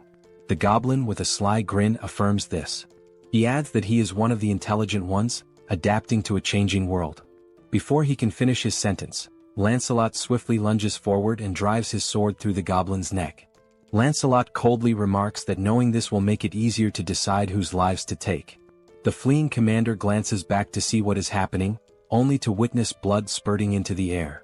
Lancelot's sword is now soaked in blood, and his gaze shifts toward his next target. The goblin commander, once again in danger, has no choice but to run. But as he glances up at the sky, he freezes in shock. There he sees a helicopter, unaware that the anti-aircraft artillery has been destroyed. Inside the helicopter are Kim and Young. Young announces his intention to land the helicopter, but Kim, feeling nauseous, warns that landing there is too dangerous and suggests entering the subspace. The goblin commander realizes that government forces are also attacking them. However, with a newfound dark aura, the commander mercilessly strikes down one of his own soldiers. From a distance, Lancelot observes this gruesome act, disgusted by the goblin's depravity. Kim descends from the helicopter and runs toward Lancelot, but upon looking to his side, he is horrified by the goblin commander's actions. With the magic stones of the fallen goblin in hand, the commander consumes them.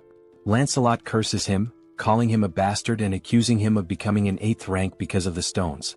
From behind, we see the goblin commander now transformed into a monstrous figure with long hair. As he turns, his glowing red eyes burn with rage. Kim asks Lancelot if the commander truly abandoned his humanity to become an 8th rank. Lancelot replies that the commander tried to ascend ranks too quickly and dismisses it as nothing more than a cheap trick. Now consumed by fury, the mutated goblin roars and charges forward to attack. Calmly, Kim asks Lancelot about his rank. Lancelot replies that he is 7th ranked but assures Kim there's no need to intervene since Bedivere can handle it with ease. On the rooftop, Bedivere readies his weapon to launch another flaming bowling ball. He comments that he's glad he trusted his instincts and found the correct location. The mutated goblin's blood sprays far and wide. The system notification flashes, showing that Kim has acquired 322 magic stones, bringing the total to 3,542. Moments later, government reinforcements arrive. The head of operations acknowledges that thanks to the knights, the removal of enemies and the rescue of civilians is progressing much faster. Kim feels a wave of relief hearing this. A soldier asks where the commander is, and Kim directs him to look to the side, where the lifeless body of the goblin commander lies. The head of operations is stunned. Kim asks Lancelot if he has uncovered more information about their plans. Lancelot apologizes, stating that the only piece of information he managed to extract was the name of a high-ranking being, Tonetiuh. He adds that it's the first time he has ever heard that name. Kim remarks that everything remains a mystery. The head of operations suggests searching the building's documents for clues. Lancelot points to the shattered windows on the 4th floor, explaining that the commander was staying in that room. He notes that there are numerous documents to sort through in that area. The chief of operations thanks them for their service, but Kim quickly interjects, asking if the PX system is capable of storing all the military documents from the building.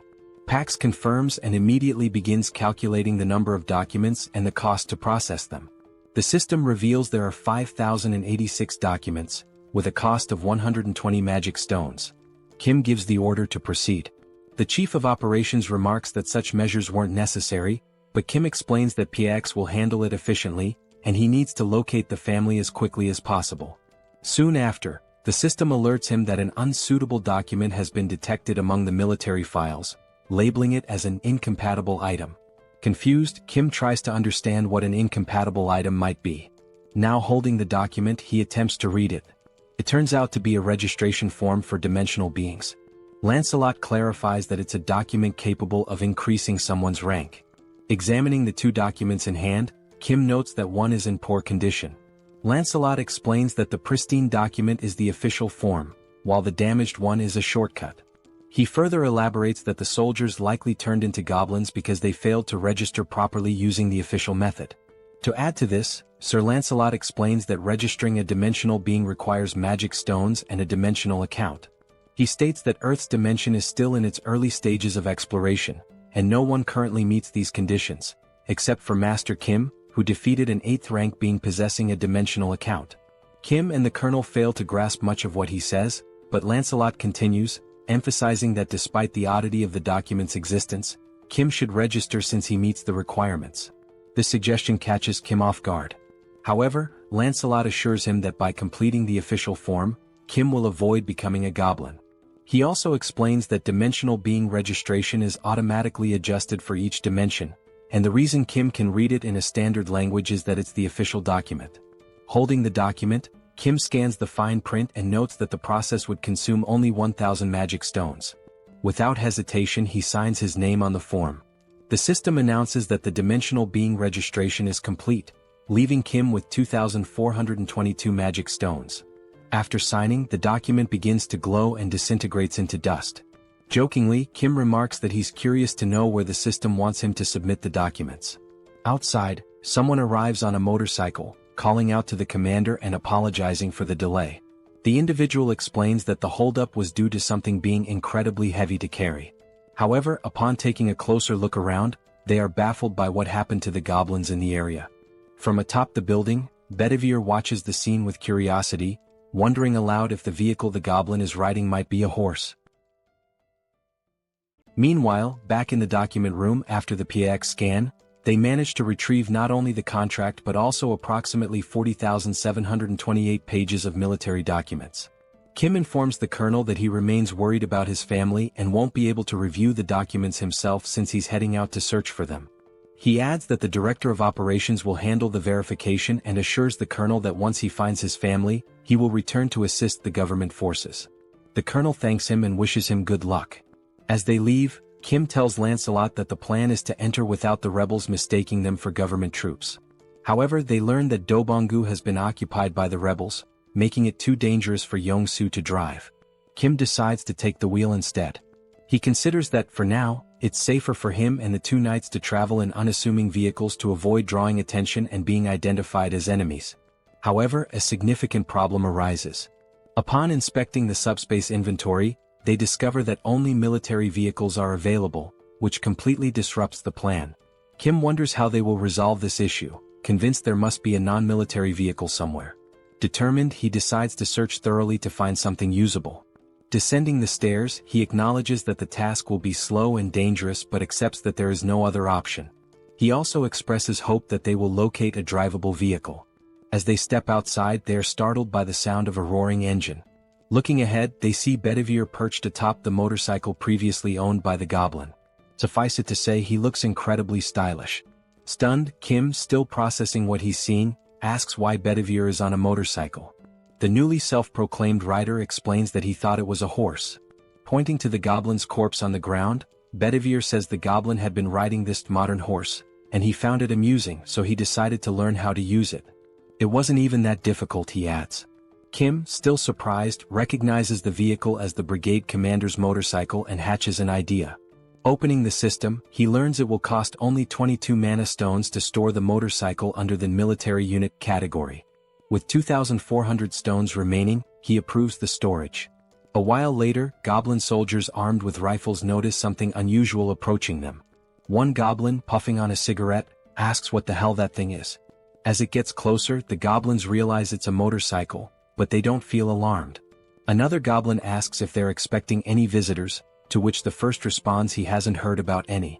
They decide to point their rifles and shout at the approaching figure, demanding to know who they are and where they came from, warning them to stop immediately. One goblin adds that, regardless of who they are, no one can enter without proper authorization.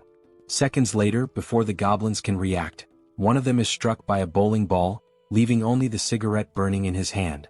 Here's a lesson: if you're a goblin, don't smoke. The other goblin, bewildered by the sudden demise of his comrade, turns around to investigate what just happened. Still astride the motorcycle, Lancelot unsheathes his sword, turning those few seconds into the goblin's last. Without hesitation, he eliminates the goblin with a precise strike to the neck. The group continues forward, now riding two motorcycles, Kim and Lancelot on one with Bedivere piloting the other, steadily distancing themselves from the scene. A goblin watching from afar notices the suspicious movement and remarks that he's never seen anyone ride motorcycles like that before. Eventually, they seem to reach their final destination and decide to stop. All signs suggest this is Kim's brother's apartment. Inside, on the 14th floor, Kim knocks on the door of apartment 1405, calling out for his brother, Hyung, and asking if anyone is inside. He keeps calling, but the silence hanging in the air suggests no one is there. Worried, Kim decides to open the door using the handle, and to everyone's surprise, it's unlocked. Inside, amidst the destruction, They see wedding photos of Kim's brother and his new wife hanging on the walls, alongside apparent bullet marks on the TV. Kim freezes at the doorway, calling out to his brother and sister-in-law once more, but still there's no response. Concerned for Kim's safety, Lancelot, ever the loyal servant, asks for permission and declares that he will take the lead. They decide to enter, and as Kim looks around he notices something odd. It doesn't seem like they were attacked. Instead, it feels as if they abandoned the house and evacuated somewhere else. While searching for clues, he spots a letter on the bed and decides to read it. The paper contains a message from his brother addressed to Kim or their sisters. It explains that the phones weren't working, so he left the letter in case one of them came looking for him. In the letter, his brother writes that they decided to head to UINGBU but admits he's uncertain about their safety given the current situation. He mentions that his wife's family is also nearby. He adds that he doesn't know when they might read the letter but assures them there's no need to risk facing danger to look for him. He explains that outside, soldiers have been forcefully removing people from their homes and abducting them. As Kim reads, Bedivere and Lancelot finish their sweep of the house and confirm there's nothing unusual inside. The letter continues, describing how people are being taken indiscriminately, adults and children, regardless of gender. It warns that the situation is perilous but expresses hope that they'll survive somehow and urges Kim to do the same. Finishing the letter, Kim feels a sense of relief, thinking it's likely his brother and family managed to escape before the First Legion occupied the area. Kim calls Bedivere over, hands him the letter, and orders him to show it to his sisters in the subspace. He wonders when his brother, Hyung, wrote the letter and fears that if the Legion occupied this area, they might soon target where his brother is now. Turning to Lancelot, Kim declares they'll leave immediately, urging haste and stating he'll take the lead this time. Lancelot complies but asks if Kim is alright. Lancelot expresses concern that Kim may have developed a phobia, suggesting he let Lancelot drive. Before they can act, a helicopter suddenly appears outside the window, its turret aimed directly at them. The goblin piloting it reports via radio that he's identified an unknown individual and a skeleton at the location and is preparing to open fire. The turret roars, unleashing a barrage toward the two until its ammunition is depleted. For a moment, it seems like Kim and Lancelot have vanished. As the smoke clears, Kim reappears, grimacing and commenting that the attack hurt more than he expected. With a touch of humor, he confirms the phobia. Somehow, Kim commands Pax to store the Black Hawk helicopter in the warehouse, noting that its maintenance hadn't been completed and its weapons were for demonstration purposes only. The system confirms the operation will consume 141 mana stones. The goblin, utterly shocked, demands to know who they are, bewildered that they survived being hit by the turret. When the goblin asks if they are rank 8, the helicopter suddenly vanishes into subspace, leaving the pilot panicked as he realizes he's about to fall from a considerable height. Kim turns to Lancelot, emphasizing that they can't waste any more time. Meanwhile, they hear the goblin scream until it abruptly ends with a splat. Kim reflects on how many rebels they've eliminated along the way but hadn't expected them to have a Black Hawk in their possession. He silently hopes his brother and family are safe. The scene shifts to a group of goblins having a conversation. They discuss how the high priest promised to distribute rewards based on the number of offerings they've collected. It's been several days since then. One goblin mentions there's only one building they haven't managed to destroy and questions if it's really necessary to interfere like this. He adds that another lieutenant's team has already captured 300 offerings. Another goblin scratches his head, admitting it's not easy to take down that building unless you're rank 8. The goblin lieutenant chastises him, saying they should have asked for reinforcements or figured out another way. He criticizes the others for risking their lives to collect more offerings while they lag behind. Declaring he'll handle things personally from now on, the lieutenant tells the goblin to work harder to make up for the delay. The subordinate obeys. Turning to the side, the lieutenant asks another goblin if he heard the instructions and orders him to destroy the building. The monstrous goblin growls furiously but doesn't reply. The mutant goblin charges toward the building, but abruptly halts as he notices strange movement coming his way. Alongside the mutant, all the other goblins in the area stop in their tracks, watching as the figures draw closer. The goblin lieutenant hears shouting but can't make sense of it, bewildered by the approaching shapes. As they get closer, Kim bellows furiously, commanding the filthy goblins to leave immediately, declaring that this is his home. Lancelot, right behind him, unsheathes his sword and prepares to do what he does best. In mere moments, striking a dramatic pose, he wipes out all the goblins before they can even react. Wasting no time, Bedivere hurls a single flaming bowling ball at the mutant goblin, striking its head and defeating it instantly. With the goblins swiftly dealt with, the building in the background comes into full view. The structure bears the name Jeong-gyeom Tool Shop, a clear indication it belongs to Kim's family. Inside, peeking through a hole in the wall, a few people anxiously observe the scene outside. Someone asks if things are truly as bad as they appear. Another voice questions the father, wondering what's going on and why he's hesitating. The father, seated in a chair and spying on the commotion, reassures them not to worry. He explains that Kim has arrived on a motorcycle, accompanied by skeletons, leaving everyone utterly confused.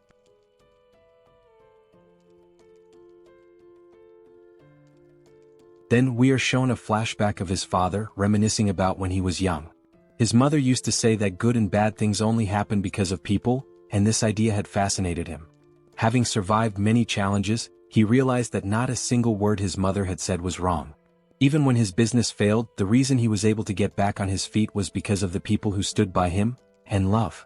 He reflects that this is why he raised his children with the values of love and compassion.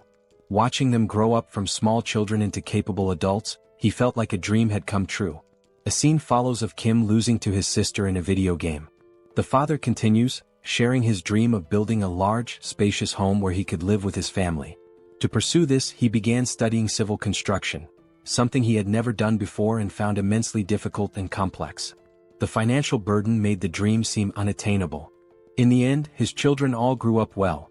His eldest son recently married, his eldest daughter became a nurse, the youngest daughter became an athlete, and his youngest son had just completed his military service.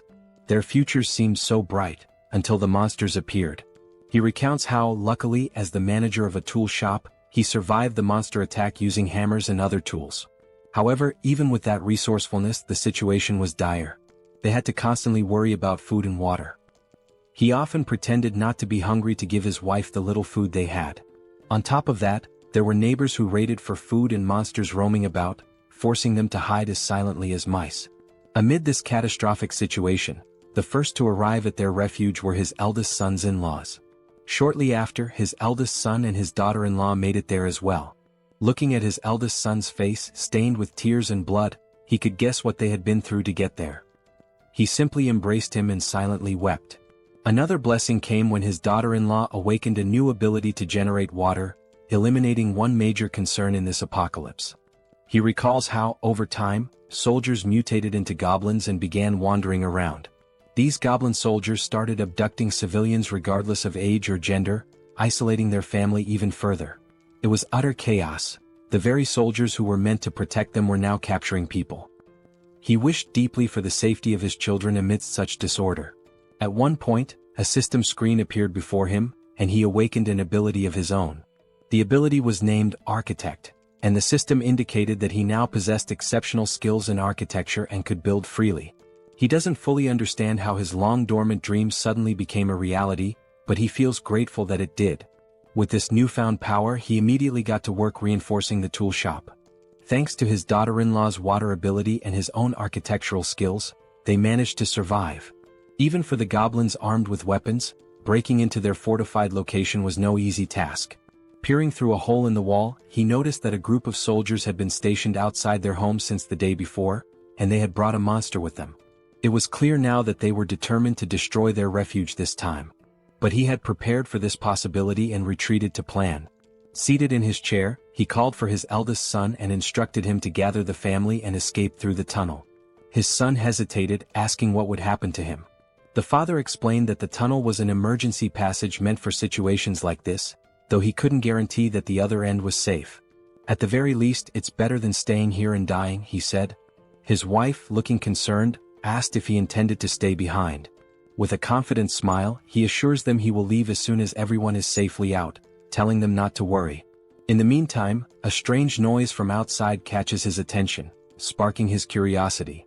Before inspecting, he urges everyone to hurry, warning that the goblins are already moving and time is running out. Peeking through the hole, he goes silent for a few seconds. Those around him grow concerned, whispering questions about whether the situation outside is dire or if something is wrong, causing him to hesitate. Still in shock, he turns to them and says it's not what they think. It's just Kim. He's out there. He explains that Kim has arrived on a motorcycle, accompanied by a skeleton. Outside, Kim, Lancelot, and Bedivere approach the tool shop. Kim points to the building, now fortified with metal spikes and barricades, and declares, "This is my house." Then sighing he adds, "But that doesn't matter now. What matters is my family, are they okay?" Suddenly the door handle turns in front of him, catching him off guard. Looking more closely at who's in front of him, he freezes in shock. The father steps forward and asks in disbelief, "Is it really you, Kim?" At that moment, Kim realizes the rest of his family, the ones he'd been desperately searching for, are standing right in front of him. Without hesitation, he bursts into tears, running toward them like a child, wrapping his father in a tight embrace he'd been longing for. But the father and brother interrupt the emotional moment, startled by what was standing behind Kim. He glances back to confirm. "Don't worry," Kim says reassuringly, "despite how they look, they're friends, they're on our side." Kim then reveals, "And that's not the only surprise I've got." Using his powers, he opens a subspace portal.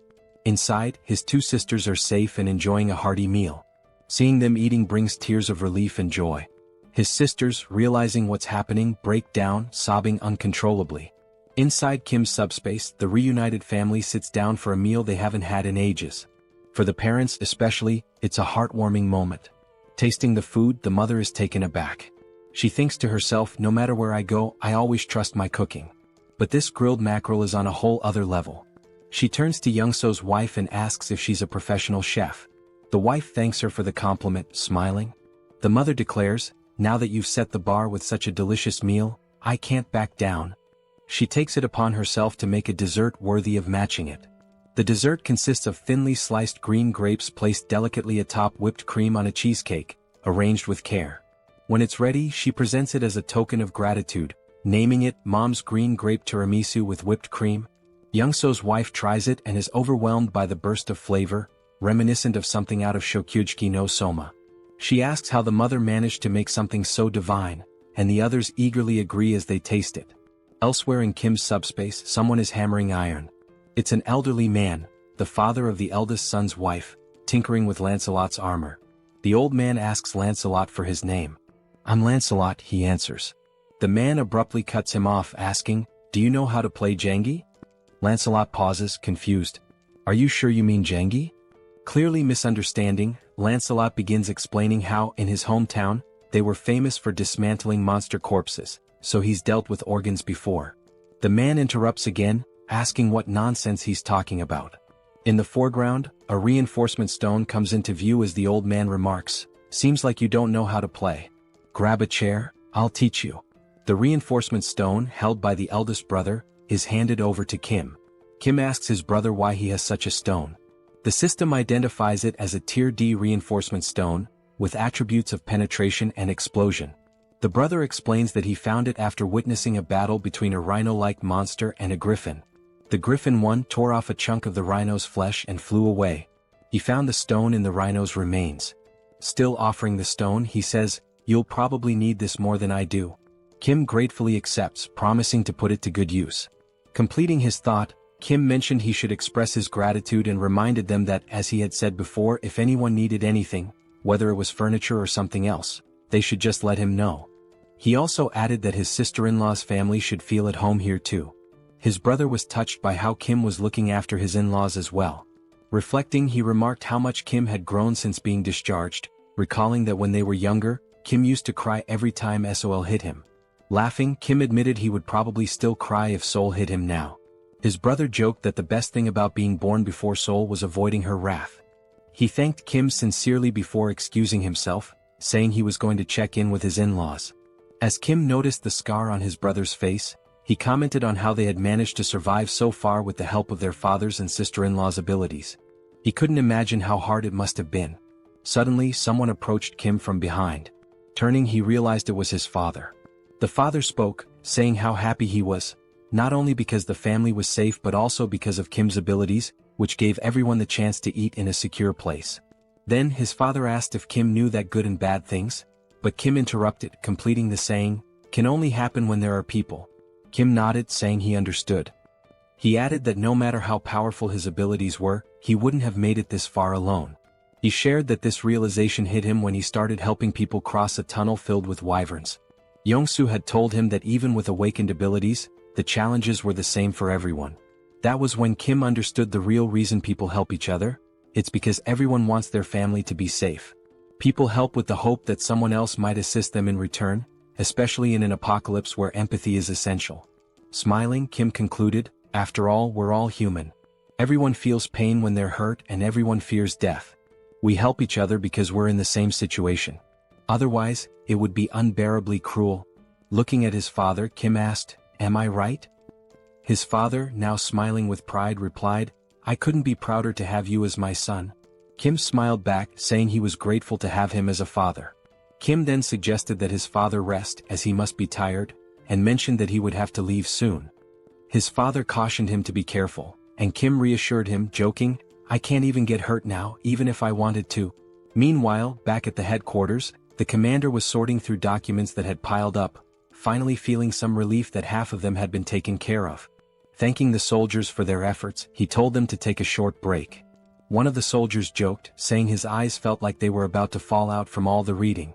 At that moment, another soldier entered, reporting that a short while ago, a skeletal knight riding a motorcycle, who introduced himself as Bedivere, delivered a message. Kim had already departed for Payu.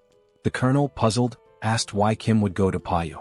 The commander thought for a moment before realizing with growing alarm that the First Corps was stationed there. After a brief pause, panic overtook him as he realized Kim intended to confront the First Corps alone. The scene shifted to a sunset, showing Kim and his team heading into battle. Riding his motorcycle, Kim commented on how pleasant the weather felt at that moment. Meanwhile, inside the subspace, Seoul, wearing boxing gloves, was counting aloud to 19. Her eyes glinted with determination as she trained tirelessly. She lunged forward with speed, unleashing a flurry of punches on a punching bag while vividly imagining an opponent before her. Like a skilled fighter, she rotated her torso flawlessly, channeling all her strength into a powerful kick that landed squarely on the bag. Wasting no time, she followed up with a devastating punch that shredded the punching bag, sending its remains flying several meters away. The count of 19, as it turned out, referred to the number of punching bags she had already destroyed. Frustrated, she called out to Pax, demanding he bring another bag and chastising him for being too slow. Nearby, her eldest brother, joystick in hand, observed the scene while Pax muttered that the speed of requests was set by Kim. The older brothers were engrossed in a video game and one of them asked why Seoul was so angry. She replied that it was because Kim refused to let her leave the subspace and risk her life. She added that while Kim acknowledged her awakened abilities, he reminded her that facing weapons, electric vehicles and similar dangers was still too risky. Seoul had insisted on at least being allowed to set up punching bags to train, and ever since she had been relentlessly hitting them. As they continued playing Overcooked, her older brother noted that Seoul had mentioned her awakened abilities. He agreed it was dangerous outside and questioned her eagerness to leave, adding, "But then again, we're talking about Seoul." Joyeon chimed in, agreeing, and mentioned that she'd overheard Kim talking about a scar on their brother's face. Touching his face, the brother dismissed it as nothing to worry about. Suddenly he heard a faint buzzing sound. As he touched the scar, he noticed something unusual. Alarmed, he realized the scar was gone, as if he had woken from a dream. Joyeon teased him, remarking that the scar wasn't that bad but that the bruise was a bit over the top. Still shocked, he insisted that the wound had been significant, pointing out that the scar had still been there yesterday. Smirking, Joyeon mockingly told him he shouldn't act injured, recounting how scared she had been when she was in the hospital. She also recalled a certain chief of internal medicine named Jin Sung-hak who had used his powers to manipulate and brainwash the hospital staff. Angrily recalling the ordeal, Joyeon admitted that it made her tread carefully with every action out of fear of being controlled too. At that moment, Youngso's wife appeared in the doorway, announcing that it was time to eat. Without hesitation, Joyeon dropped the joystick and bolted toward the dining area, leaving her brother to play alone. As their mother called everyone to the table, she overheard playful voices in the background. Someone declared themselves the devil of the underworld, while another announced, "I'm Yu Jong, the magical girl who's going to defeat you." The voices belonged to their father, Youngso, and his young daughter, who paused their game and acknowledged they were on their way. The mother announced that today's menu was kimchi stew and mentioned she had already served the black rice, urging them to eat while she joined them shortly. She turned to ask where Grandpa was, and the father replied that he likely wouldn't be eating just yet. Noticing the old man sitting with his back to her, she inquired why he wasn't joining them.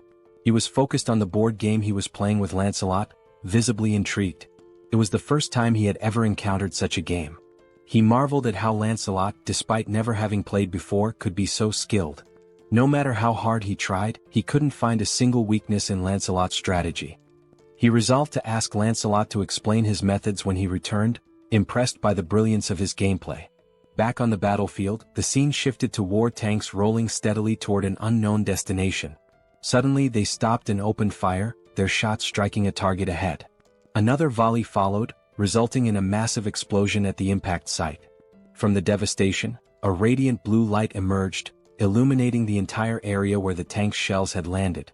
As we approached, we noticed that the blue light was actually Kim's subspace, which had been struck by the attacks. In retaliation, Kim launched several missiles. The system screen displayed the status of the missiles, noting that they were ranked rare and had the ability to penetrate and explode. The missiles struck the war tanks, destroying them in the blink of an eye with small explosions. One by one, all the tanks that had previously been attacking Kim were now obliterated. Observing the situation, Kim remarked that he had avoided using high-explosive weapons to prevent any harm to civilians who might be nearby. However, according to Lancelot's information, the First Legion had divided its forces between the locations where civilians were detained and the stronghold of the main rebel force. In line with Lancelot's plan, he himself would handle the rescue of the hostages, while Kim was tasked with attacking the primary rebel force. Given this, Kim no longer needed to hold back, as there were no civilian hostages at the rebel base he was currently targeting. Fortunately, he had stored a Black Hawk helicopter equipped with missiles. Using the subspace lab and the enhancement stone his older brother, Hyung, had given him, Kim was able to upgrade individual features. Additionally, he improved the basic functionality of Pax's deployment system, which he had been procrastinating on for some time. The upgrades extended the range to 100 meters, and the maximum deployment speed increased to 300 kilometers per hour. What was already powerful now packed even more destructive force. Inside the subspace, as he studied the system screen, Kim realized that while the missiles were already powerful on their own, they could be upgraded to become far stronger. With this level of power, he could gather numerous magic stones in the blink of an eye. Looking again at the system display, he saw that 10,000 magic stones were required to upgrade the subspace to level 4. By now, he calculated he should have collected 2,000 magic stones. But when the system displayed the actual count, it showed only 1,890 stones. Puzzled, Kim questioned why the number was so low, insisting he should have more. The system then displayed a message stating that, according to the platform's terms and conditions, 45% of the revenue was deducted as a fee paid to Tonatiuh from the Mexica dimension. Additionally, the regulations required that 25% of the magic stones acquired be allocated to Priest Bongsu. Confused, Kim remarked that the names Tonatiuh from the Mexica division and Priest Bongsu sounded familiar. At that moment, he recalled a conversation with Lancelot in which Lancelot had revealed that the goblins had made contact with a high-ranking entity known as Tonatiuh. This memory startled Kim as he began piecing together the facts they had uncovered earlier. Suddenly, something appeared before him. It was Lancelot, addressing Kim as "my lord" and reporting that he and Bedivere had destroyed all the fields. Lancelot mentioned that Bedivere was helping people escape and that he had come alone for now. He asked if Kim was injured. Kim thanked Lancelot for his excellent work and assured him he was uninjured. Turning to Lancelot, Kim brought up the earlier conversation where Lancelot had mentioned a high-ranking entity named Tonatiuh that had contacted the rebels. Lancelot confirmed this and asked why Kim brought it up. Kim explained that both Tonatiuh and Priest Bongsu were taking his magic stones. He added that Tonatiuh was from the Mexica division and asked Lancelot what the Mexica division was. Lancelot explained that Mexica likely referred to the name of the planet or civilization from which Tonatiuh originated, using the example that their own location was referred to as the Earth dimension. He further stated that Priest Bongsu was sacrificing people to other planets and noted that a traitor was worse than someone betrayed. The scene then shifted to show a mutant goblin from behind, with a system screen open in front of it, displaying the same message Kim had just seen. The goblin tinkered with the system, questioning what he was doing to sound so crazy, remarking that this behavior was unusual. As he continued to look at the system, he wondered how the magic stones could be deposited into the dimensional account so quickly. He also mentioned that there had been massive explosions some time ago. The scene shifted to reveal where the goblin was, a setting resembling a sacrificial altar. He muttered that he hadn't heard the sound of helicopters or jets, much less any gunfire, which made him question where such powerful weaponry had come from.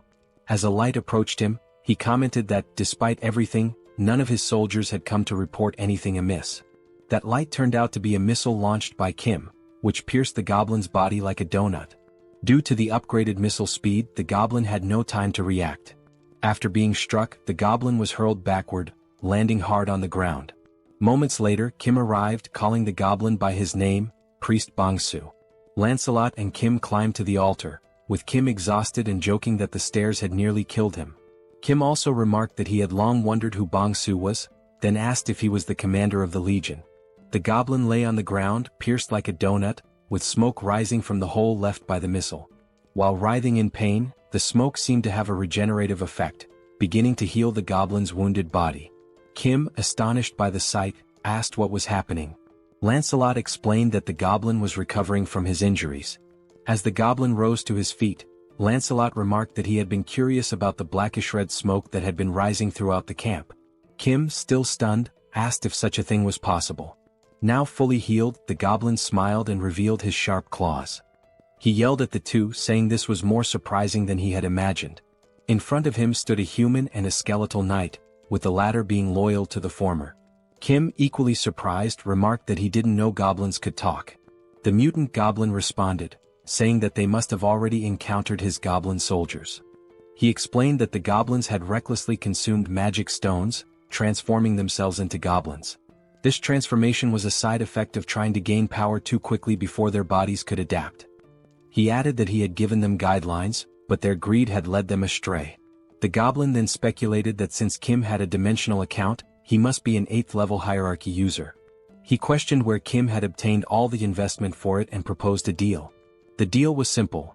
Kim and his allies should cease their destruction and leave the area, and in return the goblin would refrain from harming them. Brimming with arrogance, the goblin declared that, as they had seen, they couldn't kill him. If he wanted, he could kill both Kim and Lancelot right now. However, the only reason he hadn't done so yet was that it would cost him some damage. Priest Bongsu concluded by saying that fighting at a time like this was nothing but a waste of time. Lancelot retorted that the goblin couldn't kill them either, let alone leave a scratch, and invited him to try if he wanted. Meanwhile, Kim was deep in thought, pondering the sudden offer of peace. He questioned whether he could truly kill the goblin or not. If he couldn't, it was likely due to the mysterious smoke. Staring at the goblin, Kim wondered about the true nature of the smoke, suspecting it might be a remnant of human sacrifices. He recalled that Lancelot had mentioned seeing the smoke at the camp, though he hadn't seen it himself. If he had, perhaps he could have deduced its principles. Looking beyond the goblin, Kim noticed a strange hum and a dark red smoke gathering in the sky. He glanced upward, questioning why the smoke was also in the sky. The heavens glowed a deep scarlet, resembling a scene that signified the end of the world. As Kim stared upward, he was caught off guard by something that made his eyes widen and his body tremble with fear. In the sky, a massive sphere appeared, resembling a glowing, terrifying red eye, unlike anything he had ever seen before. The smoke enveloped the sky, particularly around the enormous eye. Kim stood frozen, overwhelmed and unsure of what to do as he gazed upon such a colossal and awe-inspiring sight. Looking up at the sky, Kim wonders what exactly he is seeing. Still in shock, chills run down his spine as he questions whether the entity before him is truly a high-ranking being. Priest Bongsu smirks, clearly amused by Kim's reaction. The goblin remarks that it must be Kim's first time encountering such a creature, as they usually never appear due to classification restrictions. However, he explains that Lord Tonediu is different from other beings. Unlike them, Tonediu will descend in person. Placing a hand on his chest, Bongsu claims that he alone has the power to make this happen. Still grinning mockingly, he taunts Kim, pointing out how foolish he has been. Despite that, he decides to grant Kim a chance, but only because of his abilities, which he finds too intriguing to waste. But there is a condition. Kim must kneel, beg for forgiveness and plead for his life. Only then will he be granted the honor of becoming Bongsu's right-hand man. Before he can finish speaking, Lancelot dashes forward, delivering a powerful strike that slices through Bongsu's neck in an instant. Lancelot is enraged that a mere goblin dared to place himself above his master.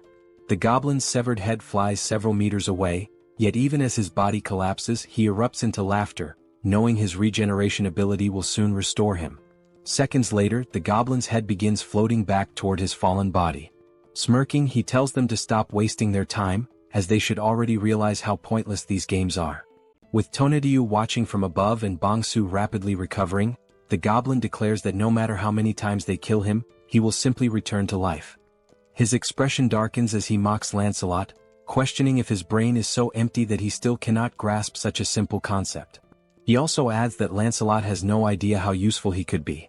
As a true knight, Lancelot replies that he indeed does not understand, but then corrects himself, saying that honestly he doesn't care to. With unwavering conviction, he states that the only thing that matters to him is Master Kim. He will cut down anyone who threatens his master's safety, no matter how many times it takes. The goblin sharpens his claws and sneers, remarking that the knight truly has an empty head. Without hesitation, the goblin lunges forward, inviting Lancelot to attack him as many times as he wants. Watching Bongsu's reckless charge, Lancelot reconsiders his approach. Instead of drawing his sword, he clenches his fists and decides that if cutting won't kill him, he will simply pummel him into dust instead. With lightning-fast speed, Lancelot lands a devastating punch to the goblin's face. Bongsu has no time to react. With a single blow, his nose is shattered, several teeth are broken, and blood spews from his mouth. The goblin recovers quickly and, grinning, remarks that Lancelot's fists are not bad. However, even with that strength, they are still useless. Boasting about the blessing of immortality, the goblin fails to notice Lancelot moving. Wasting no time, Lancelot seizes him by the hair with his right hand. Focusing all his strength into his left fist, Lancelot states that if something doesn't work, then he will simply make it work. Bongsu's expression instantly shifts to fear as he stammers, pleading for Lancelot to wait a moment. Without mercy, Lancelot begins his onslaught. With the first punch, even more teeth shatter and blood splatters everywhere. But he does not stop there. He continues throwing blow after blow, a relentless flurry of strikes so brutal that the scene is censored, as there may be children watching this absolute manhwa. While Lancelot buries his fists into the goblin's disfigured face, Kim silently observes. He recognizes that Lancelot is doing his best, but if he cannot defeat Tonedyu, Bongsu's regeneration will continue endlessly. Looking up at the gigantic eye in the sky, Kim realizes that it must be dealt with. However, removing it might be impossible without a proper plan. Still gazing upward, Kim forces himself to think. After a few moments, he wonders whether there is at least a way to stop Bongsu's regeneration. Then, a memory surfaces. He recalls how he disrupted the mind control of that muscular man. He had used SUBSPACE. While Lancelot continues pounding Bongsu's face beyond recognition, Kim finally calls out to him. Lancelot halts his fun momentarily. Bongsu, still suffering in Lancelot's grip, keeps insisting that none of this matters. It is pointless. Ignoring him, Kim activates his power and gives a command: throw the goblin into SUBSPACE. Without hesitation, Lancelot swiftly hurls Bongsu toward the portal. The moment the goblin makes contact with it, the system issues a notification. Warning: Entity Bongsu is attempting to enter SUBSPACE. Do you wish to allow access? Then, Kim grants permission, and the system confirms that entry has been allowed. Inside SUBSPACE, while Joyeon is carrying supplies, she notices the portal opening.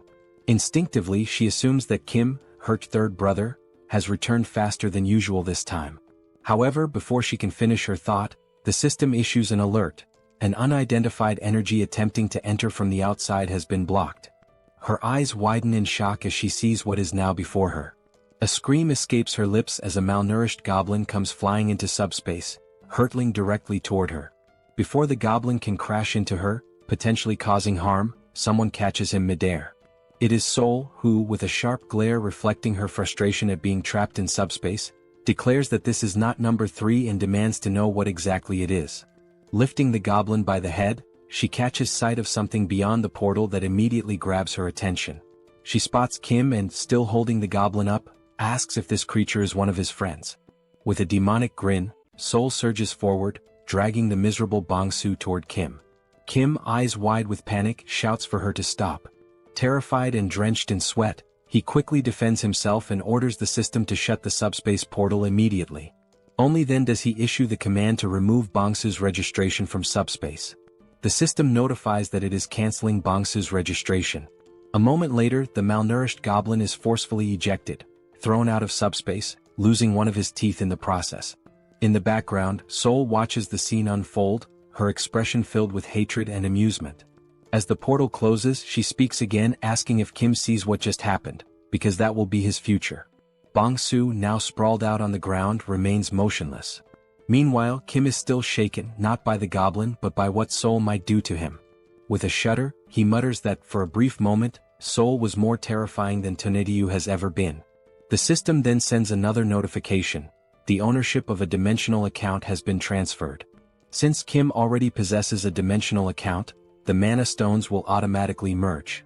The new total, 14,823 mana stones. Reading the notification, Kim is stunned. The suddenness of it all leaves him struggling to process what just happened. Staring at the system display, he realizes that Bong-soo must have acquired a massive amount of mana stones through taxation. Then, something else catches his attention. The Tonetiyu tax notification is missing. That means, Kim abruptly halts his train of thought and looks up toward the sky. Only then does he realize, the enormous threat and the ominous red-black smoke are gone. The sky is now clear, bathed in the gentle glow of the moonlight. Kim turns to Lancelot, stating that Tonetiyu is gone. Lancelot recalls that Bong-soo had claimed he was the only one capable of summoning Tonetiyu, which means that, in some way, Kim must have severed the connection between them. Lancelot then speculates that now that Tonetiyu has failed once, he might never attempt to return. Hearing this, Kim finally relaxes, dropping down to the ground in exhaustion. Seated, he admits to Lancelot that he genuinely thought his heart was going to stop. Despite barely having fought, he feels more drained than ever before. Just as Kim begins to rest, a familiar voice calls out his name. Turning around, he sees soldiers ascending the stairs, shouting for him and asking if he is all right. The colonel arrives, stating that aside from essential personnel, he has brought every awakened and unit available for mobilization. He then asks if they arrived too late. Kim shakes his head, assuring them that they arrived just in time. However, deep down, he knows that these soldiers must have endured immense hardship climbing all those stairs under such extreme conditions. As the colonel approaches, he inquires about the Legion commander's whereabouts. Only then does he notice the malnourished goblin's body lying motionless on the ground. Examining the goblin closely, the colonel questions what could have possibly reduced him to this state. Realizing that the fight is truly over, the colonel holsters his weapon, recognizing that it will no longer be needed. Kim watches him and remarks that it's been a while since he's seen someone carry their weapon on their back like that. Just then, the colonel receives a radio transmission. It is from Captain Deok Yong, the commander of the second company, reporting on the reconnaissance of the first area. He states that all the rebels have been found in a condition resembling mummified corpses. After thorough confirmation, they are all dead. The first area has been neutralized. Over. The colonel acknowledges the transmission and orders his forces to remain on high alert, prioritize civilian rescues, and begin clearing the area. Turning back to Kim, he sighs and admits that he has no idea how Kim pulled this off.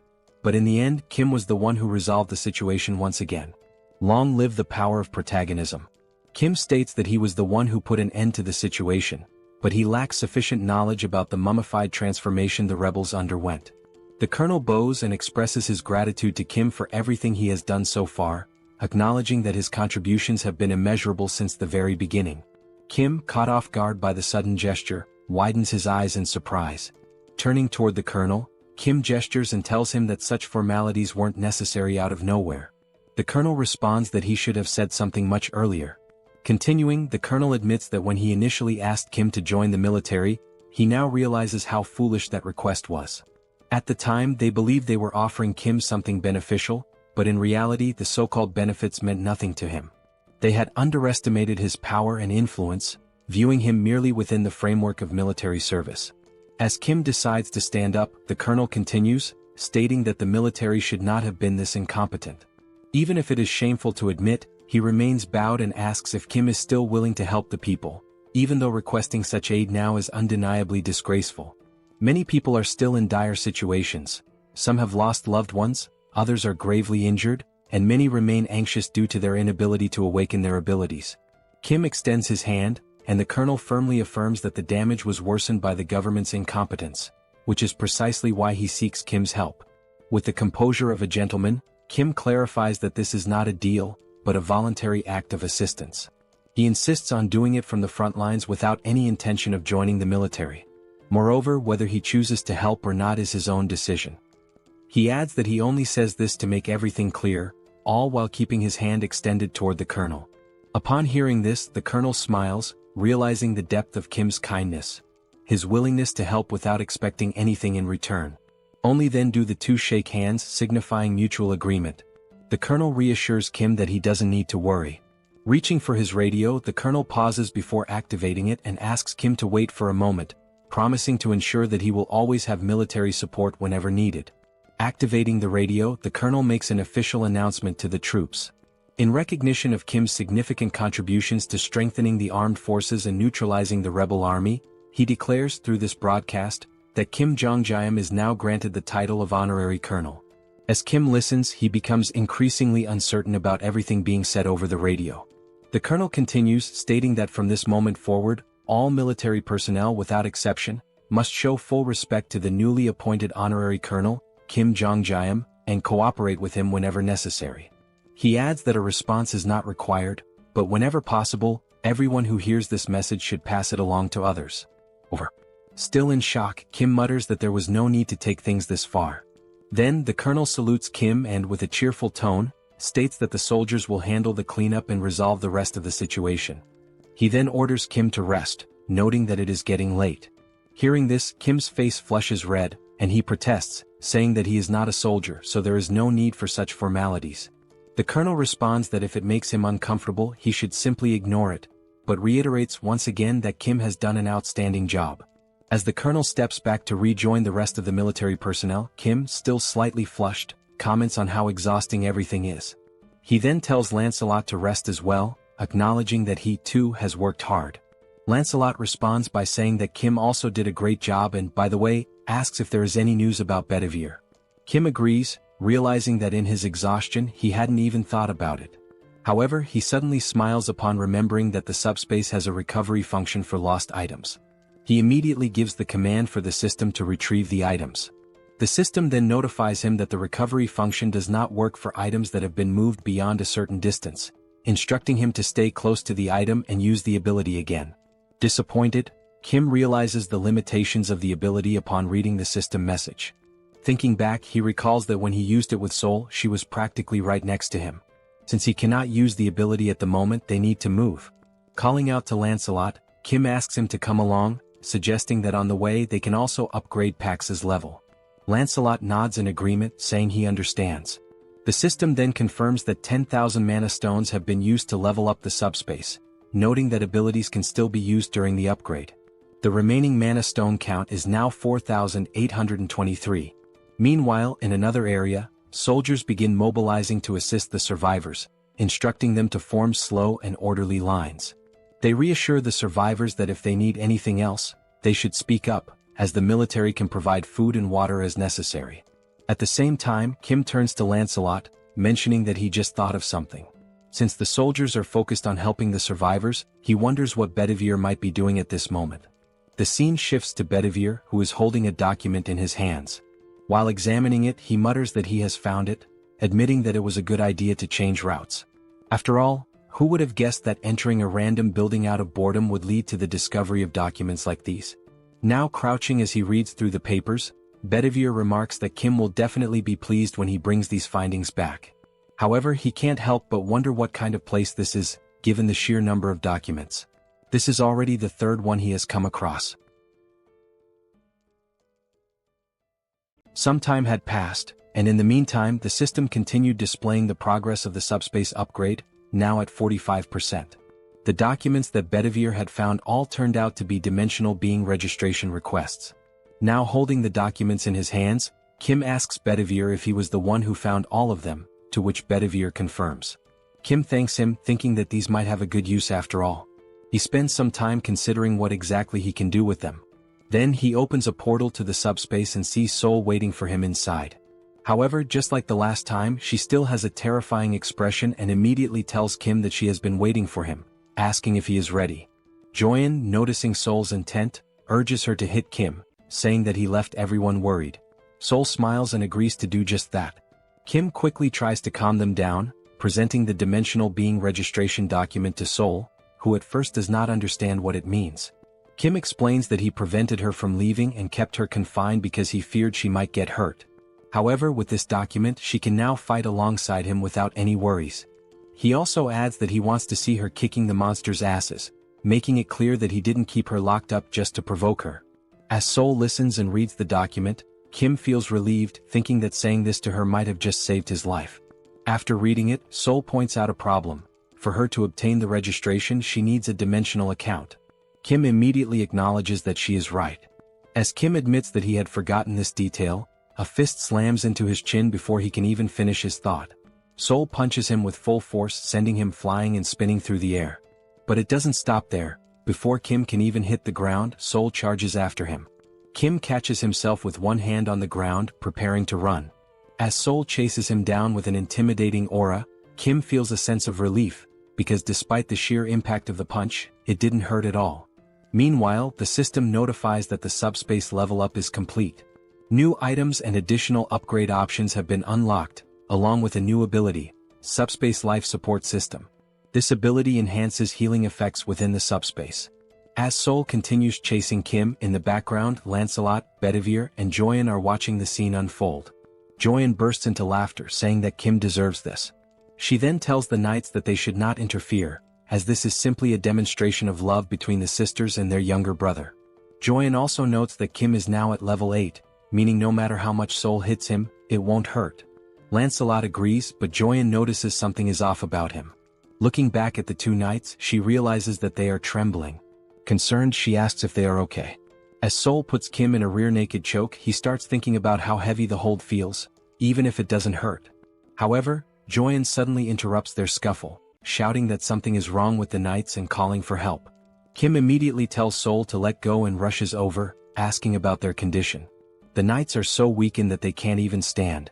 Lancelot places his hand on the ground, and soon after, both he and Bedivere are overwhelmed with pain. Seeing Lancelot and Bedivere collapsing, Kim and Seoul rush over, asking if they are okay and what happened so suddenly. Lancelot struggles to respond, saying that he has no idea what is happening. He also mentions that suddenly, his entire body started itching uncontrollably and burning. Joyeon immediately asks what kind of itching he is feeling. Bringing his hand to his head, Lancelot admits that he has actually been feeling this itch for a while, but now it has become much worse. Joyeon wonders what it could be, noting that such intense itching and stinging are not normal. She suspects that something might be poisoning them. Seoul then recalls that when she was bitten on the neck during the fight against the Skull King, her neck also itched. But now, it has completely healed. As Seoul describes how unbearable the itch was back then, Kim starts thinking hard, trying to figure out what could have caused the poison. Kim recalls the system messages, where it indicates that there is a slight healing effect applied within the subspace. It also states that external objects that fit into the subspace category can be registered. However, a separate registration fee is charged based on the value, size, or weight of the object. Another message regarding the completed subspace level up appears, stating that new, previously unknown items and additional upgrade options are now available. Additionally, it confirms the activation of a new subspace support ability, which slightly enhances healing effects within the subspace. Upon remembering this last part, Kim is shocked, realizing that the healing effect might be restoring the knights. Looking at them on the ground, he begins to wonder if this form they are in is not their original state and questions what he should do, since leaving them outside the subspace may not be the right choice. As he contemplates, Lancelot suddenly mentions the name Camelot, leaving Kim confused. Lancelot then says that he feels a little better whenever he is in Camelot. The system then displays a skill called Blood Ritual, which allows him to generate random enhancement stones by either aging or extracting the vitality contained within them. Now in Camelot, the red ceiling emits a strong glow. A stone falls from above, hitting Lancelot on the head before dropping to the ground. The knights immediately kneel in reverence before Master Kim, and Kim kneels as well to pick up the white stone that had just fallen. Now holding two stones, Kim observes that the white stone appears to have just been created, whereas a blue stone, already lying on the ground, seems to have been there for some time. The system displays the statuses of both stones. The white stone has a resistance option, while the blue stone possesses electric attributes along with penetration and shock effects. The two knights speculate that the blue stone must have been there for a while. Now holding both stones, Kim realizes that the Camelot ability, Blood Ritual, does not only activate manually but also functions automatically. He also thinks that it was a good decision to keep sisters number 1 and number 2 away from here. Still deep in thought, he notices that he does not feel any itching or stinging sensation, leading him to believe that the blood ritual effect does not apply to the owner of the item. Still kneeling, Lancelot apologizes to Master Kim, expressing shame for showing such a weak side as a knight. As Kim stands up, he reassures them that there is no need to worry, acknowledging that they must have been in great pain. He also states that he should be the one apologizing for being careless. Kim then asks if they feel better when inside Camelot, to which Lancelot firmly confirms that it is definitely much better. Hearing this, Kim smiles and declares that from now on, whenever they enter the subspace, they should remain in Camelot for their own well-being, and for his as well. Lancelot, realizing that simply resting there allows them to be of help, expresses his happiness, while Bedivere also gives his gratitude. Seeing both knights kneeling before him, Kim asks them to stop with the formalities, stating that he is the one who is truly grateful for everything. Looking at the stones in his hands, Kim reflects on how the subspace life support system and Camelot's vitality extraction, two systems with completely opposite properties, somehow create a fantastic harmony of perpetual motion. Closing his hands around the stones, he comes to an exciting realization. He now has the ability to produce enhancement stones infinitely, increasing his abilities as he strengthens these superpowered capabilities and expands their applications. He then remembers Tonediu in the sky with that enormous red eye, and acknowledges that he is still not strong enough to deal with it. Kim understands that he must become stronger to defeat higher-level enemies. Furthermore, he needs to fully understand his abilities and learn to use them effectively. Determined, he sets off, thinking that now that the subspace level has increased, he should check what new functions were added in this upgrade. Meanwhile, outside the subspace, in the real world, two military officers are having a conversation. The colonel asks if it is really true that the rebels disguised themselves as the national army, raised the national flag, and used it to lure people in for sacrifices. The other soldier confirms that it is indeed true, adding that they even had a reward system, offering magic stones to those who brought in more sacrifices. The colonel remarks that it is fortunate Colonel Kim handled the situation, as it was on the verge of a coup, and only now does he realize it. The colonel also states that he will inform Kim about the additional supplies as listed and that the essential troops should be selected while the rest are sent back. The other man agrees, salutes and leaves. After that, something catches the colonel's attention. Looking toward the horizon, he sees a bright light descending from the sky. It is only then that he realizes morning has arrived, and there is still much work to be done. At that moment, the system screen appears before him, prompting him to read it. The system displays a notification from the multidimensional Chamber of Commerce, announcing that recent activities have included free exploration, internal and external projections within Earth's dimension. Additionally, Earth has generated 13,117 new cases of internal projection blessings, and the same message appears on Seoul's screen, continuing with the information that, through 17 cases of induced negative growth targeting free merchants, Earth's dimension has demonstrated sufficient growth and profit potential for the multidimensional realm. Seoul wonders aloud what this message means by multidimensional.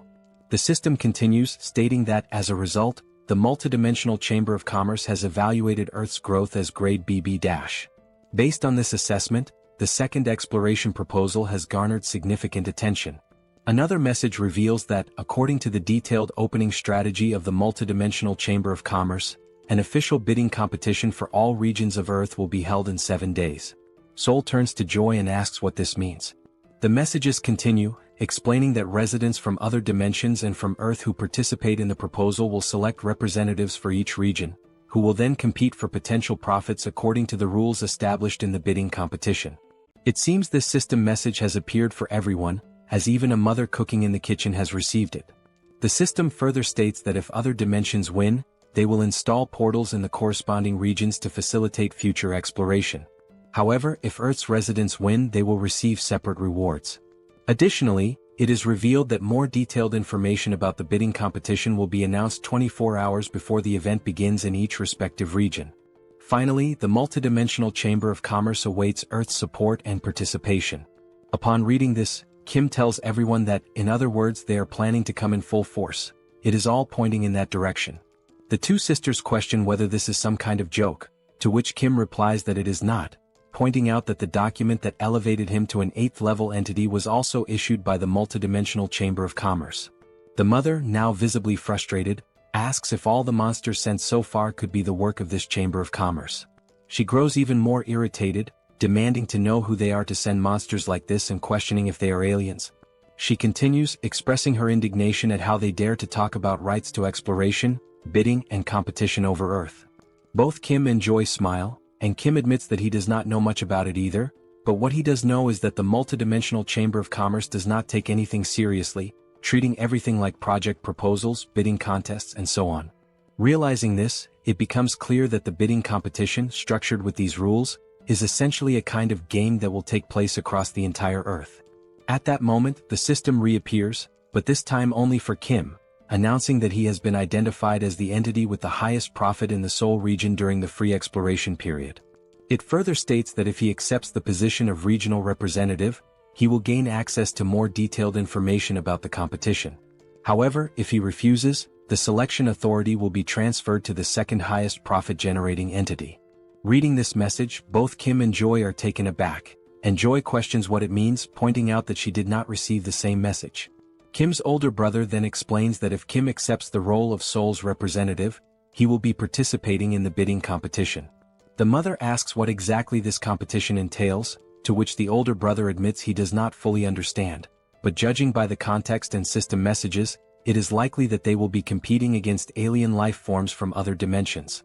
Upon hearing this, everyone in the room falls silent, their expressions shifting as their eyes widen in shock, creating a tense yet electrifying atmosphere in the room. The system reappears before Kim, stating that if he accepts the position of representative, he will be able to select up to 100 members, including himself, to participate in the bidding competition. It then asks if he accepts the role of representative. Standing alongside his sisters and looking at the message, he ponders whether he should truly accept and take on this responsibility. Then, with a determined look, it seems that Kim has made his decision. Sometime later, the colonel questions whether this is really true. He is speaking with Kim, who confirms that it is indeed true. He has accepted the role of Seoul's representative. He explains that they have tasked him with recruiting up to 100 team members to face the alien forces invading Seoul. Kim also mentions that for now he has included the 2 knights in Seoul to participate in the first battle, but as a precaution he has also registered his family members in the SUBSPACE. However, they still need to recruit approximately 80 more people. The colonel, now excited, shakes Kim's hand, exclaiming that this is a stroke of luck. With a relieved smile, he admits that he was deeply concerned about who would become the representative upon hearing about the bidding competition, but now that it is Colonel Kim, he feels much more at ease. Taking out a notebook from the pocket of his uniform, he asks Kim to take a look at it. Kim, surprised, asks what it is before reaching for it. Handing over the notebook, the colonel explains that it is a simple list of awakened individuals and their abilities, compiled by the Joint Chiefs of Staff. Since Kim mentioned needing to find 80 more fighters for the competition, this list should prove useful. Kim expresses his gratitude, but comments that perhaps special-class snipers would be better suited. The colonel, caught off guard, asks if he heard that correctly.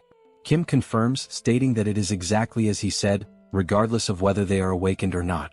The colonel hesitates, pointing out that they still do not know whom they will be fighting.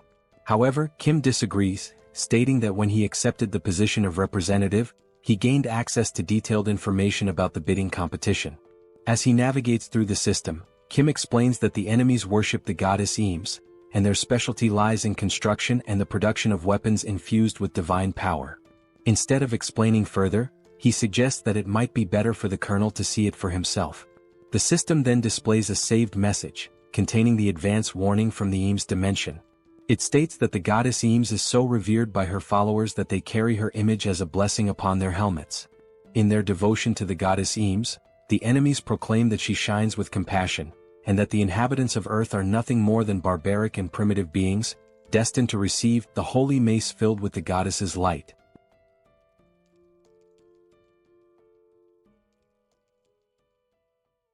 After Kim shows the video to the colonel, he opens another system screen to display the list of participants from the Eames dimension.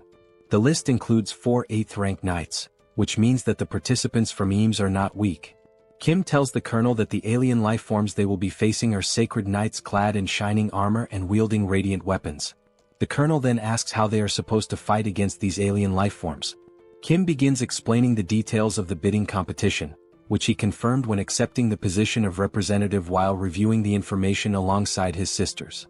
He starts summarizing what he saw, stating that 1 hour before the bidding competition begins, both sides will take their positions and enter a combat readiness phase.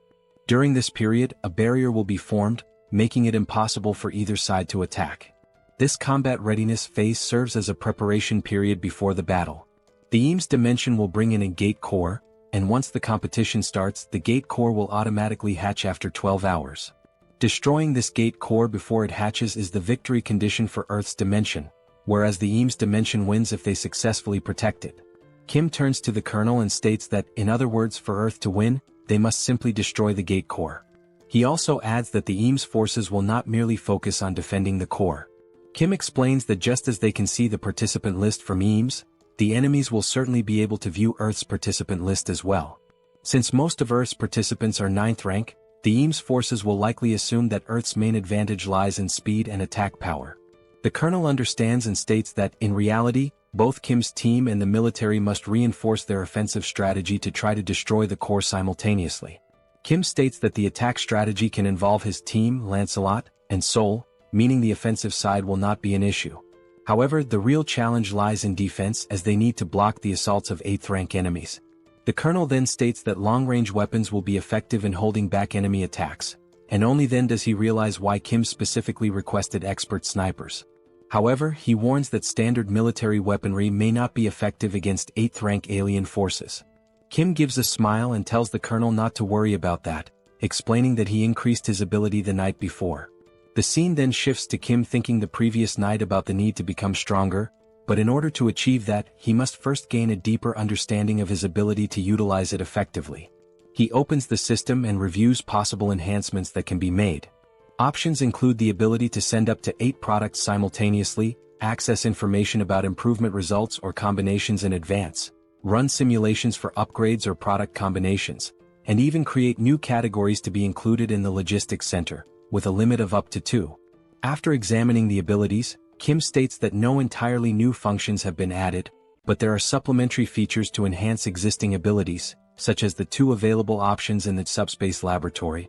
With this function, he is able to manipulate objects to briefly assess their performance and view the completed form of a product through a simulation before actually creating it in the SUBSPACE laboratory. He then grabs a mug and starts sketching ideas to determine what kind of weapon he should create using this function. While writing down that he has electric enhancement stones and durability enhancement stones, he considers that the weapon needs to be easy to use, even for those without special abilities, and, moreover, must be capable of killing 8th rank beings. After much thought, deliberation, and research, the weapon he creates is an enhanced rifle with upgraded ammunition. Initially, he tries enhancing only the ammunition, but as soon as he fires, the weapon is completely destroyed. Then, using enhancement stones, he attempts to modify the rifle to withstand the powerful shots.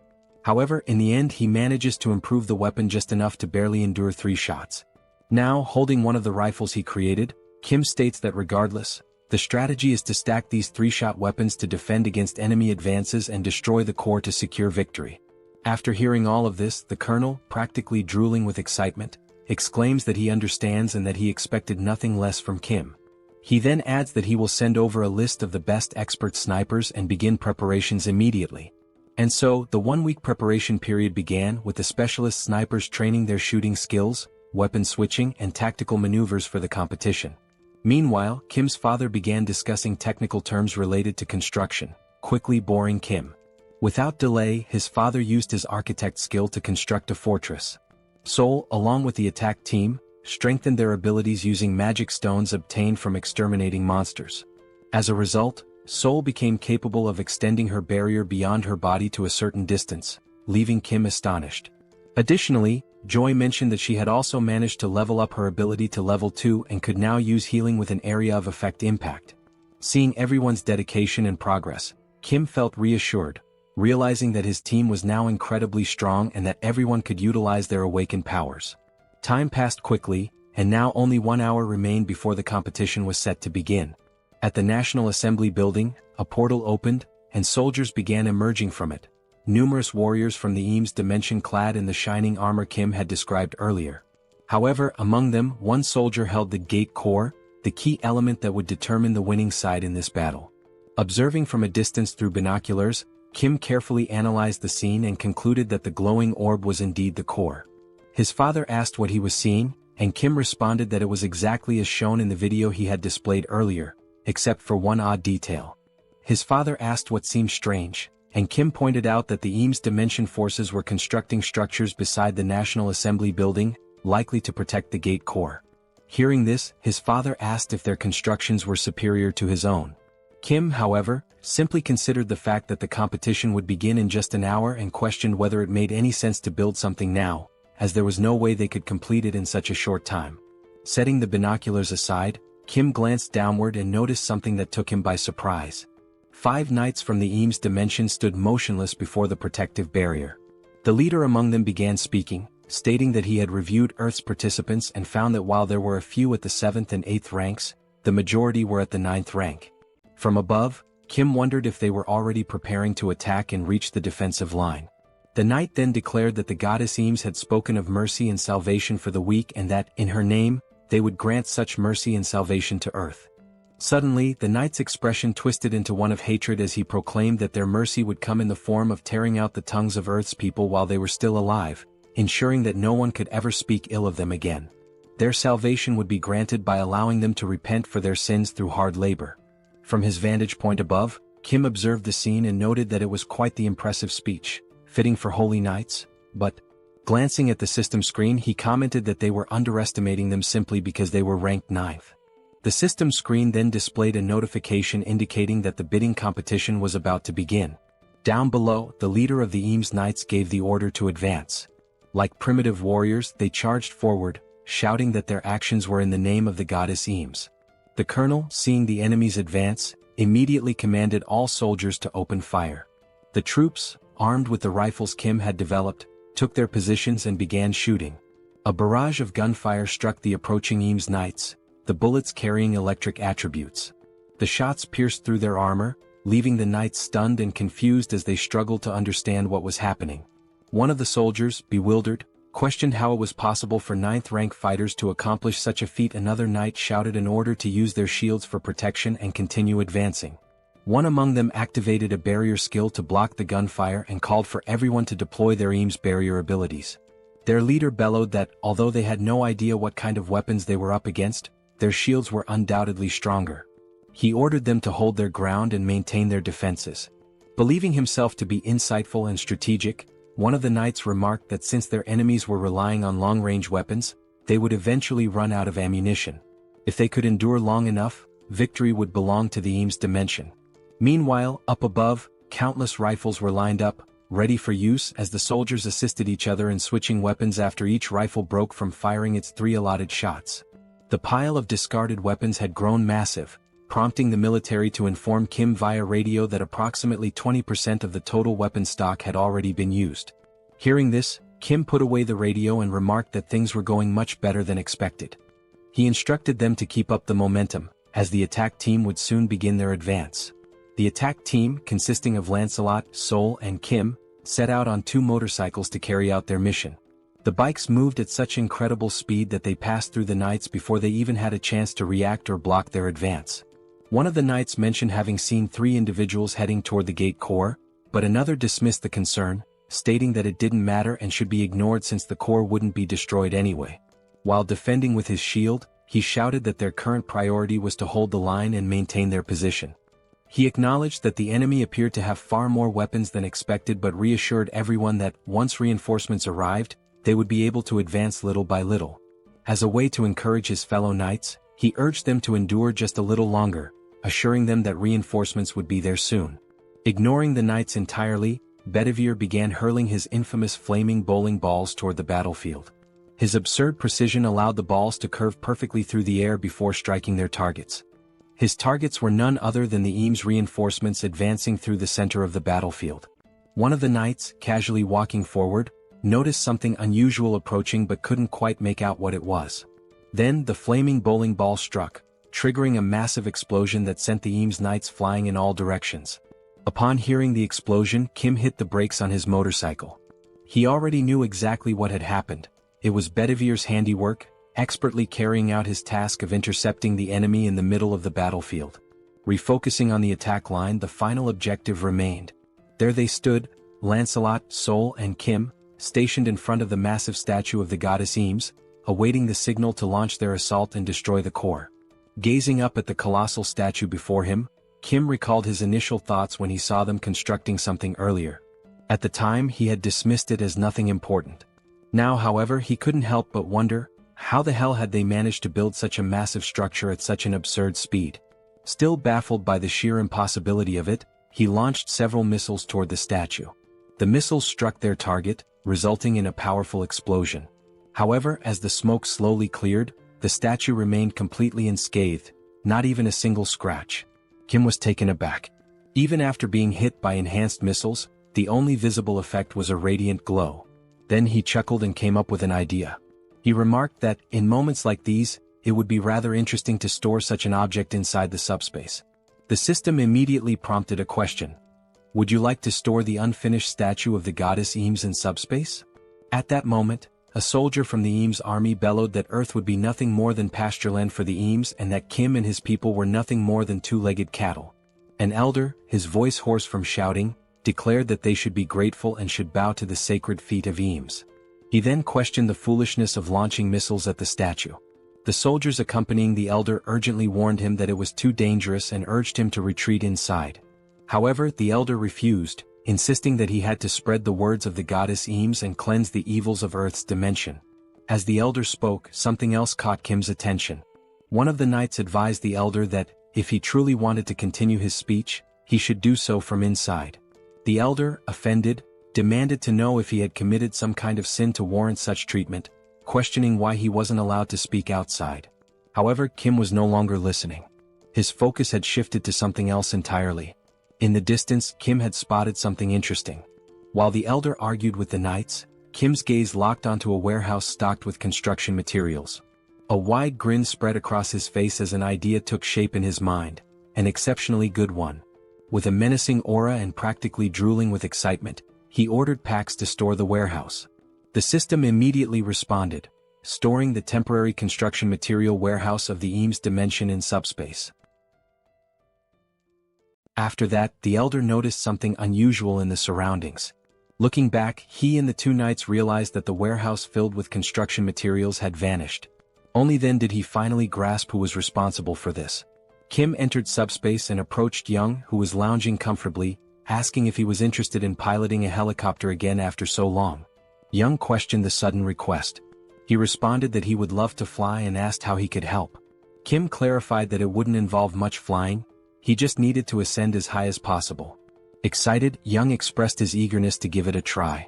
Meanwhile, Lancelot and Seoul sensed something off and immediately went on alert. Within moments, they noticed several spears descending from the sky, hurtling toward them. Seoul attempted to use her newly developed barrier ability to halt the incoming spears. However, the materials used to create objects in this dimension were far too strong, and the barrier could not withstand the impact. The spears shattered through the barrier, perfectly aligned to strike Seoul, who was momentarily frozen in place. Reacting swiftly, Lancelot stepped forward, using his sword to deflect the spear that was about to hit Seoul. She turned to Lancelot, questioning whether these were no ordinary spears. She explained that her ability had evolved to the point of stopping even Kim's enhanced bullets, yet she had failed to block these. Lancelot confirmed that these were far from ordinary spears, though it wasn't a matter of enhancement. Hearing this, Seoul became puzzled and asked what made them so special. Lancelot explained that he had heard of something like this before. A certain dimension had developed a technique that produced an effect similar to item enhancement. The knights then realized that Kim's group had been the ones who looted the warehouse. Enraged, they shouted the order to attack and continued hurling spears. Preparing to defend, Lancelot explained that this technique was referred to as a blessing, and that the construction materials likely carried such a blessing, which was why they had resisted Kim's attacks. With his sword, Lancelot skillfully deflected another spear aimed at them. The deflected spear soared toward Seoul, who caught it midair. Now holding the spear in her hands, Seoul grinned and remarked that, regardless of the origin, this spear was incredibly powerful. Inside the helicopter, Kim observed everything happening below. Young noted that the number of incoming spears had decreased and announced that he was about to take off. Kim acknowledged the update and instructed him to ascend as high as possible. Still watching from the window, Kim set his sights on the enormous statue. It was undoubtedly the source of the enemy's increasing strength. As the helicopter approached the statue, he declared that he would bestow a blessing in the form of a gift to the Eames dimension. At that moment, he released the stolen construction materials from the highest altitude, naming the attack god's staff. The materials plummeted, striking the statue and obliterating it with the very essence of its own dimension.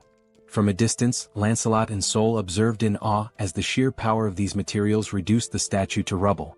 As the dust slowly settled, something crushed beneath the debris became visible. Then the system broadcasted a message. The Earth dimension has won the bidding competition in the Seoul region by destroying the core of the Eames dimension's gate. Rewards will be distributed to all inhabitants of the dimension who participated in the competition. The rewards included dimensional accounts for all participants, 5,000 destroyed magic stones based on individual contributions, and additional items from the Eames dimension, which would be transferred and allocated accordingly. Without hesitation, the very first thing Kim did was register his entire family as 8th rank. As soon as the registration process was complete, the documents began dissolving in the hands of those receiving them. Just then, a paper descended from the sky, landing near Kim. He picked it up, puzzled by its contents and its sudden appearance. The system then issued another announcement. The commercial rights of the Lettal dimension, previously held by the Eames dimension, have now been transferred and allocated to the representatives of Seoul. With this, Kim had essentially obtained exclusive commercial rights to the Tertius region. As soon as they finished reading, a new portal, this time glowing red, appeared before them. Both his father and Seoul questioned what the portal was. Kim admitted that he wasn't sure, as he hadn't been the one to create it this time. He speculated that it might be related to the commercial rights mentioned in the document. Determined to uncover the truth, he gathered his courage and stepped forward, reaching out to touch the portal. However, a system message immediately popped up, stating, "Not a registered company. Please verify authority." Looking at the document, Kim was taken aback. Even with the rights granted to him, he still needed to register as a business entity. Opening the system, he was presented with an option. Would you like to sell the commercial rights to the multidimensional Chamber of Commerce? If sold, a total of 10,000 magic stones will be paid as the purchase price. Looking at the system message, Kim felt even more confused. He wondered what these commercial rights for the Lettal dimension really were, granted as a reward yet unusable without being registered as a company. And despite not being able to use them at the moment, the system was already offering to buy them for 10,000 magic stones. Kim pressed the option to decline the sale and grew increasingly frustrated as he read the message. To him, they were nothing but a bunch of thieves. They had given him a reward that he couldn't even use. Thinking about it further, he realized that the multidimensional Chamber of Commerce had been unfair from the very beginning. They had been forced to participate in a competition organized by the chamber itself, where every single opponent was of the 8th rank. Even while facing overwhelming disadvantages and unfavorable conditions, they had won. Yet the chamber was now pretending to offer a reward. Kim's anger only intensified. Crumpling the document in his hand, he refused to let the chamber profit from this. He wouldn't throw the document away, but unless they increased the number of magic stones, he wouldn't sell it either. After all, without his intervention, many more lives would have been lost. Observing Kim's irritation from afar, his father asked what was wrong. Kim, trying to keep himself composed, responded that it was nothing significant, just that they had won a useless portal that they couldn't even use. Joy then asked if the only urgent task now was to fill out the paperwork, as she still needed to finish treating the wounded. Kim apologized for gathering everyone right after the competition ended, realizing they were all exhausted. His father reassured him that it was fine, especially since filling out the documents would only make him stronger. Kim acknowledged that everything was settled and stated that he would open the portal to go rest. Meanwhile, Seoul mentioned that she would play around for a bit to test her new spear and told him to call her if he needed anything. Kim simply nodded in understanding.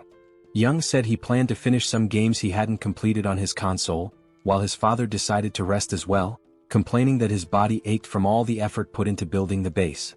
Just then, his father's eyes widened as he noticed the newly acquired construction materials. There were now several high-quality options available. Still in awe, he began listing them: bricks, drywall, beams, and even rebar. At that moment, Kim realized he had forgotten to mention them. But the real shock came when Kim casually revealed that all these construction materials were infinite. Kim had anticipated that this revelation would leave his father speechless. As he entered the portal, another thought crossed his mind. He wondered about the results of the competition in other regions.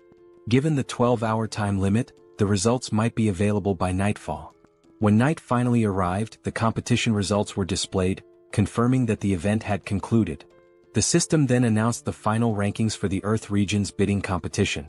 The results for South Korea showed that out of 5 competitions, there were 4 victories and only 1 defeat. Then, another system message revealed the global outcome. Out of 761 competitions, there had been only 113 victories and a staggering 648 defeats. Based on these results, the multidimensional Chamber of Commerce decided to downgrade Earth's growth potential from BB to CCC. This message was broadcast to everyone.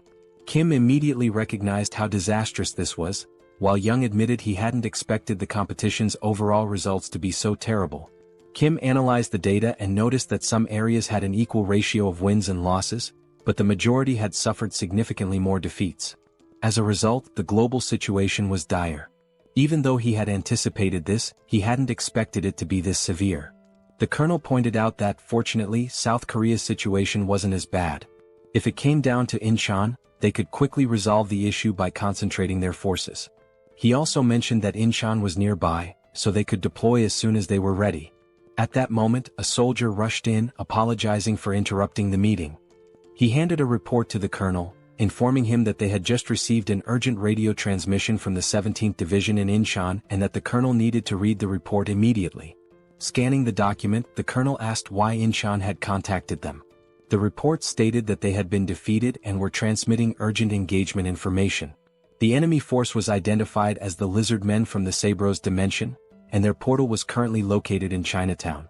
These Lizard Men appeared to be a highly trained military force, engaging in both ground and aerial combat simultaneously, demonstrating superior mobility, and completely annihilating Incheon's team. The battle had ceased approximately 2 hours before the end of the competition, and after the fighting had stopped, the Lizard Men began organizing their forces, with even more troops emerging from the portal. Additionally, they had deployed a team for reconnaissance and securing access routes, which suggested a large-scale troop mobilization was underway. The reason for the urgent transmission was that, based on their movements, their next target was Seoul, which was exactly what the colonel confirmed in the report. Kim was surprised that they were heading directly for Seoul. Hearing this, Young found it highly unusual, reasoning that it was unlikely they were targeting Kim, as no one knew his exact location. Seoul remained deep in thought, while Young pointed out that furthermore, there was no bounty on Kim's head. Looking at the map, Lancelot noted that, given the proximity of the two cities, the Lizard Men were already close. Kim turned back to the system interface, where a new message appeared. From this moment onward, the names of the regional representatives who had emerged victorious in the Earth Dimensions competition would be displayed above their heads. Seoul also read the message and questioned what it meant, commenting on how random this was. If this actually happened, then Kim's name would appear above his head, and she wondered if there was any kind of badge instead. Kim instinctively looked up, trying to see if a name was displayed above him, but found nothing. He then questioned whether he was truly the regional representative. However, Lancelot countered, stating that if Kim wasn't the representative, then the entire competition made no sense. Kim, still confused, asked why it wasn't visible if that were the case. Seoul reread the system message and another announcement appeared. Starting now, 7th rank beings were partially allowed to travel through all installed portals on Earth. Furious, Seoul clenched her fists. She had just reached the 8th rank, yet this rule was exclusively for those of the 7th rank, meaning she would be trapped inside the subspace again. The system message continued, stating that dimensions that had acquired commercial rights by winning the competition could now establish portals in the corresponding regions to eliminate the Earth Dimension's regional representative. Everyone read the new rule and immediately felt outraged. This was incredibly unfair. The colonel then spoke, stating that from now on, they would have to face 7th rank beings and that the regional representatives would likely be the primary targets of these attacks. He compared the situation to a game of territorial conquest, but what stood out was that Kim did not have a name displayed above his head. At that moment, Lancelot had an idea of what might be happening. He asked for a moment to confirm something. Lancelot walked toward the window while Kim, confused, asked what was going on. Stepping outside the building, Lancelot held onto the window frame and looked up. What he saw left him stunned. The words "Seoul Representative" were massive, displayed not above Kim's head, but hovering above the entire building for all to see. Lancelot calls Kim over to take a look, and upon stepping outside, Kim is left speechless, not expecting something this conspicuous. Realizing what had happened, Kim remarks that the tag wasn't missing. It was just so high up that no one had noticed it. Seoul points out that something this massive makes it the perfect target for the Lizard Men, with Kim himself being the obvious objective. A strange feeling washes over Kim, a bad premonition settling in. The Lizard Men were organizing their forces to attack Seoul, even though there had been no bidding competition. Turning to Seoul, he connects the dots, pointing out that a wonderfully convenient new rule had just been added, and questions whether it feels like they had prepared in advance, knowing these rules would come into effect. Seoul hesitates but admits that it is strange. Lancelot, however, is certain they knew these rules were coming. However, instead of targeting the representative from the beginning, they had been preparing for battle. Lancelot further suggests that perhaps they have experience in these bidding wars, meaning they had likely anticipated this rule and were familiar with it beforehand. Regardless, the situation is dire as there is little time left to prepare for their attack. Kim, running a hand through his hair, admits that he had a bad feeling about all of this, but he never expected them to be this experienced. Seoul, concerned, asks if there's anything they can do to prepare and whether everyone could just stay inside Kim's subspace for safety. Lancelot, in his usual wisdom, quickly dismisses the idea. It won't be that simple. While defeating Master Kim would be impossible for them, they could take hostages and force them out of subspace, or worse, they could divide their forces and overrun other regions first. Kim murmurs in frustration, acknowledging that he's right. This wouldn't be defending, it would be hiding, and they wouldn't even be able to attack from within the subspace. No matter how they looked at it, the lizard men would have to be defeated in the end. Then a thought occurs to him. If he himself were the target and his location were exposed, it would undoubtedly draw them in. In that case, he could lure them into a place where they would be at a disadvantage. A heavy silence falls over the group as they contemplate possible strategies. The colonel finally speaks up. If they could anticipate the enemy's movements, mobilize their troops faster than the lizard men, set up weapons and defensive lines before the attack, then this would be the best course of action. He adds that speed will be the key. Young reassures them that there's no need to worry about movement, as he can cut down travel time significantly, then asks if they should move now and where they should go. Kim admits that this is the problem. He hasn't chosen a location yet.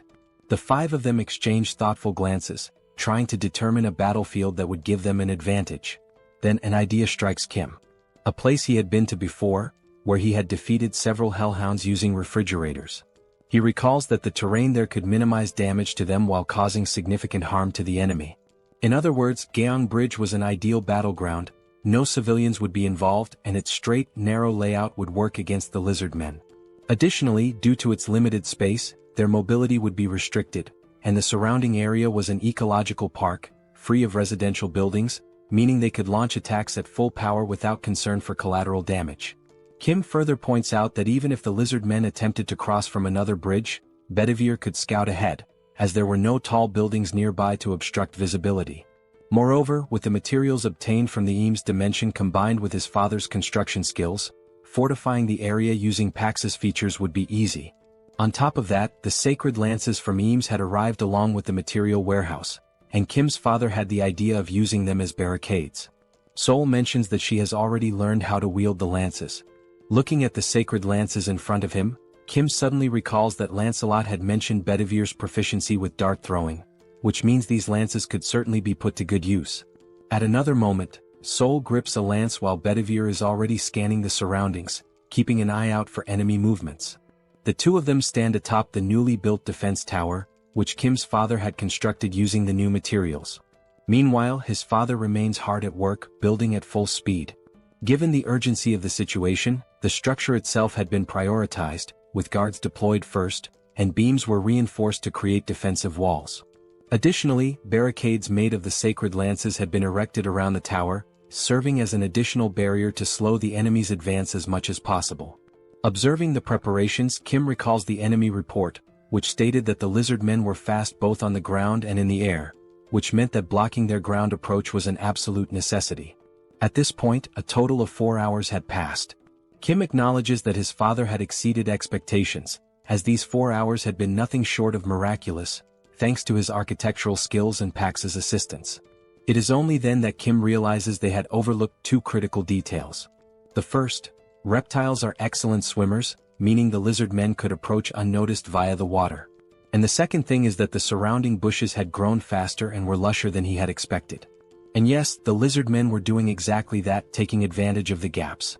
One of the lizard men then remarks that he cannot understand how the warriors of the Eames dimension lost to these people from Earth. Even though they seem weak, their defense is something to be considered, and with this construction they wasted a lot of valuable materials. The lizard man pauses and says that, for now, he will not be able to hold his head high in the multidimensional battlefield, but perhaps he can extract something more. This lizard man is a general named Lakis. He states that last time he took a spear and this time he will take armor. The lizard man soldier informs him that the other general, Yatu, is also ready. Back at the bridge, Bedivere is closely observing everything, trying to detect any suspicious movement. Then he notices a strange noise and Seoul also senses that something is wrong. Looking carefully, Seoul is taken aback. The lizard men, armed with spears and mounted on giant lizards, are advancing to attack the tower. From afar, Kim and Lancelot hear a shout, warning that the enemies have appeared. Turning their heads, they see a battalion of lizards charging toward them, both on land and in the air. As they advance, the lizard men cry out that this is revenge for the people of the Eames dimension. Kim is startled, wondering how they managed to get so close so quickly. Wasting no time, the soldiers atop the defense tower begin opening fire. The shots manage to take down some of the mounts, slowing the lizardmen's advance. Additionally, objects are being launched by the packs at relatively high speeds. One of the lizardmen soldiers warns his comrades to be careful, noting that they are using materials from the Eames dimension. One of the lizardmen generals, wielding a spear, skillfully deflects and counters all incoming attacks.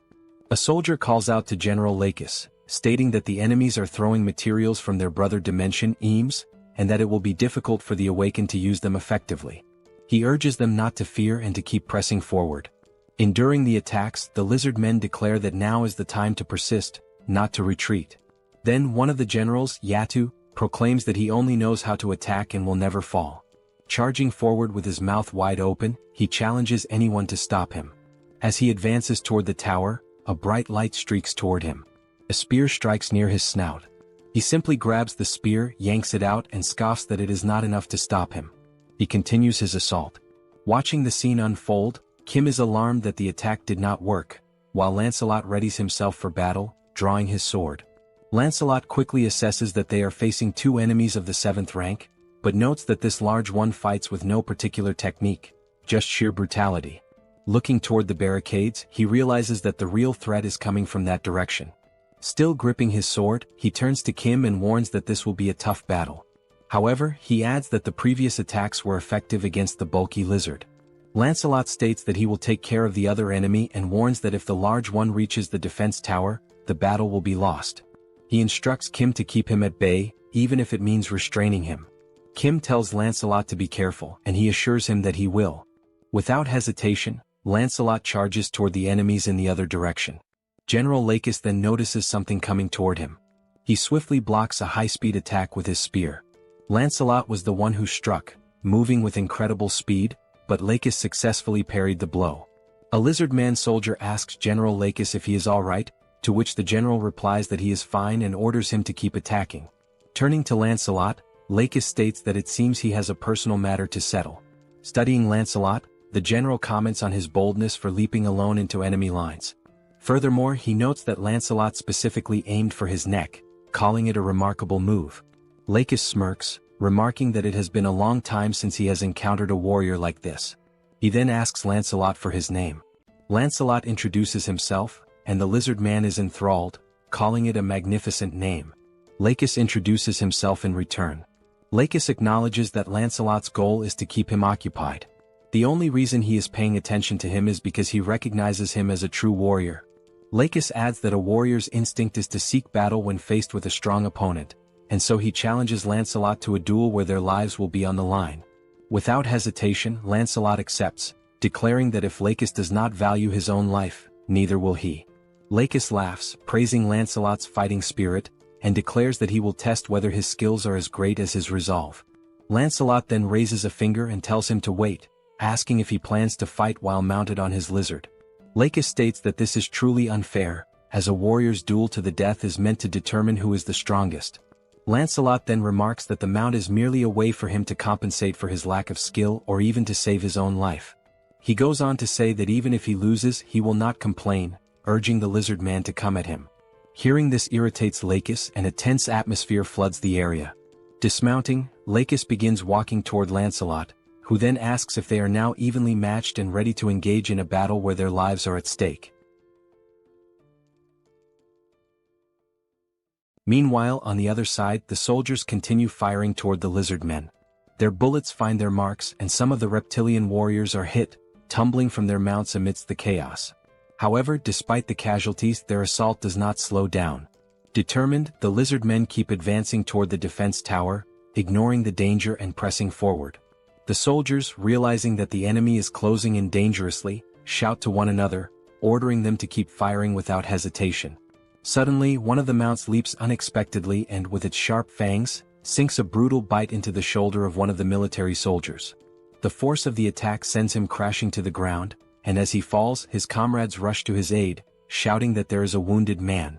Amid the chaos, a lizard man and his mount attempt to break through. One of the soldiers quickly takes command, declaring that he will tend to the injured and requesting cover fire.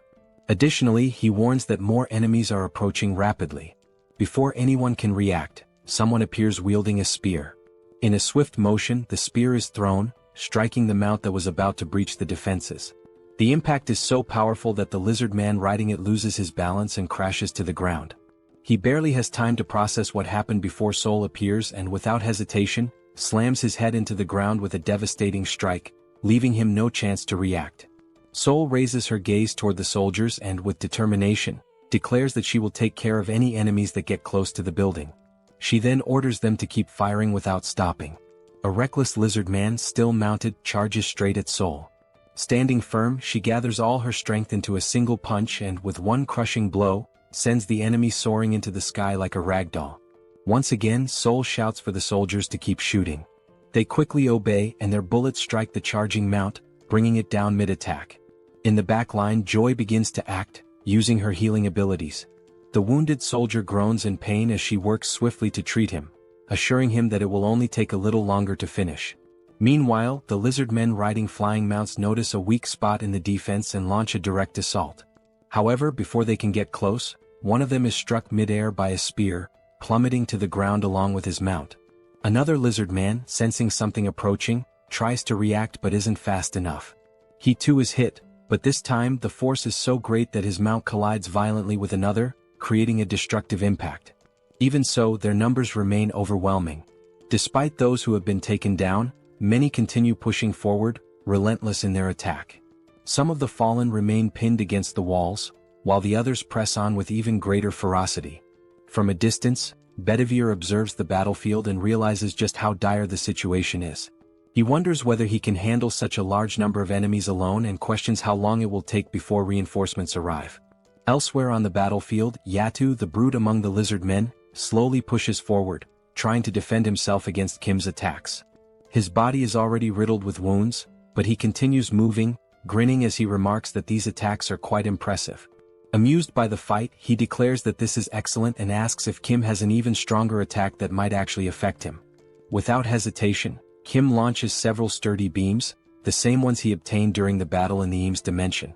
Yatu, however, merely blocks them, showing little concern. With each new strike, Kim hears Yatu commenting from afar that this continuous barrage leaves him no opening to advance. Hearing this, Kim realizes that Yatu is a complete idiot. He had been using the same automated attack from the very beginning, yet, for some reason, Yatu believed it to be a new tactic. Even as the beams continue firing relentlessly, Yatu seems increasingly impressed. Kim, on the other hand, recognizes that he has effectively trapped him. Now he must decide what to do next. He wonders whether he should maintain this strategy and wait for Lancelot to return or take a different course of action. Scanning the battlefield, Kim tries to assess Lancelot's fight. However, he quickly realizes that waiting might be too risky. Even so, he wishes there were a way to help Lancelot. At that moment, a distinct sound rises above the battlefield. A series of rapid strikes cut through the air with tremendous force, creating a loud, slicing noise. Kim immediately identifies the source. It's coming from Lancelot's fight. The sound originates from the sacred spear wielded by Lakis. The power of the spear is so immense that, even when Lakis swings and Lancelot manages to dodge, the impact completely shatters the ground beneath them. Right now, Lancelot is focused entirely on evasion. He knows that the spear is incredibly powerful and that facing it head-on would be a fatal mistake. Noticing this, Lakis taunts him, questioning how long he intends to keep running. He remarks that he thought Lancelot was a true warrior, but perhaps he had been mistaken. Lancelot puts some distance between himself and Lakis, reflecting on his words. He wants to respond to the provocation, but in some way Lakis isn't wrong. The truth is that his weapon is overwhelmingly powerful, and Lancelot realized this before it was too late. Observing closely, Lancelot confirms that the power of this spear surpasses that of the spears from the Eames dimension. Moreover, he recognizes that it possesses additional properties, making it far more dangerous than he initially expected. Lancelot interrupts his thoughts and remarks that, upon further reflection, the lizard men refer to the Eames dimension as their sister dimension. He then inquires whether the spear was created in Eames. In response, Lakis immediately denies it and adds that the spear was actually forged in the Suburos dimension. However, he explains that the people from Eames provided a special enhancement to it. Lancelot states that he suspected as much and then mentions that he has a proposal.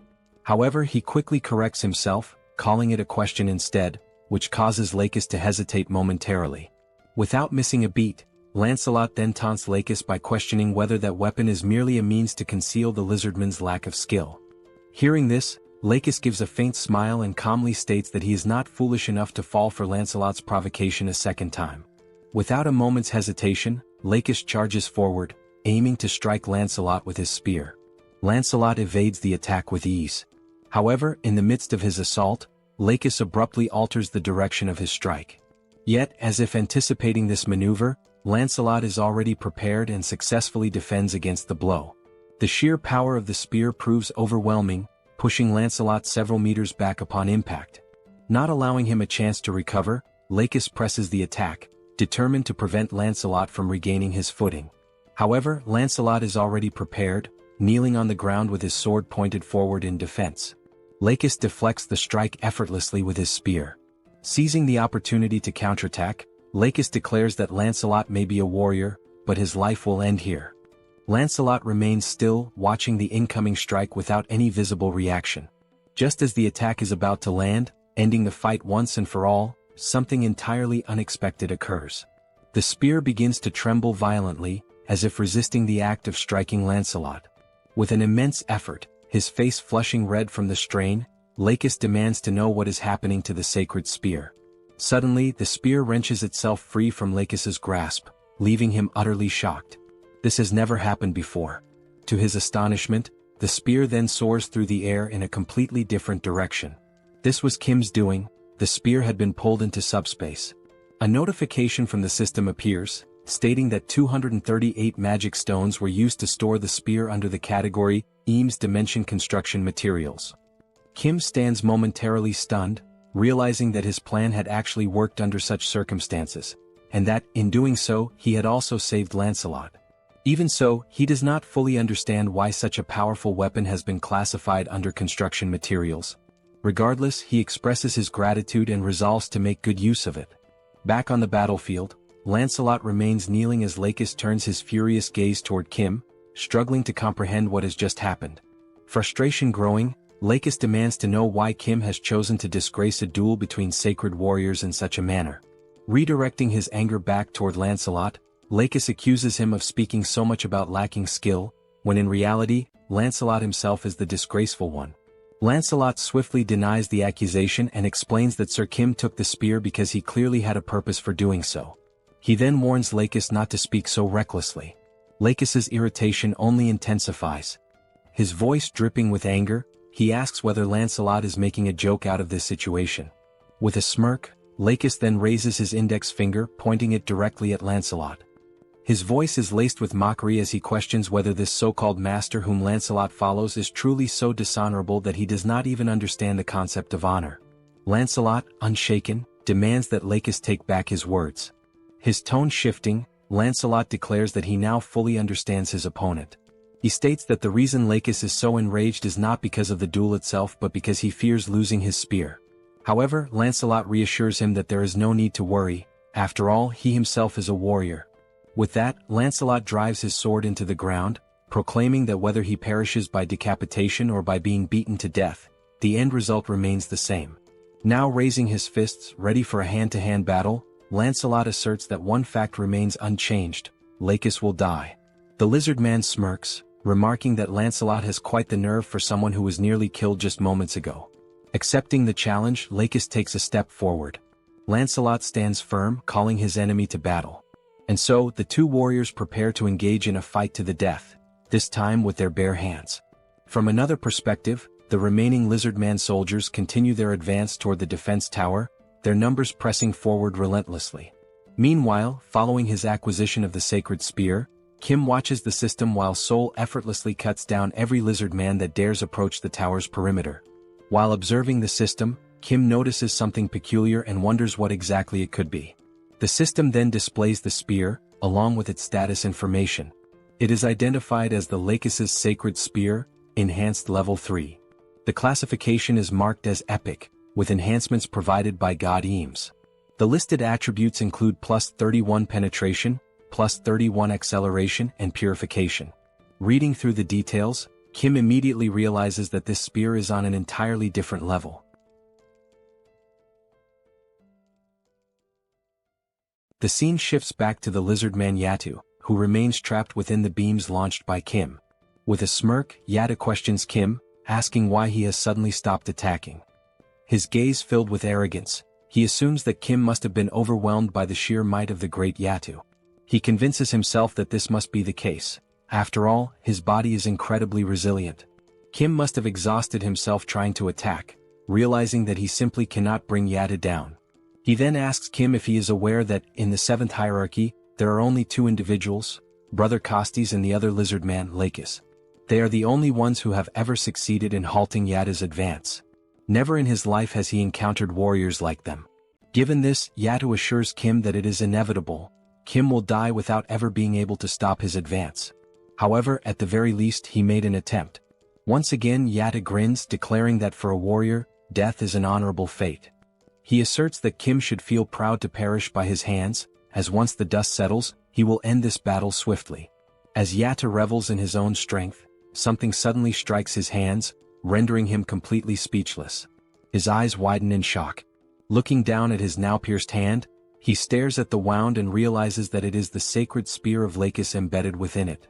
Confusion floods his mind as he wonders why that spear is in his hands.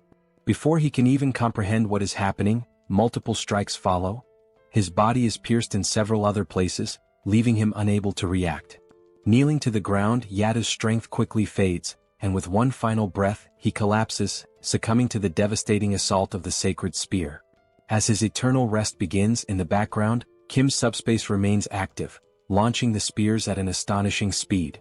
At that moment, the system notifies Kim that Yatu's dimensional account has been transferred to him. However, since Kim already possesses an account, the value is simply added to his own. Additionally, he receives a Tier D enhancement stone. This new enhancement stone does not possess any active attributes but offers the option of liquefaction. On the other side of the battlefield, the soldiers continue their relentless barrage, firing their rifles. The electric-charged shots strike down the lizardmen and their mounts one after another. Seoul observes the battlefield and realizes that only one lizardman remains standing, charging forward in a desperate all-in attack. Growing bored, Seoul notes that no more lizardmen are near the building and concludes that there is nothing left for her to do. Just then, a sound from above catches her attention. As she tries to make sense of the situation, she hears a wyvern's piercing cry from high above. Only at that moment does she remember, she had completely forgotten about Bedivere, leaving him alone up there to deal with all the lizardmen riding wyverns. Rushing up to the defense tower, the first sight that greets her is Bedivere sitting on the ground, surrounded by lifeless lizardmen, all of them pierced through by spears. Sensing someone behind him, Bedivere turns to see who it is. Locking eyes with Seoul, he calmly remarks that she is quite late. He then asks what they should do next now that there are no more lizardmen left. Back on the battlefield, the duel between Lakis and Lancelot continues. Lakis swings his tail in a powerful strike, but Lancelot effortlessly dodges, maintaining a safe distance. With swift footwork, Lancelot closes in, keeping his guard up, and delivers a solid punch to Lakis's face. Following the initial strike, Lancelot immediately plants his foot firmly on the ground, rotating his torso to throw another powerful punch, this time, landing directly on Lakis's abdomen. Still dazed from the first hit, Lakis finds himself taking blow after blow, unable to react as Lancelot's relentless barrage continues across his entire body. After a brief moment as his consciousness begins to return, Lakis finally registers another incoming punch. However, just as Lancelot's fist is about to make contact, it swings through empty air, Lakis manages to evade at the last second by ducking low to the ground. Seizing the opening, Lakis lunges forward, attempting to counterattack. But Lancelot, quick to react, drives his knee straight into Lakis's face. Now down on the ground, Lakis's thoughts race. He cannot believe that he has been brought to this state. Before he can recover, Lancelot follows up with an uppercut, striking Lakis squarely on the chin. The impact is so forceful that Lakis momentarily lifts off the ground, nearly standing upright again, only for Lancelot to deliver another crushing punch. This final blow sends Lakis flying several meters away. Lying motionless, Lakis realizes that this is the end. He has no strength left to stand. Slowly, Lancelot approaches the fallen lizard man. Standing over him, he asks if Lakis has any final words. Still on the ground, drained of all energy, Lakis calls Lancelot a true warrior and acknowledges that it was a splendid duel. Lancelot agrees, admitting that it was indeed a good fight. Summoning his remaining strength, Lancelot clenches his fist and delivers a devastating punch to Lakis's face, slamming him into the ground. The impact is so brutal that blood splatters across the battlefield. The fist of the now victorious Lancelot remains stained with the blood of his fallen enemy. From atop the tower, the soldiers observe the battlefield, and the commander, seeing the outcome, states that it is finally over. At that moment, one of the soldiers calls out to him. The soldier informs him that they have just received an urgent message from the Joint Chiefs of Staff headquarters, causing the colonel to feel a slight unease. As the battle comes to an end, Kim takes a moment to process the difficulty of the fight. The lizard men had proven to be formidable opponents, and the strategies initially devised had not worked as expected. However, what matters now is that the portal to the lizardmen's dimension remains open. As long as it stays that way, there is always a risk of more enemies returning, potentially in even greater numbers. With that in mind, the time has come to launch a counterattack. Sometime later, Kim sits inside a helicopter, his system interface displayed before him. The system indicates that he is currently using 1,000 magic stones to unlock a new ability, granting him the capacity to send up to 8 items simultaneously. Beyond that, Kim still ponders over the best way to utilize the new enhancement stone he obtained after defeating the crocodilian enemy. The stone possesses the liquefaction property, and it is becoming increasingly clear that the time has come for Camelot to begin mass-producing enhancement stones. At that moment, Youngso informs him that they are about to land, catching Kim off guard with how quickly they have arrived at their destination. Before disembarking, Kim acknowledges the urgent need for more intelligence, information regarding the exact location of the lizardmen's portal, their numbers, the defensive lines, and any other strategic details. Additionally, he also requires data to determine the ideal location for launching the counterattack. As he steps off the helicopter, one of the soldiers suddenly calls out, instructing the others to salute Colonel Kim. Watching the scene unfold before him, Kim scratches his head, feeling slightly uncomfortable. He has always found these formal salutes to be rather embarrassing whenever he receives them. A soldier steps forward, introducing himself as Park Inbo, Lieutenant Colonel and Operations Officer of the 17th Division of Incheon. He states that he has heard many impressive things about Kim, particularly how he managed to halt the lizardmen's assault without a single casualty. He mentions that he received this information directly from the Chief of Operations, who unfortunately could not be present due to urgent business matters. Kim recalls that the Chief of Operations had received a wireless message and had immediately sprinted off without offering any explanation. Thinking back, Kim vaguely remembers overhearing something about insects attacking headquarters as the officer rushed away. Shrugging off the thought, Kim comments that it is probably nothing too serious. He also recalls that the colonel mentioned having some unfinished business to handle at the Joint Chiefs of Staff. Lieutenant Colonel Park nods, expressing relief that the situation is not a major issue, and then invites Kim inside to discuss the matter further. Once inside, Lieutenant Colonel Park wastes no time, opting to get straight to the point. He reveals that they have discovered the location of the enemy's gate. However, there is one major issue: the core of the gate remains unknown. Park explains that their forces were initially able to position snipers to track the location of the core. However, after the bidding competition ended, a strange sludge-like substance began seeping from the portal. As a result, they lost all visibility of the core's position. Hearing this, Kim inquires if it is really just sludge. Lieutenant Colonel Park, reaching into his pocket, confirms that it is. However, he adds that it would be easier for Kim to see it for himself. He then places 2 photographs on the table, explaining that these were the best images they managed to capture. He points out that, as Kim can observe, a thick, mud-like substance has spread outward, engulfing the area surrounding the gate.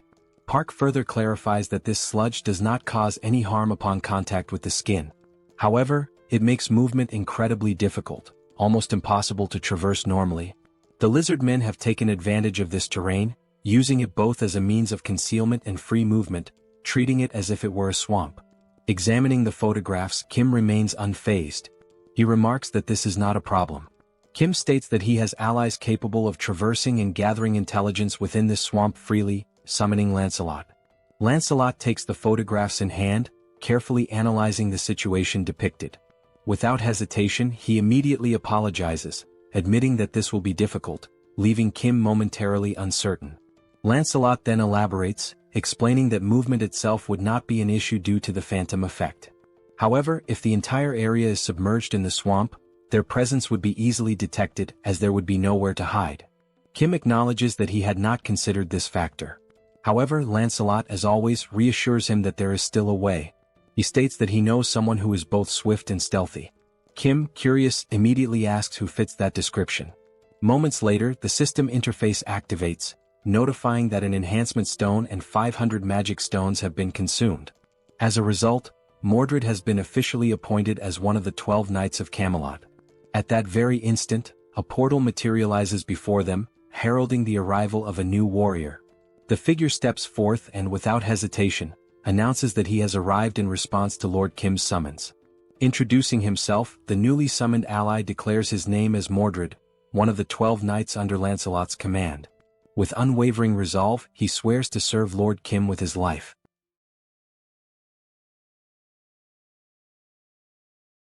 Unlike the other knights, Mordred rarely fought on the battlefield. His true battlefield was deep behind enemy lines, where he used his skills in infiltration, assassination, and theft. It was through these talents that he earned his place as one of the 12 Knights of Camelot. The reason he distinguished himself as an assassin was not only due to his exceptional skills and intelligence but, above all, because of his unique ability, an ability that allowed him to eliminate his targets without being noticed. This ability, known as stealth, enabled him to become virtually invisible for a brief moment, hiding his appearance without actually disappearing.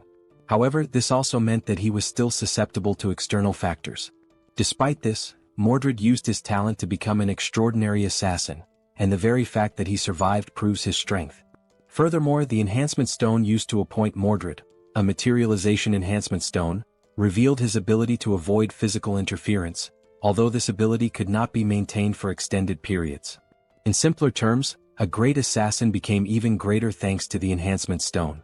Back in the scene, Kim, clearly excited, tells Mordred that he will now explain what he needs him to do, and Mordred agrees, addressing him as my lord. Pointing to a map, Kim says that they need to find the core of the Lizardman's Gate from the Sabros dimension. Upon hearing these straightforward instructions from his master, Mordred responds that he understands perfectly. Kim praises him, saying that it is just as he expected from someone with experience. Mordred grasped exactly what needed to be done, despite the vague explanation. Meanwhile, Lancelot warns Mordred to remember that if he dies, the entire operation and strategy will be for nothing. Lancelot also mentions that, based on his experience fighting the Lizardmen officers, they are not enemies to be taken lightly.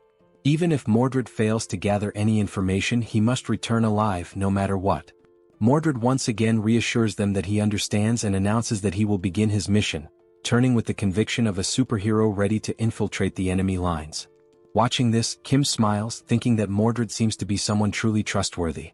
At that moment, the colonel asks if they are sure about sending that knight on the mission alone. Kim turns to the colonel and assures him that of course they are. After all, these knights are the best of the best. He tells the colonel that they can simply trust and wait for the Knights of Camelot, for they will do what needs to be done. Kim suggests that the colonel take a break for now, as they will need to wait for Mordred's return in order to come up with a plan. He also says that he will let the colonel know once Mordred is back. The colonel thanks him and asks for permission to leave. He also advises Lancelot to rest in SUBSPACE, since it hasn't been long since he fought against that powerful lizard man. Lancelot nods, explaining that since he is an undead, he doesn't feel fatigue, so Kim need not worry about him. As Kim is about to say that he still needs to rest, something catches his attention. Looking at Lancelot, Kim wonders if there have always been so few scratches on his armor. Lancelot thanks Kim for his concern, but Kim, more curious now, says that he is sure that Lancelot's armor and sword were much more damaged before. Lancelot responds, explaining that even if the armor or weapons are damaged, they regenerate within Camelot. This revelation leaves Kim astonished, as he never knew that Camelot had such a function. Lancelot goes on to explain that, since they are categorized as items, as long as the item is not completely destroyed, they can regenerate infinitely as long as the materials still exist. On the subject of Camelot, Lancelot adds that there is something he needs to inform Kim about. He tells him that a new enhancement stone has been created in Camelot, and its property is wound regeneration.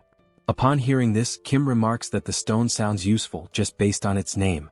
However, he decides to think more about how to use the enhancement stone once Mordred returns. While Lancelot agrees that this idea is indeed good, something suddenly catches his attention, and he shifts into a state of alert. Lancelot, now prepared to draw his sword, hears Kim asking what is happening. Holding the hilt of his sword, ready for combat, Lancelot says that someone is hiding, watching them. Kim is taken aback, realizing that the enemy is faster than expected. He wonders who is hiding and whether it is truly a lizard man.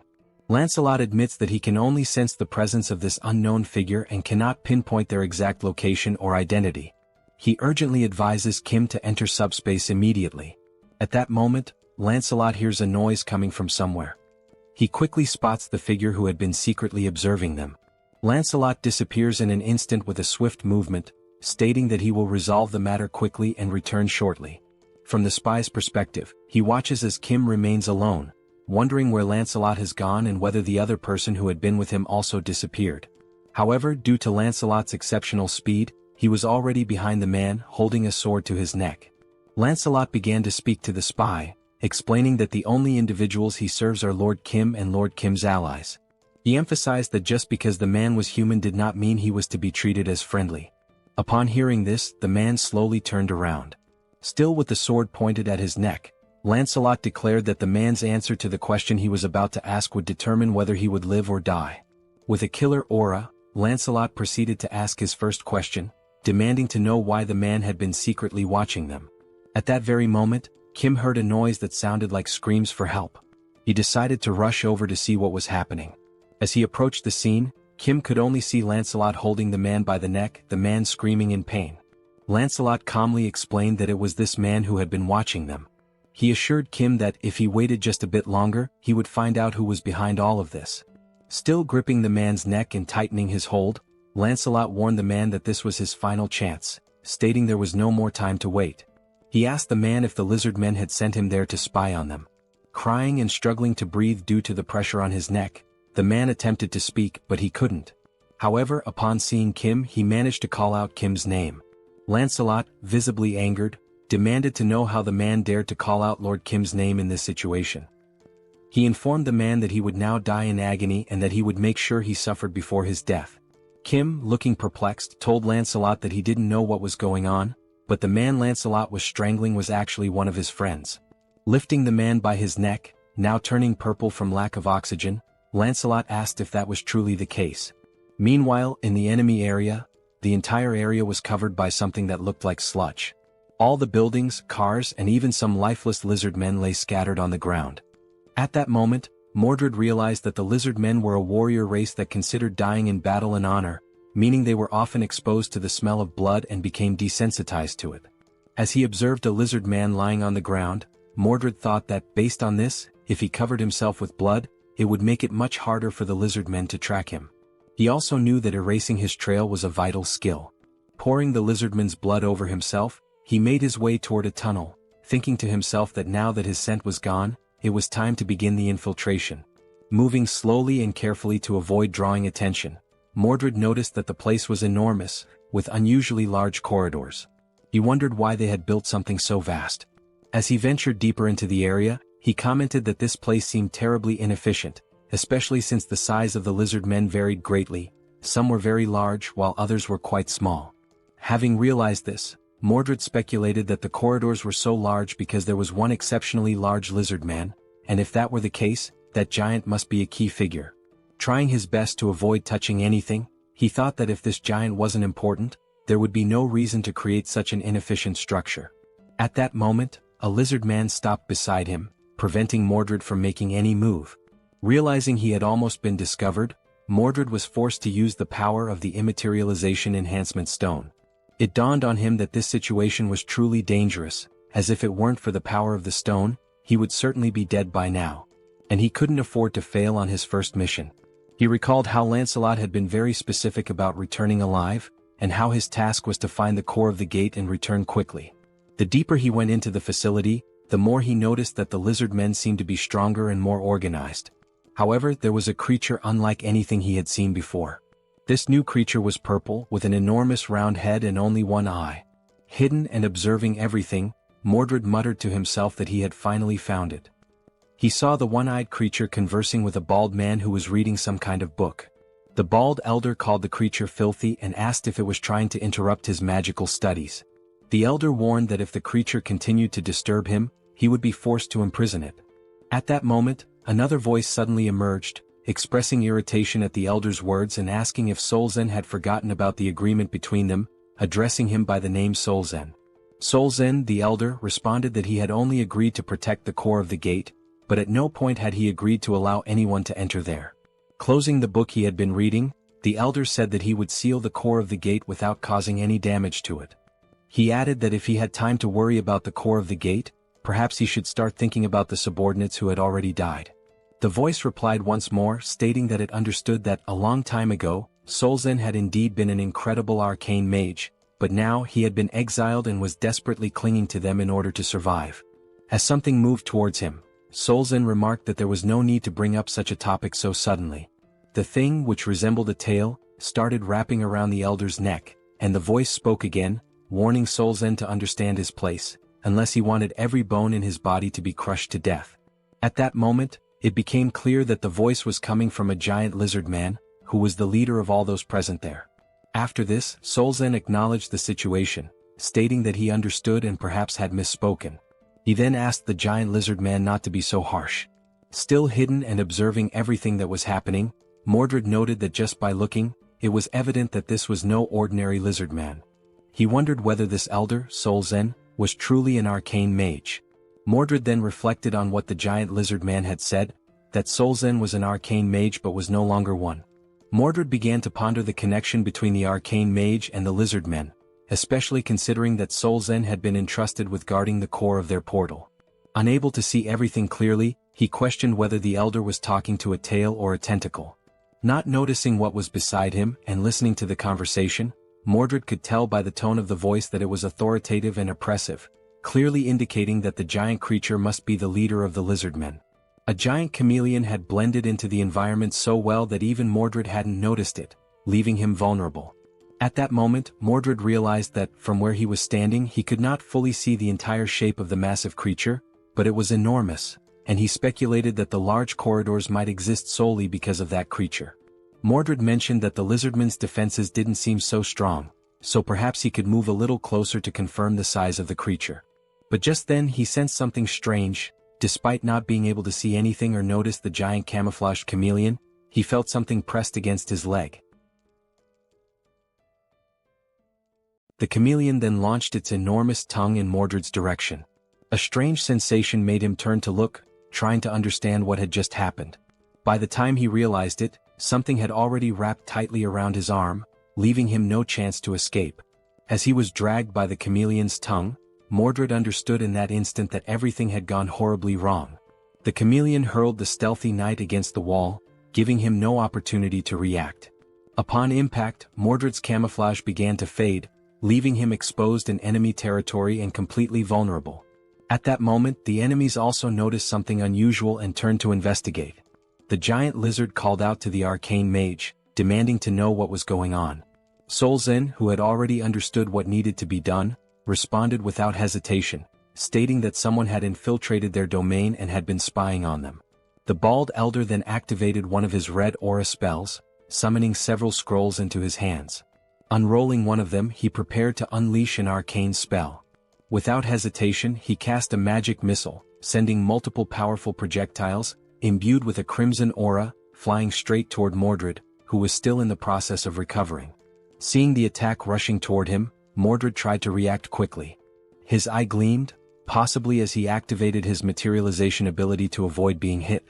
At that moment, a flashback emerged. Kim's friend mocked his uniform, calling it pathetic and asking if he had pulled it out of the trash, pointing out how tattered it was. Kim thought back to the very first impression he had of this guy, and how it made him want to buy him a new pair of glasses. The boy laughed, making further remarks about Kim's family being poor, stating that from now on, Kim stinks and should stop talking to him. The words sparked Kim's anger. Without a second thought, Kim punched him in the face, and at that moment, the reason behind Kim's earlier thought about buying him new glasses became clear. Sometime later, the same boy was seen playing on a handheld console. He had just bought the video game the day before, yet he wondered why the other kids in the class didn't seem to care about him at all.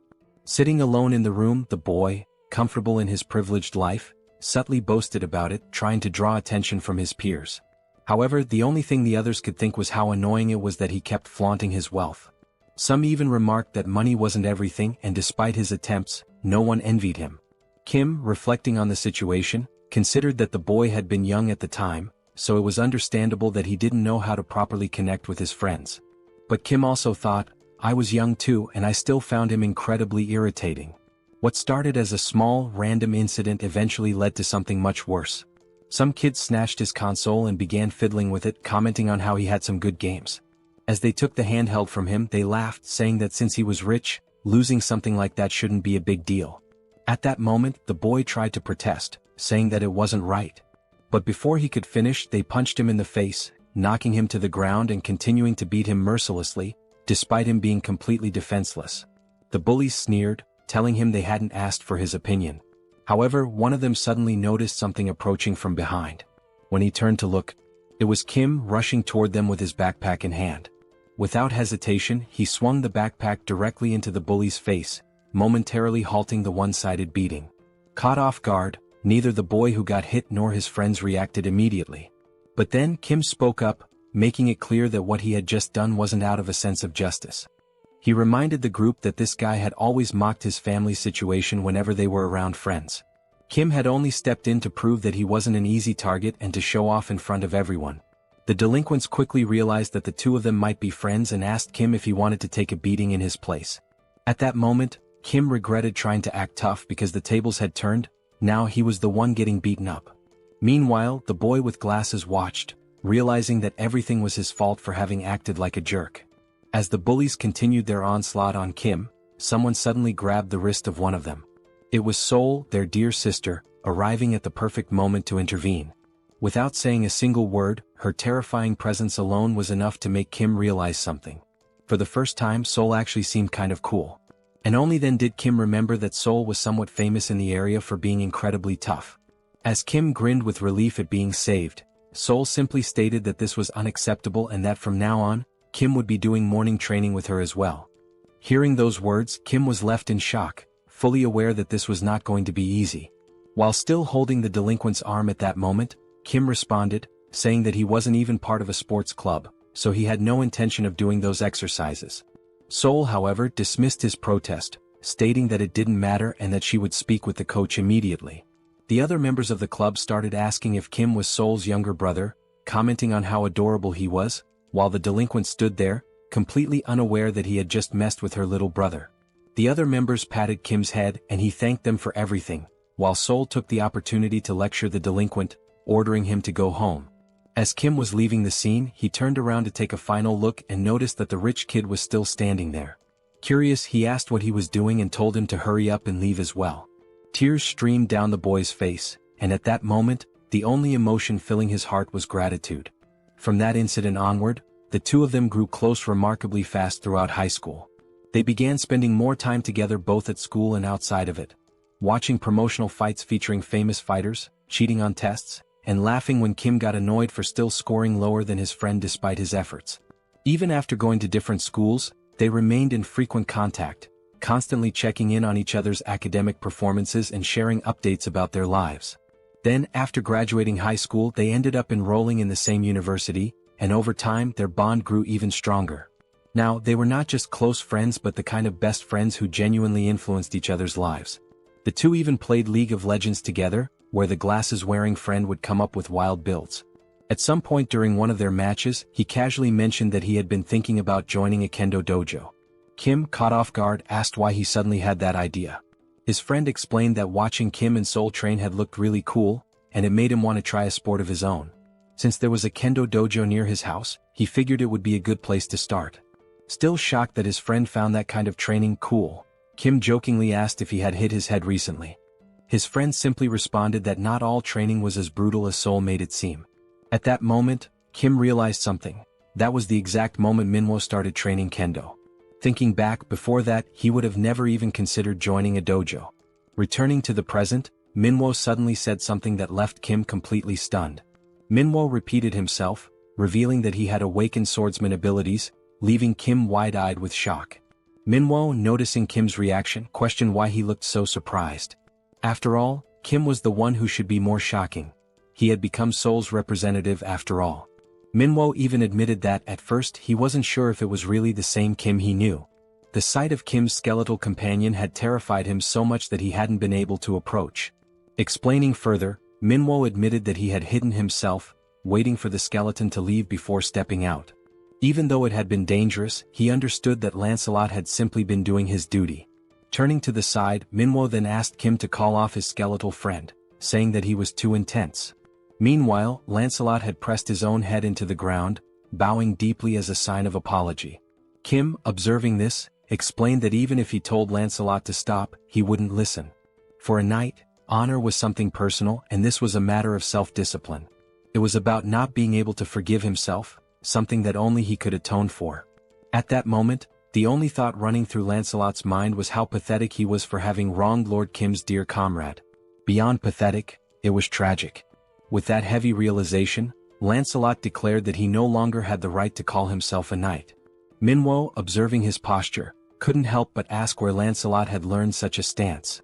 Kim casually responded that he had probably learned it from getting beaten by Seoul. Shifting the conversation, Kim expressed his relief that Manhwa was safe and asked how his mother was doing. He then suggested that if Manhwa agreed, his mother could stay within a secure subspace, ensuring her safety. Upon hearing that, Manhwa turned his face away, as if something was weighing on his mind.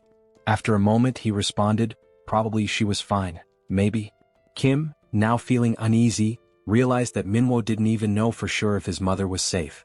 Sometime later, in enemy territory, where the homes had been consumed by mud and filth, Manhwa's mother could be seen, lying down to rest, surrounded by only a few meager supplies.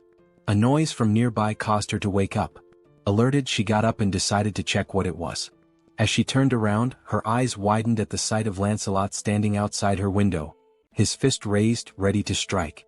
In an instant, his punch shattered the window, sending shards of glass scattering throughout the house. Stepping inside, he introduced himself. He was Lancelot, the captain of the Knights of Camelot, and one of the loyal knights serving Lord Kim. Then with a steady voice he asked, "Are you Manhwa's mother?" The woman responds affirmatively, confirming that she is Manhwa's mother, but immediately questions what all of this is about. Lancelot then states that from this moment on, he will personally ensure her safe passage to where her son is waiting. Manhwa then recounts how, shortly after the apocalypse began, a bidding war ended with a transparent barrier tragically separating him from his mother. Desperate to see her again, Manhwa even offered himself as a participant in another bidding war, hoping to reunite with her. However, he lost. The barrier eventually disappeared, but due to the terraforming, he still couldn't reach his mother. He explains that terraforming occurs when an environment from one dimension flows into another, altering its landscape and accessibility. Depending on which dimension the terraformation originates from, it may not necessarily be dangerous. In this particular case, while the environment was difficult to access, it wasn't inherently lethal, meaning there was still a strong chance that his mother had survived. Filled with renewed hope at the thought that his mother might still be safe, Manhwa's excitement grows. However, Lancelot tempers that optimism, warning that despite these conditions she may not be as safe as they assume. While this terraforming event may not have been toxic or deadly, the reality remains that this territory belongs to another dimension. In other words, it is still enemy territory. That is precisely why, as Lancelot carries Manhwa's mother on his back, he speaks with unwavering conviction. Even if the risk of failure is high, even if the mission is arduous and dangerous, he must prove himself worthy of being called a knight. And so, Lancelot declares that he will not repeat the failures of his past.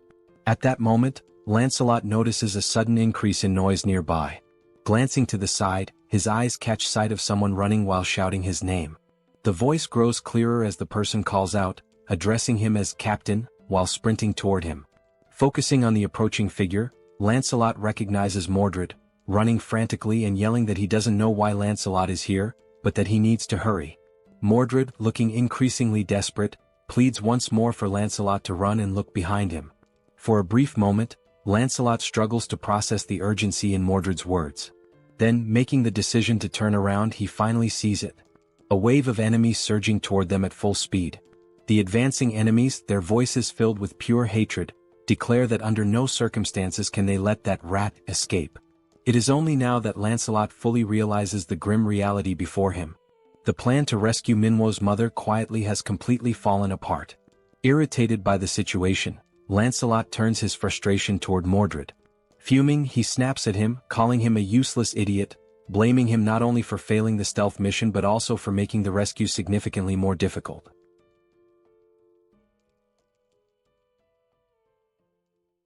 Mordred approaches, urgently requesting help from Captain Lancelot. Remaining calm, Lancelot addresses Mordred by name and asks how many of the approaching enemies belong to the 7th tier. Mordred replies that he isn't sure about the exact number, but confirms they are dangerous. Lancelot responds that he can sense that much himself, and that it's significant. In addition to an aerial assault, there are also new enemy types he has never encountered before. If the situation continues like this, escape will become impossible, as it's only a matter of time before they are overtaken. Understanding the gravity of the situation, Lancelot instructs Mordred to return immediately and deliver all the gathered intel to Lord Kim. From this point forward, Mordred will take over the mission to rescue Minwo's mother. While lifting her gently onto Mordred's back, Lancelot identifies her and explains that the mission is to escort her back safely. Placing a hand firmly on Mordred's shoulder, Lancelot tells him he will try to buy as much time as possible, and expresses his hope that Mordred will complete the task without harm. He also instructs Mordred to inform Kim that he should use the enhancement stone, and that Percival would be a fitting candidate for it. Just as Mordred is about to question something, Lancelot cuts him off, saying there is no more time and commanding him to go immediately. Mordred accepts the captain's orders and affirms that he understands. Then he departs with Minwo's mother to complete the mission and report back to Kim, leaving Lancelot behind to face the enemy alone. Lancelot draws his sword and declares his readiness. As the lizard men close in, the captain's mind is calm. There is nothing to fear. He has made his choice to prove he is a knight. All of this is in the name of Lord Kim, even if it means facing every enemy alone. The scene shifts. Mordred has already arrived at the destination where Kim and Minwo are located. Opening the door, he announces that the mission has been accomplished. Minwo bursts into tears at the sight of his mother. Kim, too, expresses his relief and happiness that Minwo's mother is safe. Kim recalls that Lancelot had vowed to bring her back and asks whether Mordred is alright or if he was hurt somewhere. At that exact moment, Kim senses something is off as a system notification appears out of nowhere. The message reveals that the ghost of Camelot, Lancelot, has disappeared. Outside, Mordred begins recounting everything he witnessed and what happened after the split. Upon hearing this, Kim realizes that Lancelot must have sacrificed himself to complete the mission. And thanks to that sacrifice, Mordred was able to deliver the vital information, and Minwo's mother was saved. Kim then reflects that Lancelot may not be truly gone, as he could be revived by naming him once again using the enhancement stone and the magic stone. Even so, the thought leaves Kim uneasy. Being able to revive and being able to survive are not the same thing. He begins to question whether he placed too great a burden on Lancelot, now realizing that perhaps such a sacrifice wasn't necessary at all. Kim continues to reflect that he shouldn't have let Lancelot go like that. Even if Lancelot didn't want to listen, Kim should have told him that everything was alright, and that he didn't need to give up his life to prove his worth as a knight. Interrupting Kim's thoughts, Mordred recalls that Captain Lancelot specifically asked him to say that the enhancement stone would be well suited for Percival. This reminds Kim of the conversation he once had with Lancelot regarding the proper use of the enhancement stone, which possesses healing attributes. Kim acknowledges to himself that Lancelot truly thought of everything in advance, strategically and efficiently, even considering how best to use the enhancement stone. Once again lost in thought, Kim pulls himself back to the present and orders Mordred to share the rest of the information he gathered. With a look of unwavering determination, Lord Kim states that Lancelot's sacrifice will not be in vain, and that they will now formulate a plan to close the gate used by the lizard men. Back in the enemy's hideout, we see Lancelot's helmet, shattered and battle-worn, lying as the only remnant of the fierce fight that claimed his life. The The bald old man, Sozen, is shown to be manipulating the helmet through the use of his magic. As he observes it closely, Sozen realizes that it belonged to an undead knight, and begins to wonder if there is a sorcerer somewhere responsible for creating such beings. While the old man is still deep in thought, he hears a voice commending him for a job well done. The voice belongs to the giant lizard man, who says that although the infiltrator was lost, they managed to capture someone else in his place. The old man responds dryly, saying that in situations like this, it's not about saying well done, but about offering a proper thank you, since it was the giant lizardman's duty to capture intruders in the first place. The lizard man admits that it's no easy task, and the old man then asks what he plans to do with the enhancement stone they obtained after capturing Lancelot. The giant lizard man says that for now he'll put the matter aside. Originally he would have handed it over to Lakis or Yatu, but since both are dead, the old man takes the opportunity to suggest that, since there's no one else to use the stone on, perhaps the stone could be invested in him instead. The lizard man then asks what he would gain in return if he were to invest in the old man. Still levitating Lancelot's broken helmet, the old man now begins levitating a scroll as well. He takes hold of the scroll and describes it as remarkable. He explains that, as the lizard man should know, scrolls can be used even by those without magical abilities, single-use items that allow anyone to cast magic. The value of each scroll, he says, depends on the type of magic imbued in it. At the very least, they're worth more than 3D tier enhancement stones. The lizard man grunts in response, stating he can vouch for that. He also says he's heard rumors that the old man crafts his scrolls by embedding living people into them, which he finds disgusting. He adds that he much prefers the weapons and armor from the Eames dimension, as they are more efficient. The old man replies that the lizard man doesn't understand the artistry of creating scrolls using uncivilized beings. The giant lizard man then questions whether he too would be considered an uncivilized brute just for not understanding the old man's customs. He declares that arcane mages are themselves uncivilized beings. He goes on to say that they're barbaric sorcerers, and asks what it feels like to be powerless and exiled. He concludes that the enhancement stones will be used to acquire equipment from the Eames dimension, while the revolting scrolls will continue to be made using the prisoners they capture. The old man accepts this outcome with a sigh and comments that the lizard men truly lack imagination. At that moment, he hears a sound coming from deeper within the hideout, something that draws his attention. Their focus turns to the entrance and soon someone begins to step through. The old man and the lizard man exchange confused looks, unsure who the newcomer could be. Then they see a knight entering, holding a shield in one hand and an axe in the other. The knight announces himself to the enemies. He is Percival, one of the 12 knights of Camelot. The old man demands to know who this man is, and once again the knight identifies himself as Percival.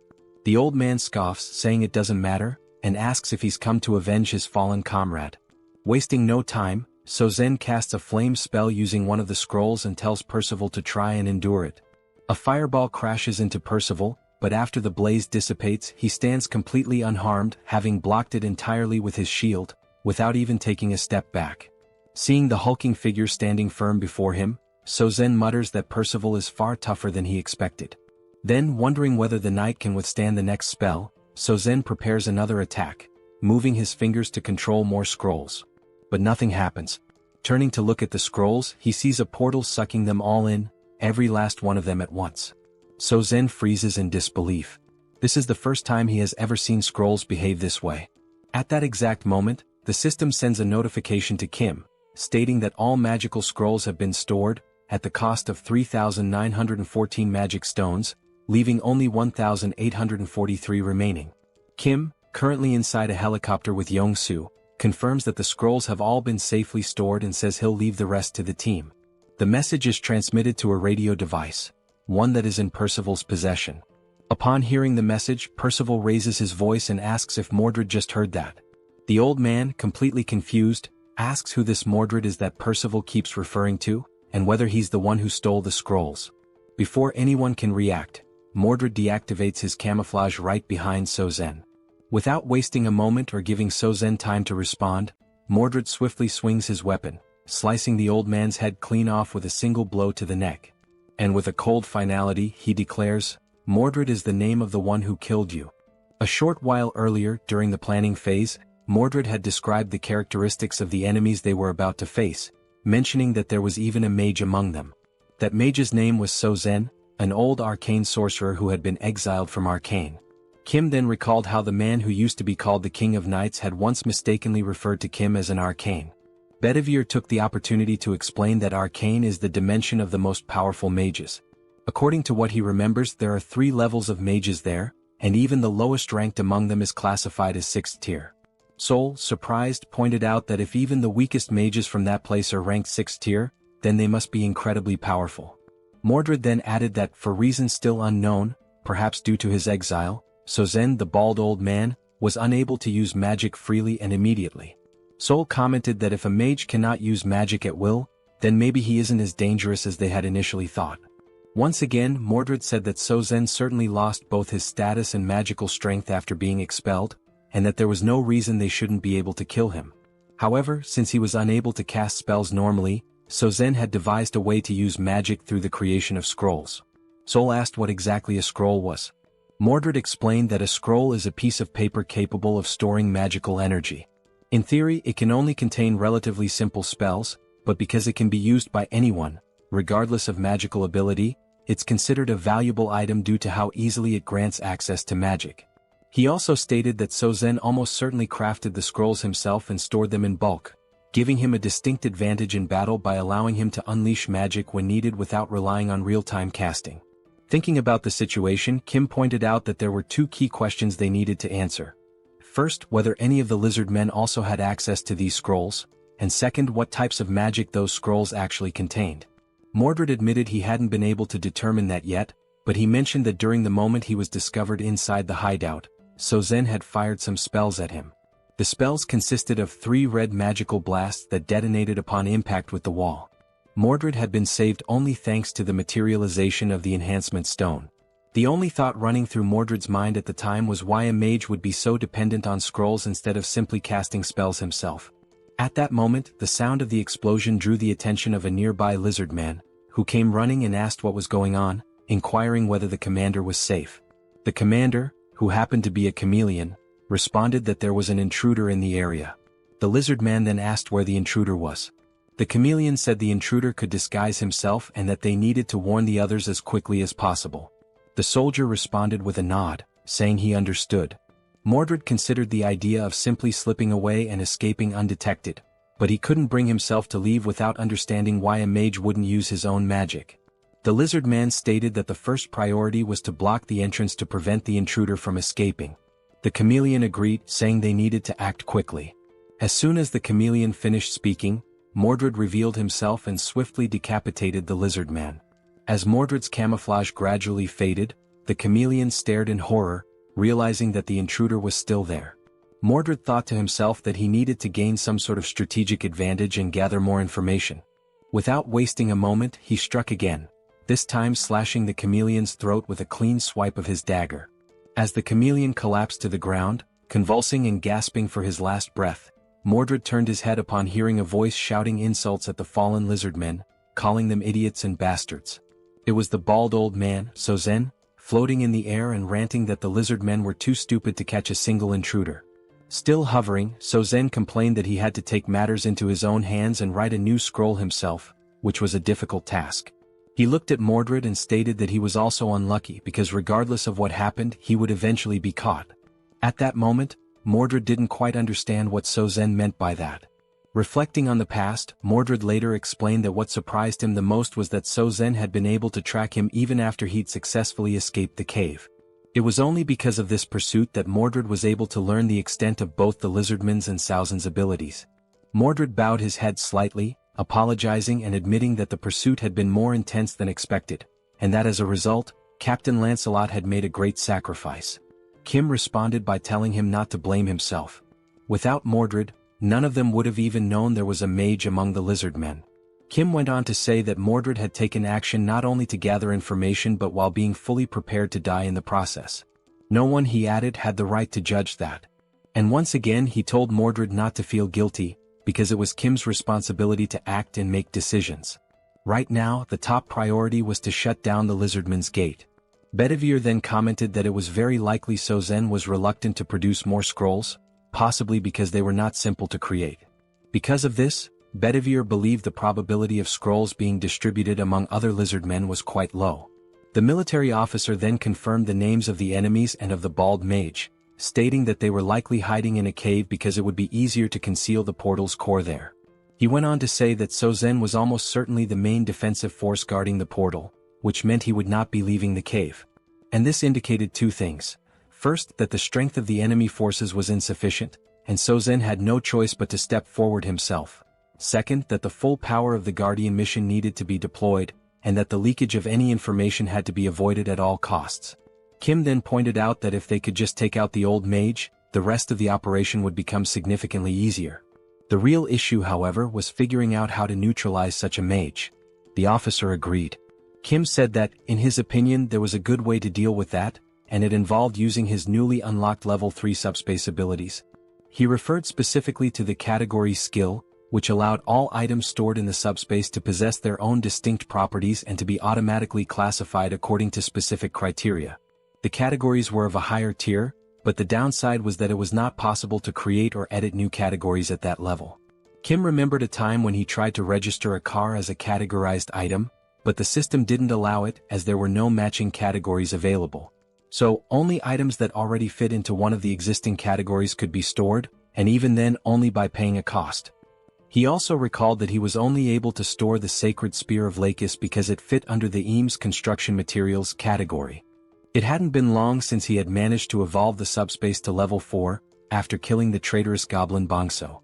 After this upgrade, it became possible to create new item categories, though the system still limited the number of custom categories to a maximum of 2.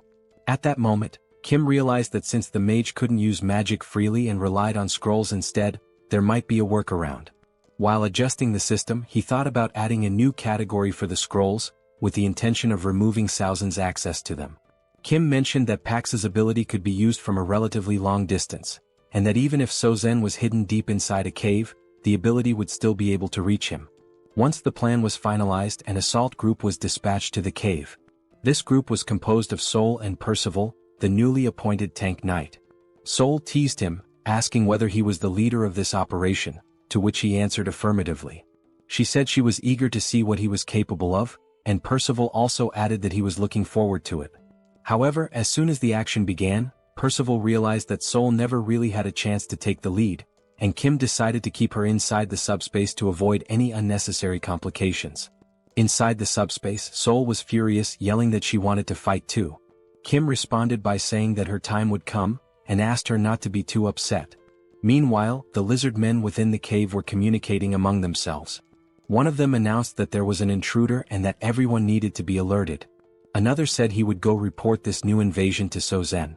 As that lizard man ran off to deliver the message, a camouflaged figure suddenly appeared in front of him. It was Mordred, who, true to his skills as an assassin, intercepted the message by decapitating the lizard man in a single clean strike. The infiltration team also included Mordred, who, back in the present, the scene revealed Saozen's severed head rolling across the floor of the cave as Mordred calmly held his dagger. The massive lizard man commented that he had felt a faint vibration in the ground, and then suddenly this man showed up and killed Sozen. He admitted that he hadn't paid much attention to it, since the vibration was weak, and never imagined someone could get so close without making a sound. Now he wondered whether this was the same intruder from before. On the other side of the cave, Percival, wielding his giant axe, charged toward the grotesque one-eyed creature. Realizing that this might truly be its end, the creature froze in place, paralyzed by fear. Percival leaped into the air, aiming his attack directly at the creature's enormous eye. But just before the axe could strike, something moved in front of him, blocking the blow. It was the tail of the giant lizard man, who now seemed to be more like a serpent, swatting Percival away and sending him flying after parrying the attack. Witnessing this, Mordred told Percival to hurry and destroy the gate. But he too was hit by the same tail, sent crashing to the ground. Now both Mordred and Percival lay on the ground, and it became clear that the giant lizard man was, in fact, a massive serpent. The serpent declared that the gate would not be touched. Inwardly, the giant snake reflected on how it had heard stories about the powers of the enemy knights, but nothing had prepared it for these two in particular. Glancing at Saozen's lifeless, headless body on the ground, the snake muttered that the old mage had been useless from the start. It had never accepted him, and now that things had come to this point, there was only one option left. The giant serpent then grabbed the one-eyed creature in its jaws and fled into the tunnels that lay deeper within the cave. Lying on the ground, Mordred questions the reason behind the enemy's actions and wonders what the true intention is with relocating the core of the portal. His thoughts circle around the possible objectives, trying to understand where the enemy intends to go with such a move. Meanwhile, as it flees through the tunnels, the giant serpent reflects on its past experiences and competitive bidding processes. From what it has learned, regardless of how powerful someone might be in the present, a representative is never allowed to be of the 7th rank. That rule, deeply ingrained in its understanding of power dynamics, makes the current situation more complex. The serpent considers that perhaps its leader has chosen to remain outside the cave for protection, yet is still observing and monitoring everything that is unfolding inside. As the serpent moves swiftly through the passageways and begins to see the light of the cave's exit, it becomes aware that with all the forces now focused within the cave, the leader, Kim, will be left exposed. And as the serpent had anticipated, just outside the cave inside the helicopter stood Kim, marked with a massive representative sign glowing above his head. Approaching quickly, the serpent concludes that it has finally found what it had been searching for. Inside the helicopter, Kim suddenly senses something rapidly approaching his position. Looking out and focusing his gaze, he is taken aback by a sudden and startling sight. A gigantic creature is closing in at high speed, preparing to swallow the entire helicopter in a single overwhelming bite.